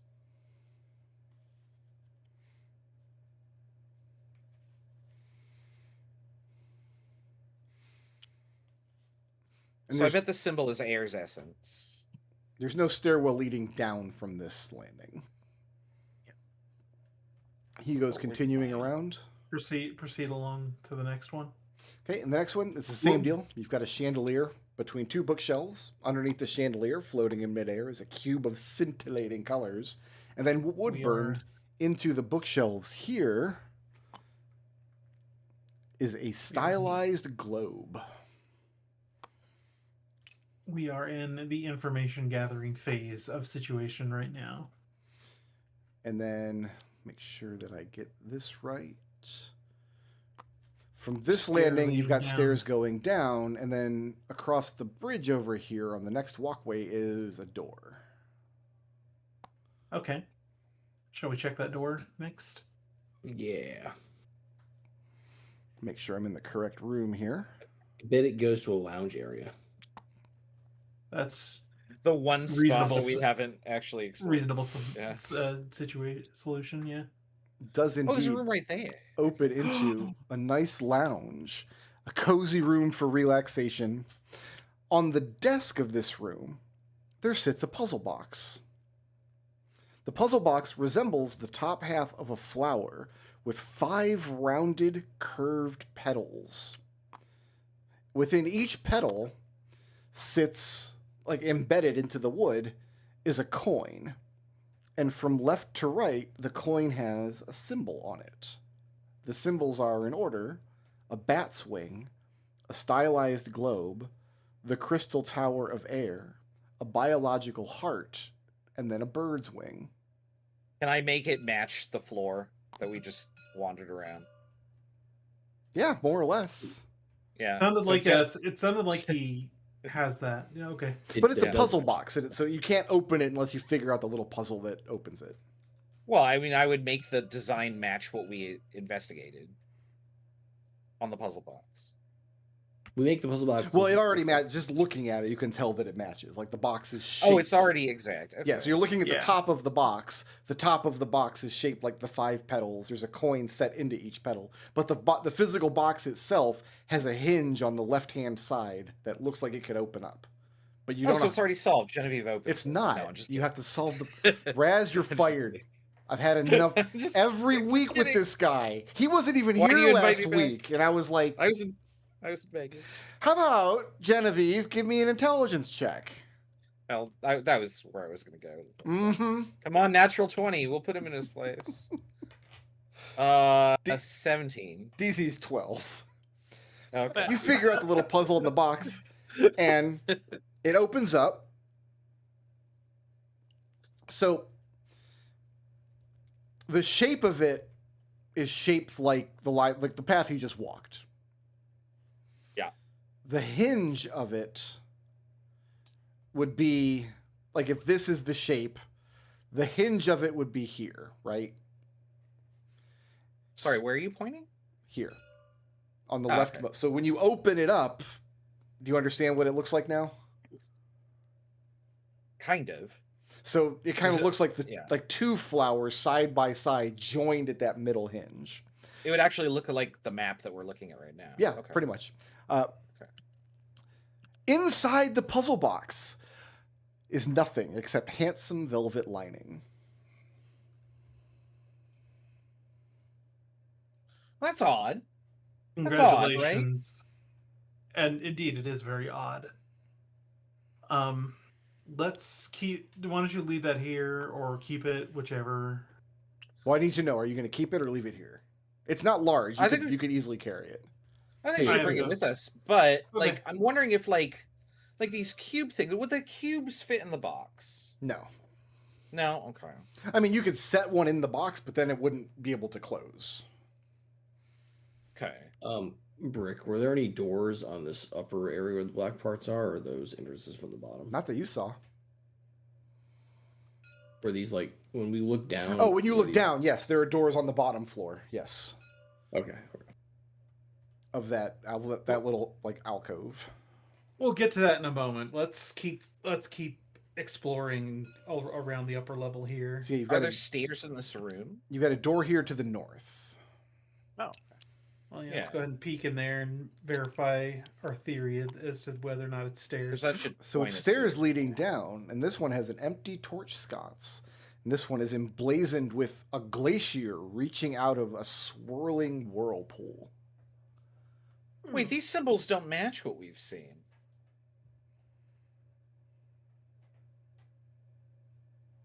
Yeah, they don't. It's weird. Yeah, I'll head down the stairs Heading down the stairs, just to verify that we're at the Scrivener on the other side. you do indeed arrive over here by room 15. And once again, there's a empty torch sconce in the wall, and the placard underneath it is emblazoned with a glacier reaching out of a whirlpool.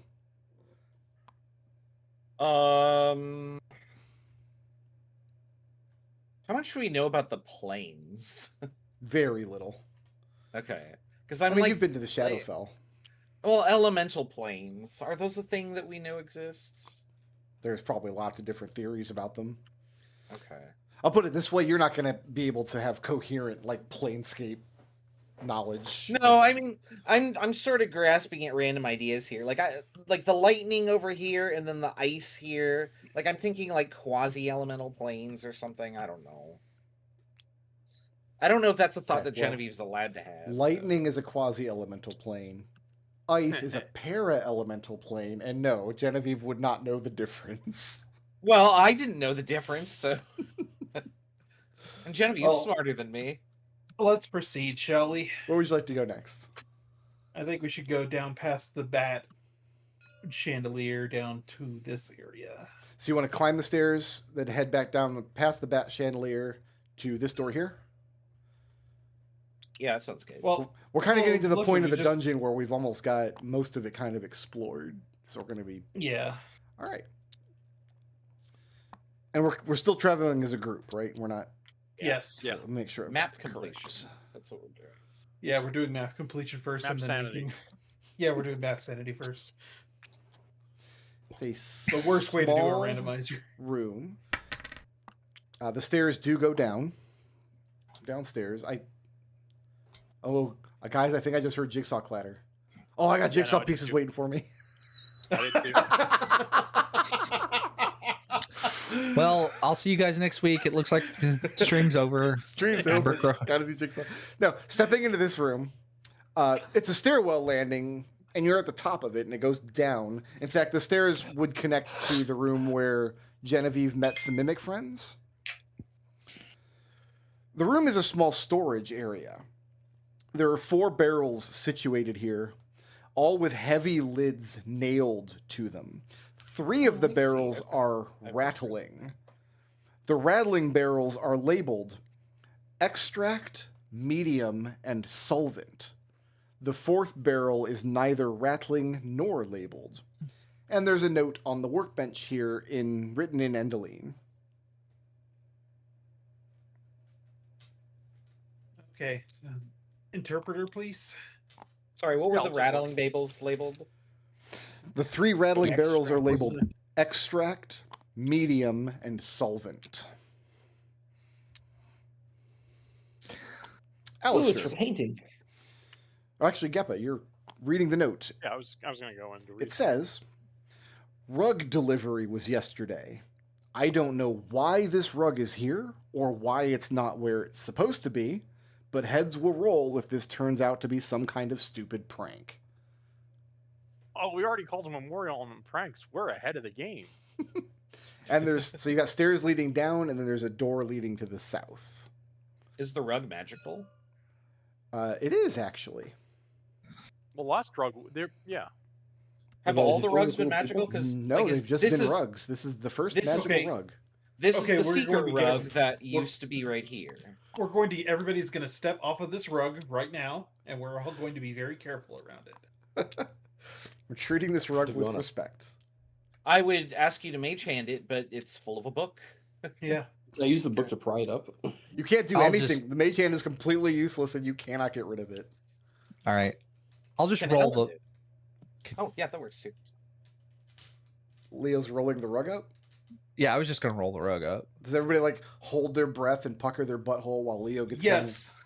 We get No. ready for the rug to come to life. Leo, you roll the rug up, and now it's rolled up. Throw it on my shoulder. You can do that, but it's very heavy. I mean, yeah. What do you think of to put it back where it belongs? I suppose. Well, we have a thing, the box, in under the floorboard right here, and then put the rug. Or did we find the box in there? We did, found the well, we box found in the there. box. Yeah, is there anything under this one though? Nope, just the floor. Okay. What's in? Did we ever open the box? We did. What was There in was it? like a key It was part an two Allen or wrench. something. Yeah, it was key box 2 or something like that. We have yet to find key box 1, and I'm not sure where to go about looking for that. Well, maybe it doesn't exist. Maybe only 2 and 3 exist. That So would I be. It would be horrible. Yeah, right. Fool intruders, start numbering your system with 3. What's next? I guess we check this There's a room door right down here. here. Yeah. Going Yeah. into this room, it is a nice, comfortable little break room. And once again, sitting on the table in here is a decanter of hot coffee. I'm gonna taste this coffee. I'm not gonna drink a lot of it. I'm just curious if it's the same quality as the previous coffee. You need to make a Constitution saving throw. Okay. DC is 15. Wow. Or else you are hyper forever. No effect. In other words, that's a con save of 19. So you take a sip of the coffee, and someone has spiked this decanter with the harshest liquor. It just burns your throat when you swallow it. And drinking it would be a very bad idea. Oof. Yeah, don't drink that. That is That's Irish not coffee. just coffee. That is bad. Ellen makes fun of you for being a lightweight. And then the door to the south leads back into the lecture hall. Okay. Well, we're here. Let's maybe sit in on a lecture. I'm carrying a rug, Genevieve. Yeah. The two activities aren't mutually exclusive. You're going to have to speak up. I'm carrying a rug. No, I think let's go ahead and take that rug down to the study area where it belongs. And then I'm kind of curious as to what because we have no context for what's below these the rooms beneath these flower petals are. I don't think we can get to those. You can Actually, yeah, you we look can down get from there. there. When you're up on these landings, you could look down and see each one is an alcove filled stairwell. with bookshelves. There's stairwells on each of them. We could get down to this level. Yeah, we can go check out. The Yeah, doors. but We just can't but get I- into the center.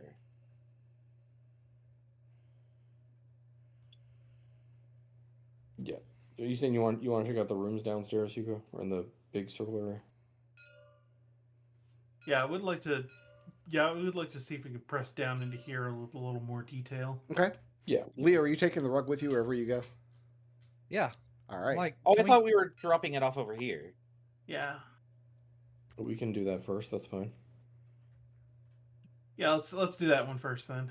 Okay. So you're gonna make your Can way you s- down can the you swing stairwell, the rug like a bludgeoning weapon. down to room 13, where there's no more walkway because you guys burned it. Oh, we can Yeah, just fine. hop down and pass the rug down. So you go in the room, and you lay the rug down over top of the floorboard that you've pried up, Yeah. and now it's there.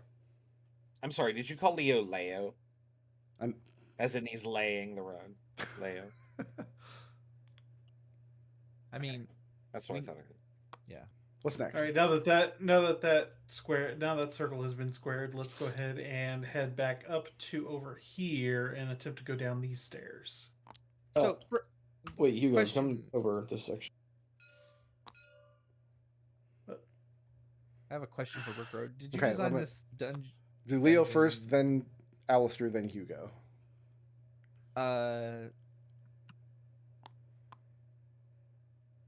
What was your question? I forgot. Never mind. Okay. So Alistair wants to come down this stairway, and Hugo wants to come down this stairway. Is that what I've heard? Because I was Alistair, telling Hugo, let's do this one first because there's the thing there. That led to the Scrivener room. Yeah, we've already been in that there. goes into here. Okay. Yeah. So Hugo coming down this way. I'll go ahead and give you this section here. Like so.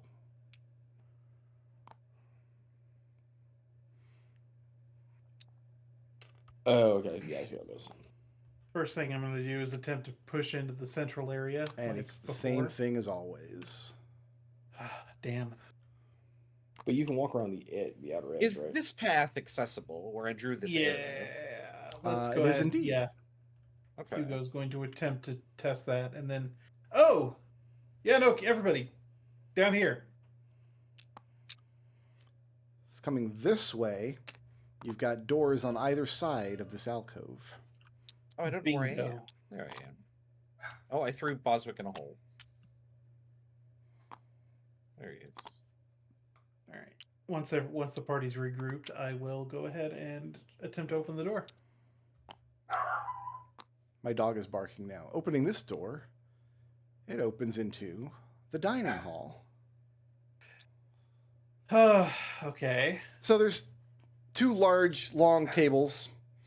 You can imagine like students or acolytes sitting here taking their meals. There's no food or anything laid out as of yet.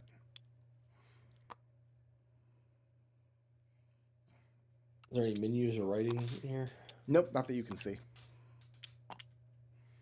Magical ice box anywhere? Nope. No odd, out of place carpets for Leah to take. Once you all enter the room, you hear the tap tap tap tap tap tap tap of library staff approaching. Oh no. I'll be right back. I'm going to deal with Fuckers again. Prompto. It's okay. It's gonna take our order. I wonder how many infractions we can get I think it Before, might like- be taking our order. before they kick us out. That could be it. That could be I'm it. guessing when we fight the final boss, all the infractions will be like manifest as something that we have to fight. That sounds reasonable.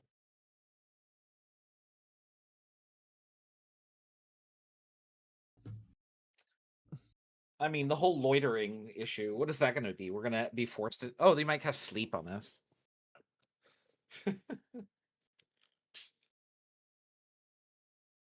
All right. Sorry about that. What horrible idea did you have? I mean, great idea did you have? You were telling us Oh, something. Yes, you hear Yeah, the we tack were, tack we tack were all tack clenched in of fear. library staff heading in your direction. Leopold, the creature comes around the bend towards you, Hello. and it kind of waits there. Leo, get out of the way. Yeah, make way. I mean, I'm step out of the way. Okay, and it enters the room and takes up position towards the back, and then waits patiently. Is this got a different? Is this got one of their existing unique dick glyphs on it? It does not have a dick glyph. This looks to be a new library staff automaton, although it is carrying the lantern and bell. Can I make a check for Ellen to try and mark this one as well? Yeah, absolutely. That's a 19. 19. All right. She draws a badge on this one. Yep. Alistair steeples his fingers and says, "I would like a hamburger." And the thing I was- prints out ticker tape for Alistair. What's it say? It says, please be seated. Okay, everybody, let's be seated. Hugo's a little nervous, but he takes a seat. Boswick takes a seat. Once everybody is seated, 3 more enter carrying trays of food. Here's the Can't see deal. them. If you decide to sit and eat in the dining chamber, you may take a short rest. If you do not eat, you cannot take a short rest. And they're only going to serve you this one meal. You can decide to have it now or wait until later. We Since just had a took short his rest. Yeah, we should. Yeah. Let's wait till later. In Okay. that case. So you make it clear that you're not ready to eat. Library staff Yeah. tick, tick, tick, tick, tick, out of the room again, taking the food with them. I feel bad. It's okay. It's all refrigerated anyway. Whole frozen reheated crap. And you find another door on the other side. Go ahead and open it. And it is the other dining hall. So do we only get one meal per dining hall? Or do we Yeah. get one meal in each dining hall? I'll sit down and see what happens. No. Gepis sits, and one of the library staff tick, tick, tick, tick, tick, tick, tick around the corner, waits patiently for Hugo to get out the way. Takes up position at the front of the room, as the other one did. Prints out a little ticker tape when it realizes your party has not all been seated. Uh-huh. What does the ticker tape say? Please be seated. Why did you move me? Leo, get in here and sit down. No, I'm not hungry. I just want to see if it counts against the same meal ticket as the other one. Okay. Like, is it waiting for me to come in the room? Yeah, Yes. the party's not all seated yet. And once Leo sits, the trays of food appear. So yes, you'll be served one meal in each dining room. Each one Okay. you can use for a short rest. But Okay. if you do not eat, Yeah, you yeah. do Oh, not wait. get the benefits of the rests. And once you've eaten a meal in a room, you can't eat one there again. How many of those things are there that show up? 4 total. There Three? was the Four. host, and the Can other I 3 came in. roll against the other 3 for? I'll let you get one of them. Okay. That's natural 1. Which is just, that's okay because she's run out of genitals to draw, so. And Hugo, you're continuing your path around? Yep. All right. Yeah. Let's continue. And this surprises no one, I'm sure. There you go. All right. So, trying to think of where else we have not. I mean, So this we probably goes to the Forbidden Library. I bet we could get there Can by we doing walk something. around? By doing something like this. Well, yeah. Let's go ahead and give it a shot. You cannot. Around here at the north, this is the only spot where you can cut the corner like that. Oh. Okay. Otherwise, there's not a way to do it. All right, so we've got the whole flower kind of explored now. What's next? So we on the top floor. We need to go check this space by 27. I think the next step is to do the lectures because we have to get into this space here. But yeah, it's to do the lectures and then Oh, wow, go yeah. sit in the cubes. Jen's excited to do the lectures. That's a big surprise. Yeah, That's surprisingly. why we have to get into the space. That's why we're doing it. Yeah. Hugo, if you want to, I can't even understand this language, Geppa. So Alistair wants to verify that this door goes where it goes. Yeah, Yeah. I was wants to flush out 27 to fulfill Hugo's info gathering phase. So do you want to continue up around the eastern side up to the second floor and then head to this lecture hall through that door? Yeah. So up through 11, you mean? Or Yeah. Yeah. yeah. Yeah, like up through 11 here. Yeah. Once you come that up would over take here. us up. Well, that would put us there. And that does Yeah, indeed just put it- connect this little area. Okay. Okay. Actually, in here. Okay, yep. I was like, Is there a shimmer wall here? Is there what? A shimmer wall here? I don't think we tried it. Nobody's I tried don't know it. that we actually did. Geppa But- and Ellen will go, and I mean, I'm going to go try it. Then you do indeed find a third shimmer wall there. There's no way through the. So there's nothing I've seen gets to the center on either level without going through a shimmer wall. Correct. what if I All flew? right. What if you flew from where?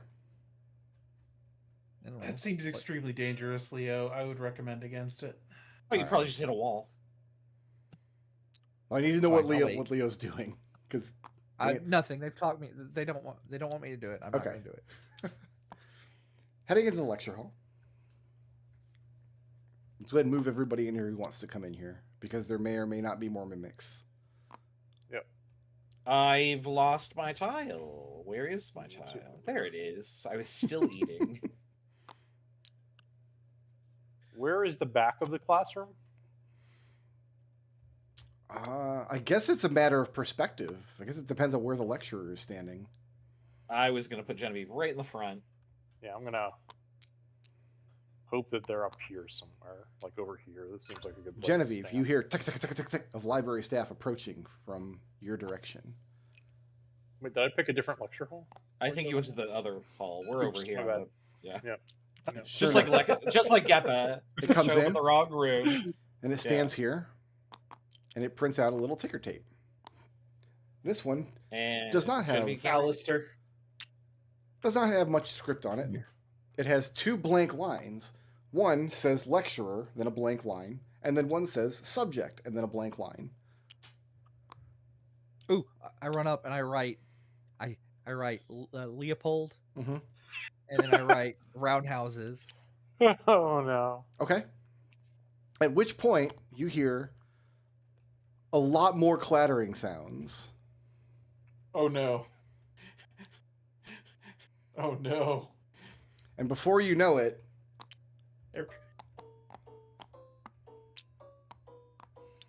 the hall is filled up with library staff to attend Leopold's lecture. Like the little robots? They're all facing the front up here.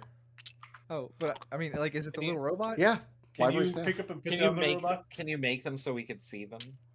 Yeah, there you go. Ah, I don't know why that works, God. but Are any of them marked by Ellen's glyphs? they are not. Leopold, Uh-huh. would you like to begin giving your lecture? Yeah. Go ahead. All right. So, to do a roundhouse kick, first you got to be loose. Your Excuse leg. me, Professor. I heard roundhouse kicks. No and questions then until the end. No what's questions the until the movement? end. No questions until the end. Get him out of the. Get him out of here. He's kicked out. Leopold, give me an acrobatics check, DC 12. Okay. I'm going to walk to the front of the classroom and I'm going to translate Leopold's That's fair. speech into Endeline. Yeah, that's fair. That's a 10 plus 9, 19. A paper airplane flies from out of the crowd. You have no idea who threw it, but but you managed to dodge. I mean, yeah, you're a monk. It didn't hit you, so you can catch it and throw it back.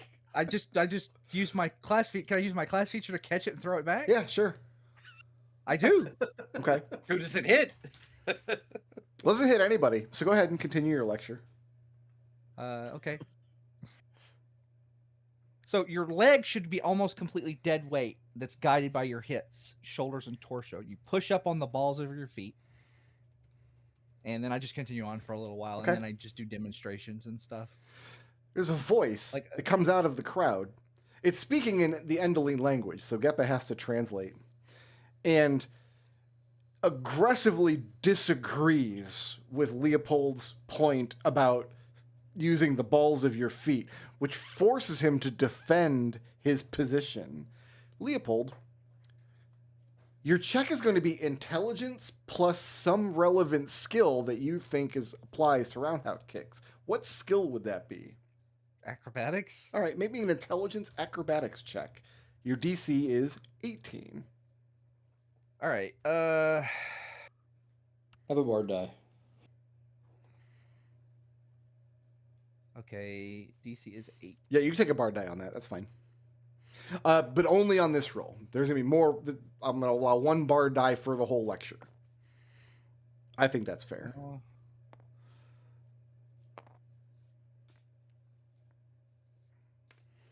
you were about to kick him out.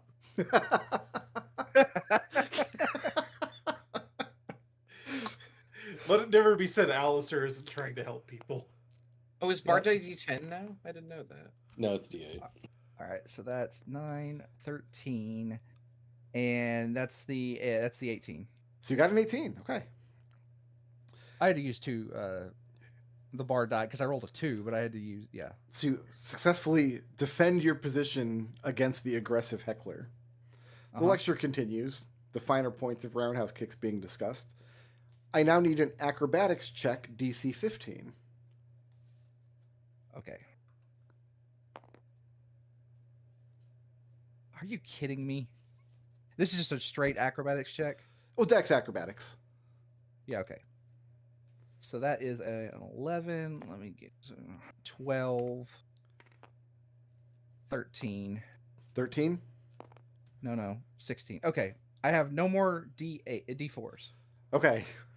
No, I've got one more D4. So you've passed the DC Yeah. 15. Okay. Out of nowhere, D4. somewhere in the crowd, nobody sees who throws it. Someone flings a rotten tomato at the lecturer. I catch it and throw it back. Continuing the lecture, a second aggressive heckler accuses Leopold of plagiarism, forcing you to either properly cite your source or defend your position as independent research. I mean, Now, Leo did not invent the roundhouse. Never claimed to. I need an intelligence plus either persuasion or deception check. DC is 18. I'm not going to be able to do this one. Let's see. What is my persuasion? All right, cool. -1.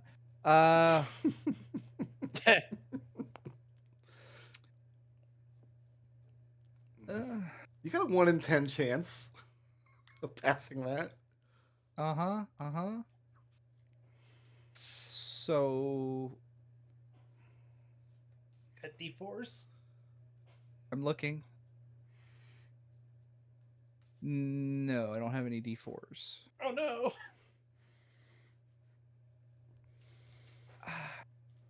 I think I get there if no, that would be a 17. I can't get there even if Jen gave me a So is that a fail? Oh yeah, can I add 5 to you?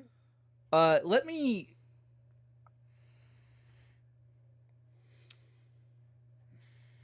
Yeah, that would bring it up to a 17. You burn blips reroll? I could. Oh, that's If you're such gonna a burn blips, just do 4 and do automatically 4. succeed. Yeah. Yeah. Also that, yeah. Do you want to burn the blips? Yeah, I'll burn 4 blips. All right. You only have 3. Oh. He We- did just level last session. Do you want to burn the 2 and reroll? Yeah, I I wouldn't, would. Alistair, I wouldn't like- do that. I wouldn't roll 2. Can Alistair challenge the heckler? Alistair can't do anything because he's not the lecturer. Yeah, I'll reroll. Okay. We'll use the 2 blips. Burn up We'll 2 see. blips. Go ahead and reroll. Let's see if we get a better And outcome. nothing. That's worse. That's worse. Yeah. So you're not able to cite your source and stammer and fluster for Well, a my moment. source is a Wii Fit trainer from Right. But coming to the end of the lecture, it's important to end strong. So, I want you to make a popularity skill check. The DC is 10 plus 3 for each previous failed check, which means your DC is Pass. 13 because you failed 1. Nice. Yeah, pass. So you end strong Roll a with a 19. joke, and the lecture ends successfully. Everybody seems appeased, and then all of the critters file out of the room through the door. They're not phasing through the wall. I'm just dragging them off to the side. The last one goes to leave, instead approaches Leopold, and this time it prints something out of its little slot, but it's not a ticker tape. It looks like a certificate, Cool. and it's written in Endeline. I'll read it. Okay, and it is the certificate grants advanced library permissions, and one has Leopold's name printed on it, and the other has a blank line where a name can be written. Oh. Ooh, who do you want to send in there? Well, no, I don't think we don't send people in there. I think we all get We need to get more enough. lectures. We get Yeah. more lectures and get a +1. And It's Oh, I think Genevieve could do a lecture. Yeah, I think Trouble just disconnected on accident. Oh nope, my internet flickered. I had my Oh, back. no. Okay. So basically, We can hear you. Yeah. Leopold has advanced library permissions and can pick one other person to also grant the permissions to. Yeah. So, or we could do the lecture, or try to do the lecture again and get a second pass. We're gonna need to, but you still need to figure out who to put down. I would put down. probably Well, the- I think Genevieve should give the second lecture if that's a thing. So don't put her name on there. Yeah, Yeah, well, fine. I think we don't pull the trigger on any of that until we've until we've attempted. Well, Can we just do it? Can we hold another lecture here, or do we have to go to the other room? Is this a one and done thing? Given Well, the way we the c- meals worked, I assume we probably want to try and give another lecture in the other room. yeah. That's what But- I'm thinking as well. Yes. Okay. My question is, do we have to fill out the name now? No, Doesn't it's just seem going like to it. remain. It just remains blank, but then nobody gets the extra permissions until you fill it in. Awesome. Okay, let's go to the other room then. All right. So you exit, Can Genevieve give this lecture? walk around the edge. They're all intelligence checks, so that's why I wanted to volunteer. Okay. I'm gonna be sleeping for this one. Somebody needs to translate to Endeline. Yep. Yeah. But it's not me because I'm gonna be sleeping for this one. Hey, Yeah, Retro, Alistair can do it. Can you give me an invite to the game because it's not showing up? Oh, weird. Yeah, I can do that. I think. Yeah, it doesn't do that sometimes, and I don't know why. I have moved you over to the lecture hall. There you go. I think that was an invite. So yeah, once again, the creatures all file in. Once again, it prints out the slip, lecturer space, and then subject space. What do you write in for subject? So Genevieve writes her name as the lecturer, and for subject she writes the war on Pavion. The war on Pavion? Yeah, and she is going to discuss Pavion's strategy, but from a military commander's perspective. And she's going to use her magical tinkering to make it sound like you know what military music would sound like lots of snare drum and then a piccolo flute in the background. It's going to sound like that, and she's going to address everybody as angry military general. This is your Moopsie. Protect the Moopsie. Like that sort of thing. What happens if Alistair doesn't translate what she's saying? Well- and insert something else. Well, you're allowed to translate whatever you want to. I don't know that there's I an can't Endeley stop you. I don't know the translation language. for the word moopsie. Well, just say Moopsie. So let's start here. It's a long word. Genevieve, why don't you go ahead and give me a Dex Acrobatics DC 12. I mean, I'm actually decent at these. Well, I would have been better if I'd kept that 18.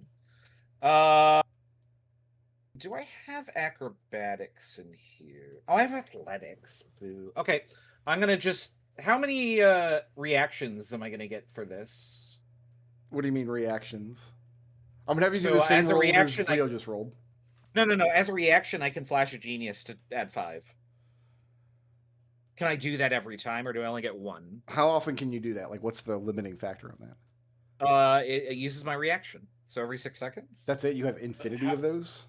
I have 5 of them. I've used 2. Okay, yeah, no. If it's a limited resource, you can go ahead and use them up on these if you like. Okay, pass.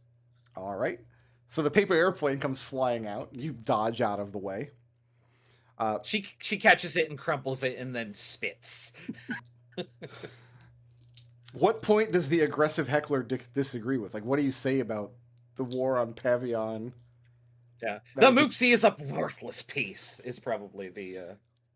Well, now you're forced to defend the position that the Moopsie is actually vital to the game. Yeah, she could do that. What's the relevant skill here? Intelligence. That's the ability. Yeah, I'm be looking at history, historical Pavion matches. So it's going to be intelligence plus history. DC is 18.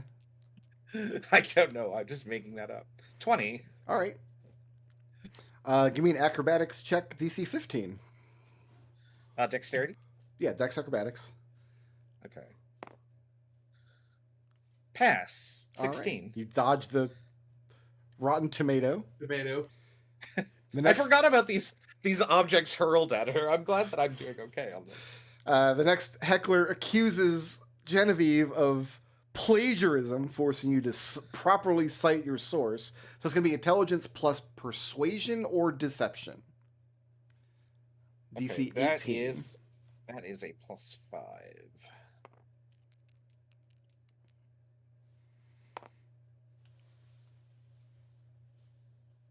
Pass. I'll use another reaction.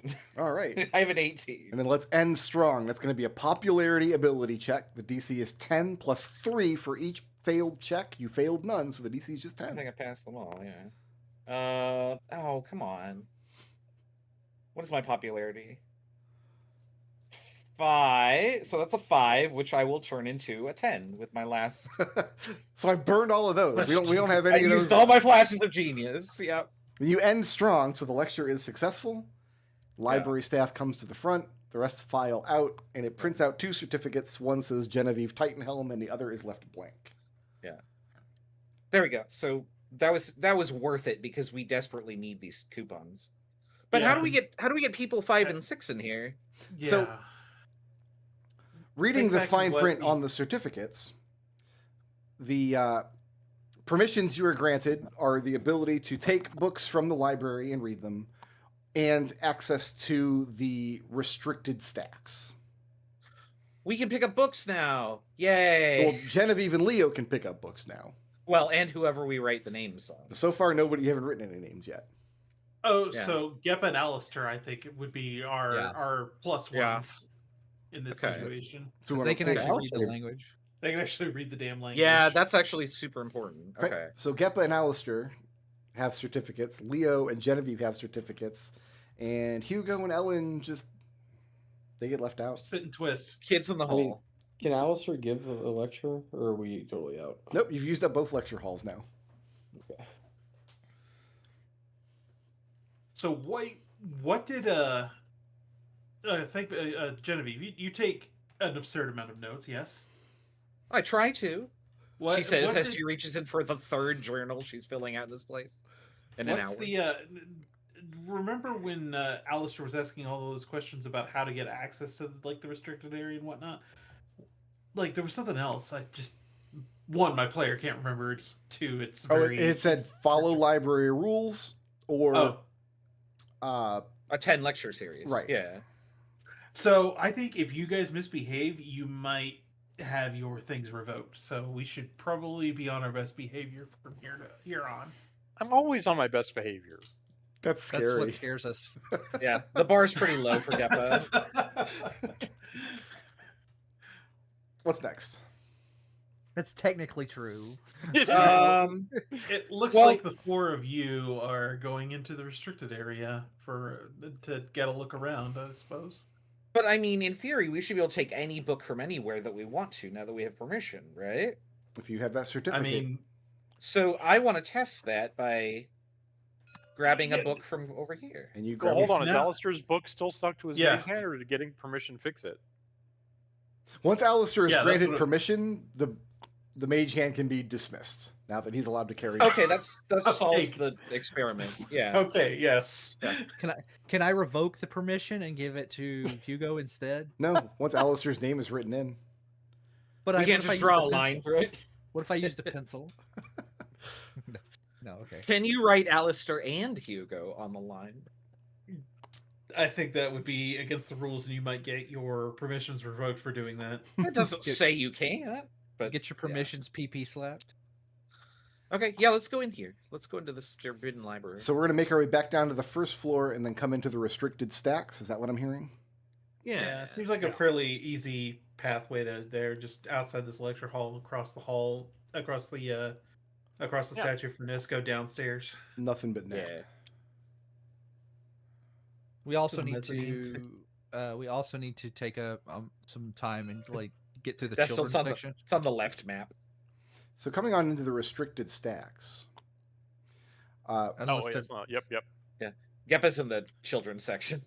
Yeah, Library I staff guess I'm just arrives back here with Alan. when you guys step into the room to just ensure that you all have certificates. As long as Hugo and Ellen follow the rules and are with your group, but they're not allowed to touch any books in here. Oh, If that's the case, then yeah, no, I'm absolutely Oh, going okay. with you guys. Boswick can come in then too, right? Yeah. Because the library seems to be treating him as a separate. how is entity. the restricted section organized? It's not. It's more or less the same as every other part of the library in terms of subject matter. There seems to be no organization whatsoever to the books. There is, however, a door that was unreachable before because you couldn't come in here. Oh, I hello. grab the closest book and start reading it. Okay, you grab the closest book, and it's about how to repair copper plumbing. Why is this restricted? Hugo, stepping 'Cause into it's- this room. This is a storage The room. maintenance room. There's a variety of non-valuable minor items here, including things like torches, candlesticks, sheets and linens, simple wooden dishware, and so on. The central pillar of the room, the square pillar, has two drawers, one on each side. One drawer is labeled requisitions, and the other is labeled deliveries. And as you step in the room and you're kind of circling, you notice a noticeable lump underneath the rug of this room. Hugo will jump back and step away from it. It's not moving, it's just there. There's something underneath this rug over here. What were the Everybody. What were the two bins? Sorry, requisitions. Yeah, two drawers in the center pillar. One is labeled requisitions and one is labeled deliveries.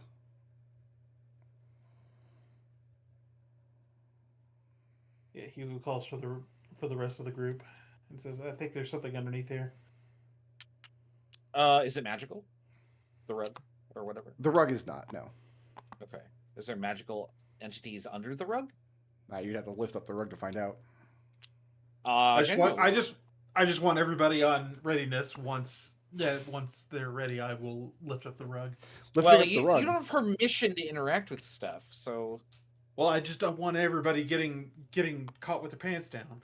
Okay. I'll roll the rug up in case this is an infraction. Are you aware that you need to heat copper pipes to 400 degrees before you begin welding them? duh. They are now. Genevieve says. Yeah, That's the lifting up first the thing you rug learn. as Leo rolls it up. The lump underneath was one of the floorboards is jutting up and out, like it's been halfway pried out of place. Oh, Maybe it's a Hugo. key box. Hugo grabs his crowbar and pries out the rest of the way. And inside is a small lacquered box labeled Keys, Box 1. Bingo! So I want you to know that I'm picturing the action being in a window, and there's a little side window with a scroll, and it says key box 1, key box 2, torch. Is it O and E on the box? It is. Boo, boo, Okay. boo. Boo, boo, boo, boo, doo, doo. So what's being done with the box? Pick it up. It is And, considerably Genevieve took heavier that than other the one, first right? one you found. Yeah, Genevieve Let's has go. the second one. Yeah, okay. Then Hugo will bring it out of here, out of the restricted area, and into the lounge right here. Or Okay, this is study a area sitting right here. room. Yeah. we'll come and investigate this. Yeah. And you Genevieve open will put the second box on the table. the and then- Key Box 1 and Key Box 2 are both sitting on the table. Yeah, Hugo opens up key box 1 now. And I lost it here. Uh-oh. The box contains dozens of keys of all different sizes and materials. Oh no. Well, that's odd. They didn't do a very good job distributing their keys. Notably, you've not seen a single keyhole anywhere in the library. Not This on is true. doors, not on cabinets, not on drawers, nowhere. Maybe the keys take the keyhole with them? I'm not going to try to That's figure out bonkers. what that means. Well, there's just so many keys here. Okay, sometimes I have bad ideas and I think out loud, all right? I'm sorry. No, you're fine. But this doesn't make any sense. So in the second box, and she holds up the, like, stem of a key with no teeth on it, I guess. Yeah, it looks like a little Allen wrench. The boxes Yeah. are the same size. Just one of them has the one little tiny rod, and the other has dozens and dozens of keys. Is there anything that the tiny rod would fit into on one of the keys? Is it a puzzle? Nah, Is the key a key? you play is the around with key a it for a minute, keyhole? and you don't see anywhere to stick the tiny rod in either of the boxes. Some of the keys probably have loops where you can, like, loop them onto their little rod. I don't know how useful that will be. Nothing that a thieves' tools check would figure out, right? Don't seem to be any moving parts or Yeah. catches or anything of that nature. It's the same thing as on the boxes. There doesn't seem to be any part of the box that can do anything tricky. She fiddles with it for a bit and goes, I think we're missing something. Maybe a key. Is there a third floor to this place? Because it looks like these stairs go up. Those stairs don't go right up. Those stairs go down. I don't know why Okay. it's drawn like that, but because it kind of looks like they do, but no, they go up to the landing. Yeah. Okay. What's We- over here? Over where? Where I am up here? What number are you at in? I'm still in the restricted section. It's just like, how does this interact with? It this looks like door a- in this area? Yeah, you got like a little landing that goes out into the atrium from here. Okay. And we weren't able to get. We didn't. We Try and weren't go able through to this access door? this door yet. No. Nobody's Wait, this tried door going might out not- that door yet, Yeah. I'm gonna try Yeah, opening no. the door. and you can't get out that way. It's blocked. Does the door not open, or The door opens, but there's a force field between the There's two a- okay, pillars there's a- on yep, the other yep. side. got it? Oh, I gotta get to my line. That's Zoop. There you go. Boop. Bonk, bonk. All right. Are we happy with how much of the dungeon we've explored at this point? Yep, I don't I'm happy. think there's be any happier. more obvious doors or stairs that you haven't taken or understood. Otherwise, I would point them out to you. So at this point, I believe you are done with phase... Well, phase 1 of the dungeon was getting eaten by mimics. We did that. That was fun. Phase 2 was understanding your boundaries, which means going everywhere you could go. And phase 3 is finding your way to the bottom level of Baba Yaga's hut. Yay! I'm I going to thought step away phase 3 for... was like question mark, question mark, question mark, and then phase 4 was profit. I'm going to step away for just 2 minutes while you guys discuss your next move. I'll be right back. Not even Leo dignifying that with a response. Leo Hey, pulls down a thanks. book. It says Leather Dreams. He puts it back in really quick. Hot. Let's. I'm back. Sorry. It's We over. missed the end. We're done. Oh, are we done? Who is the most creative? Oh, he said next moves. I don't think we're completely done yet. Oh, I thought. Oh, It is getting close to time to quit, but I assumed that like I'm gonna step away. Meant we were supposed to do this, but Didn't he say that? Yeah. That's the I normal- thought so. I thought he said next moves, and he wasn't talking about. He did not mention blips, so Yeah, you didn't actually say that word, so maybe you're right. What are we trying to figure out right now? What do Whether we or do not we're next? done for the night. Well, now that we can actually touch books, this room might be useful. This room might be useful. Yeah. I still don't know what to do with these symbols other than to just like touch them and see what happens. Like there's yeah. things that we can do. Well, you go standing inside the cubes is a good thing, or casting magic on the cubes. I think we had to just test the experiment and see what happens. Like we have short rests here, so we could use them if like we get heavily damaged. I'm out of hit dice though, so Same. what happened? We lost somebody. Treble poofed. Yeah. Rebel poofed. Ooh. Oh, his internet probably is acting up. Maybe we will have to stop them. Yeah.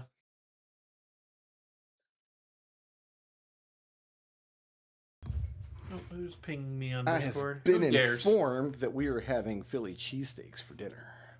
Nice. Ooh, I'm jealous now. excellent. She's out there cooking them right now. She's making That's them. my favorite making them Philly. from scratch. Well, All right. Treble dropped off, so should we do blips and just figure out what we're doing for next time?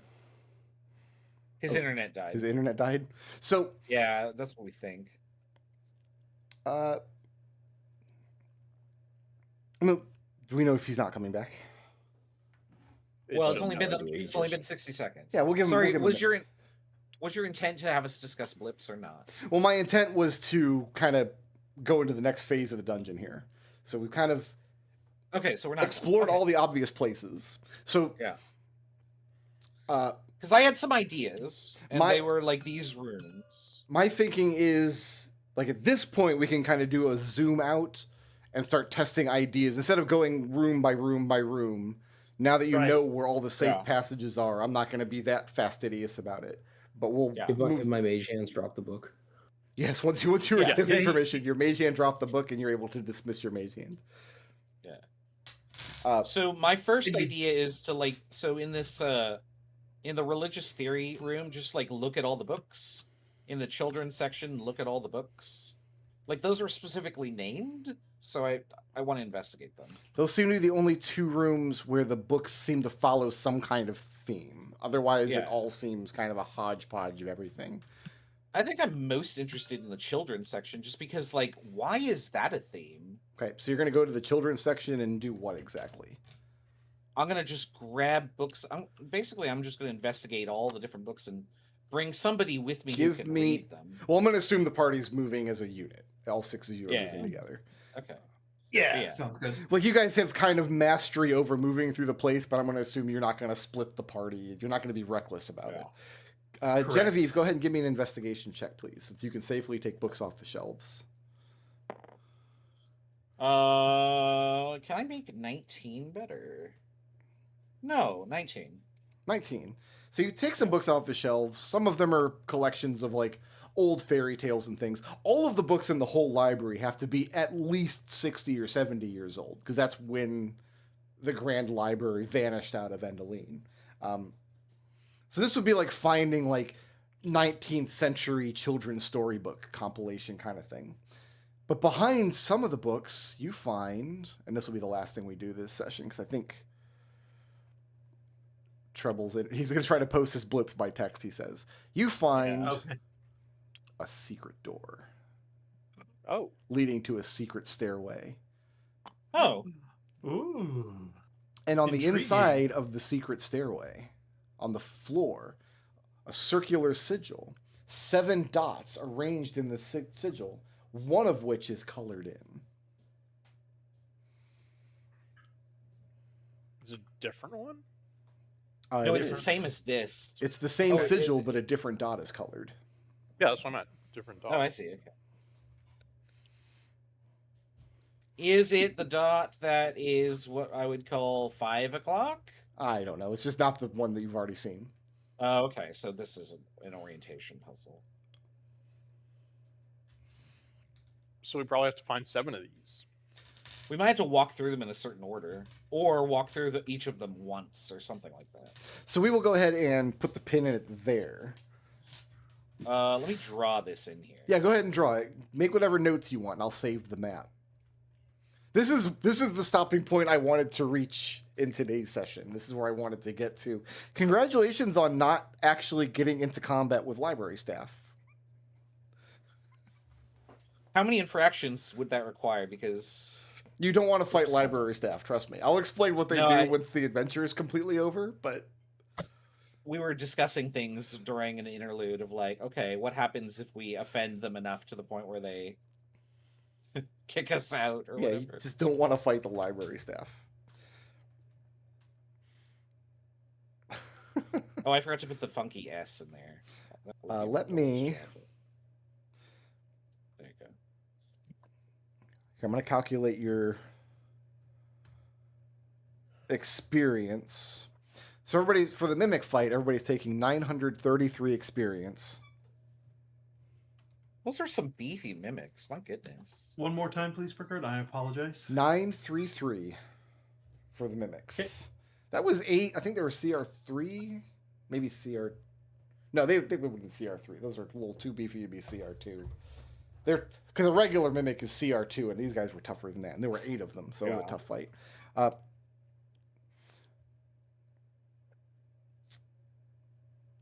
Okay, I'm just making sure that I understand Trouble's. I'll take care of Trouble's blips after I do y'all's. Who wants to make a case for some blips first? I can go. Yeah. Alistair, go ahead. Chaotic good. Good deeds on reward. That would be for using my last silvery barbs to save Genevieve's life from 2 crits. Okay. It probably would have. He's so Thank grumpy you. about it too. Thank you. Ideal. Glass is always half full. Let's go past the Mimic Bridge. Surely there's no more monsters that way. There wasn't. You guys didn't find any monsters. Yeah, surprisingly. Listen, we got a little gun shy because the mimics really fucked up They hurt. both the tanks. Then Fly just wanted to help. That would be translating and talking to the robots. Okay. Are we good with the notes on the map? Are we good to save this map now? I think so. All right, let me do Probably. that first.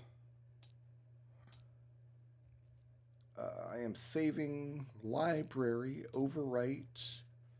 Good. All right, who wants to go next? Library. I'll go. Hugo. You heard me first, huh? Damn. Okay. Need more time? No.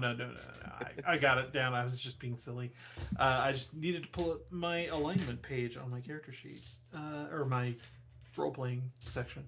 I got my alignment.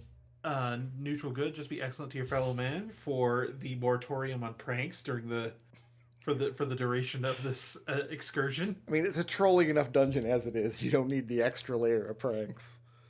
Yes. I have my ideal. The piece hard one must be preserved. for getting from last session for getting in front of the big fiend and making himself the biggest threat. Yep. For going Hugo on them, basically. Yeah. And then I have my flaw. I'm the biggest market for Nisco for getting got by the bridge mimic. You got Like, it's not really got. even a bridge. I got. Genevieve, you wanted to go. Yeah, I could go. Alignment can't get everything has an explanation. I bet I can figure it out. For giving the second lecture to get more people into the restricted stacks. Yep.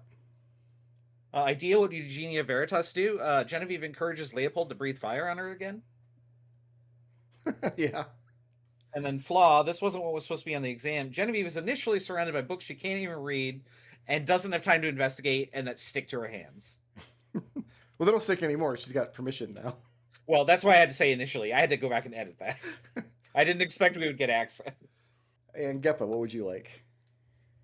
So I've got my alignment. Why shouldn't I do what I want for when I can? For tasting a maggot last session. Oh, okay. Delicious. I've got my flaw. When I'm bored, watch out, and I'm easily bored. For I write my name, and I was expecting some more magical bullshit to come of that. Oh, fair enough. And I've got my ideal. When I set my sights on something, nothing can stop me. For helping with the translation over the course of the exploration. Okay. I forgot about last session. I'll go last. You already went. Well, yeah, but only for this session, not for last session. You only get one. We're counting them both because we didn't have a complete session last time. Oh, okay. What is the title of today's episode?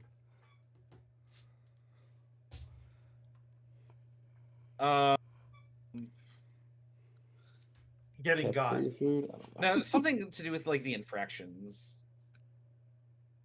No talking in the library? Ticker tape parade. Ticker There you tape go. parade. There you go. Something like that. I was trying to find the papers, please infraction like GIF, but I couldn't. Oh. Because that was what I kept thinking. I was like, first offense, no penalty. Second offense, five credits or whatever. That is a game I seriously need to play at some point. It is so good and like it's heartrending and it's so stressful. It's very stressful. And I love everything about it. Who has the most creative solution to a problem this session? And remember, this session includes the half session from last week. I Yeah, don't we didn't remember discuss anything from these. last week. Let's see here.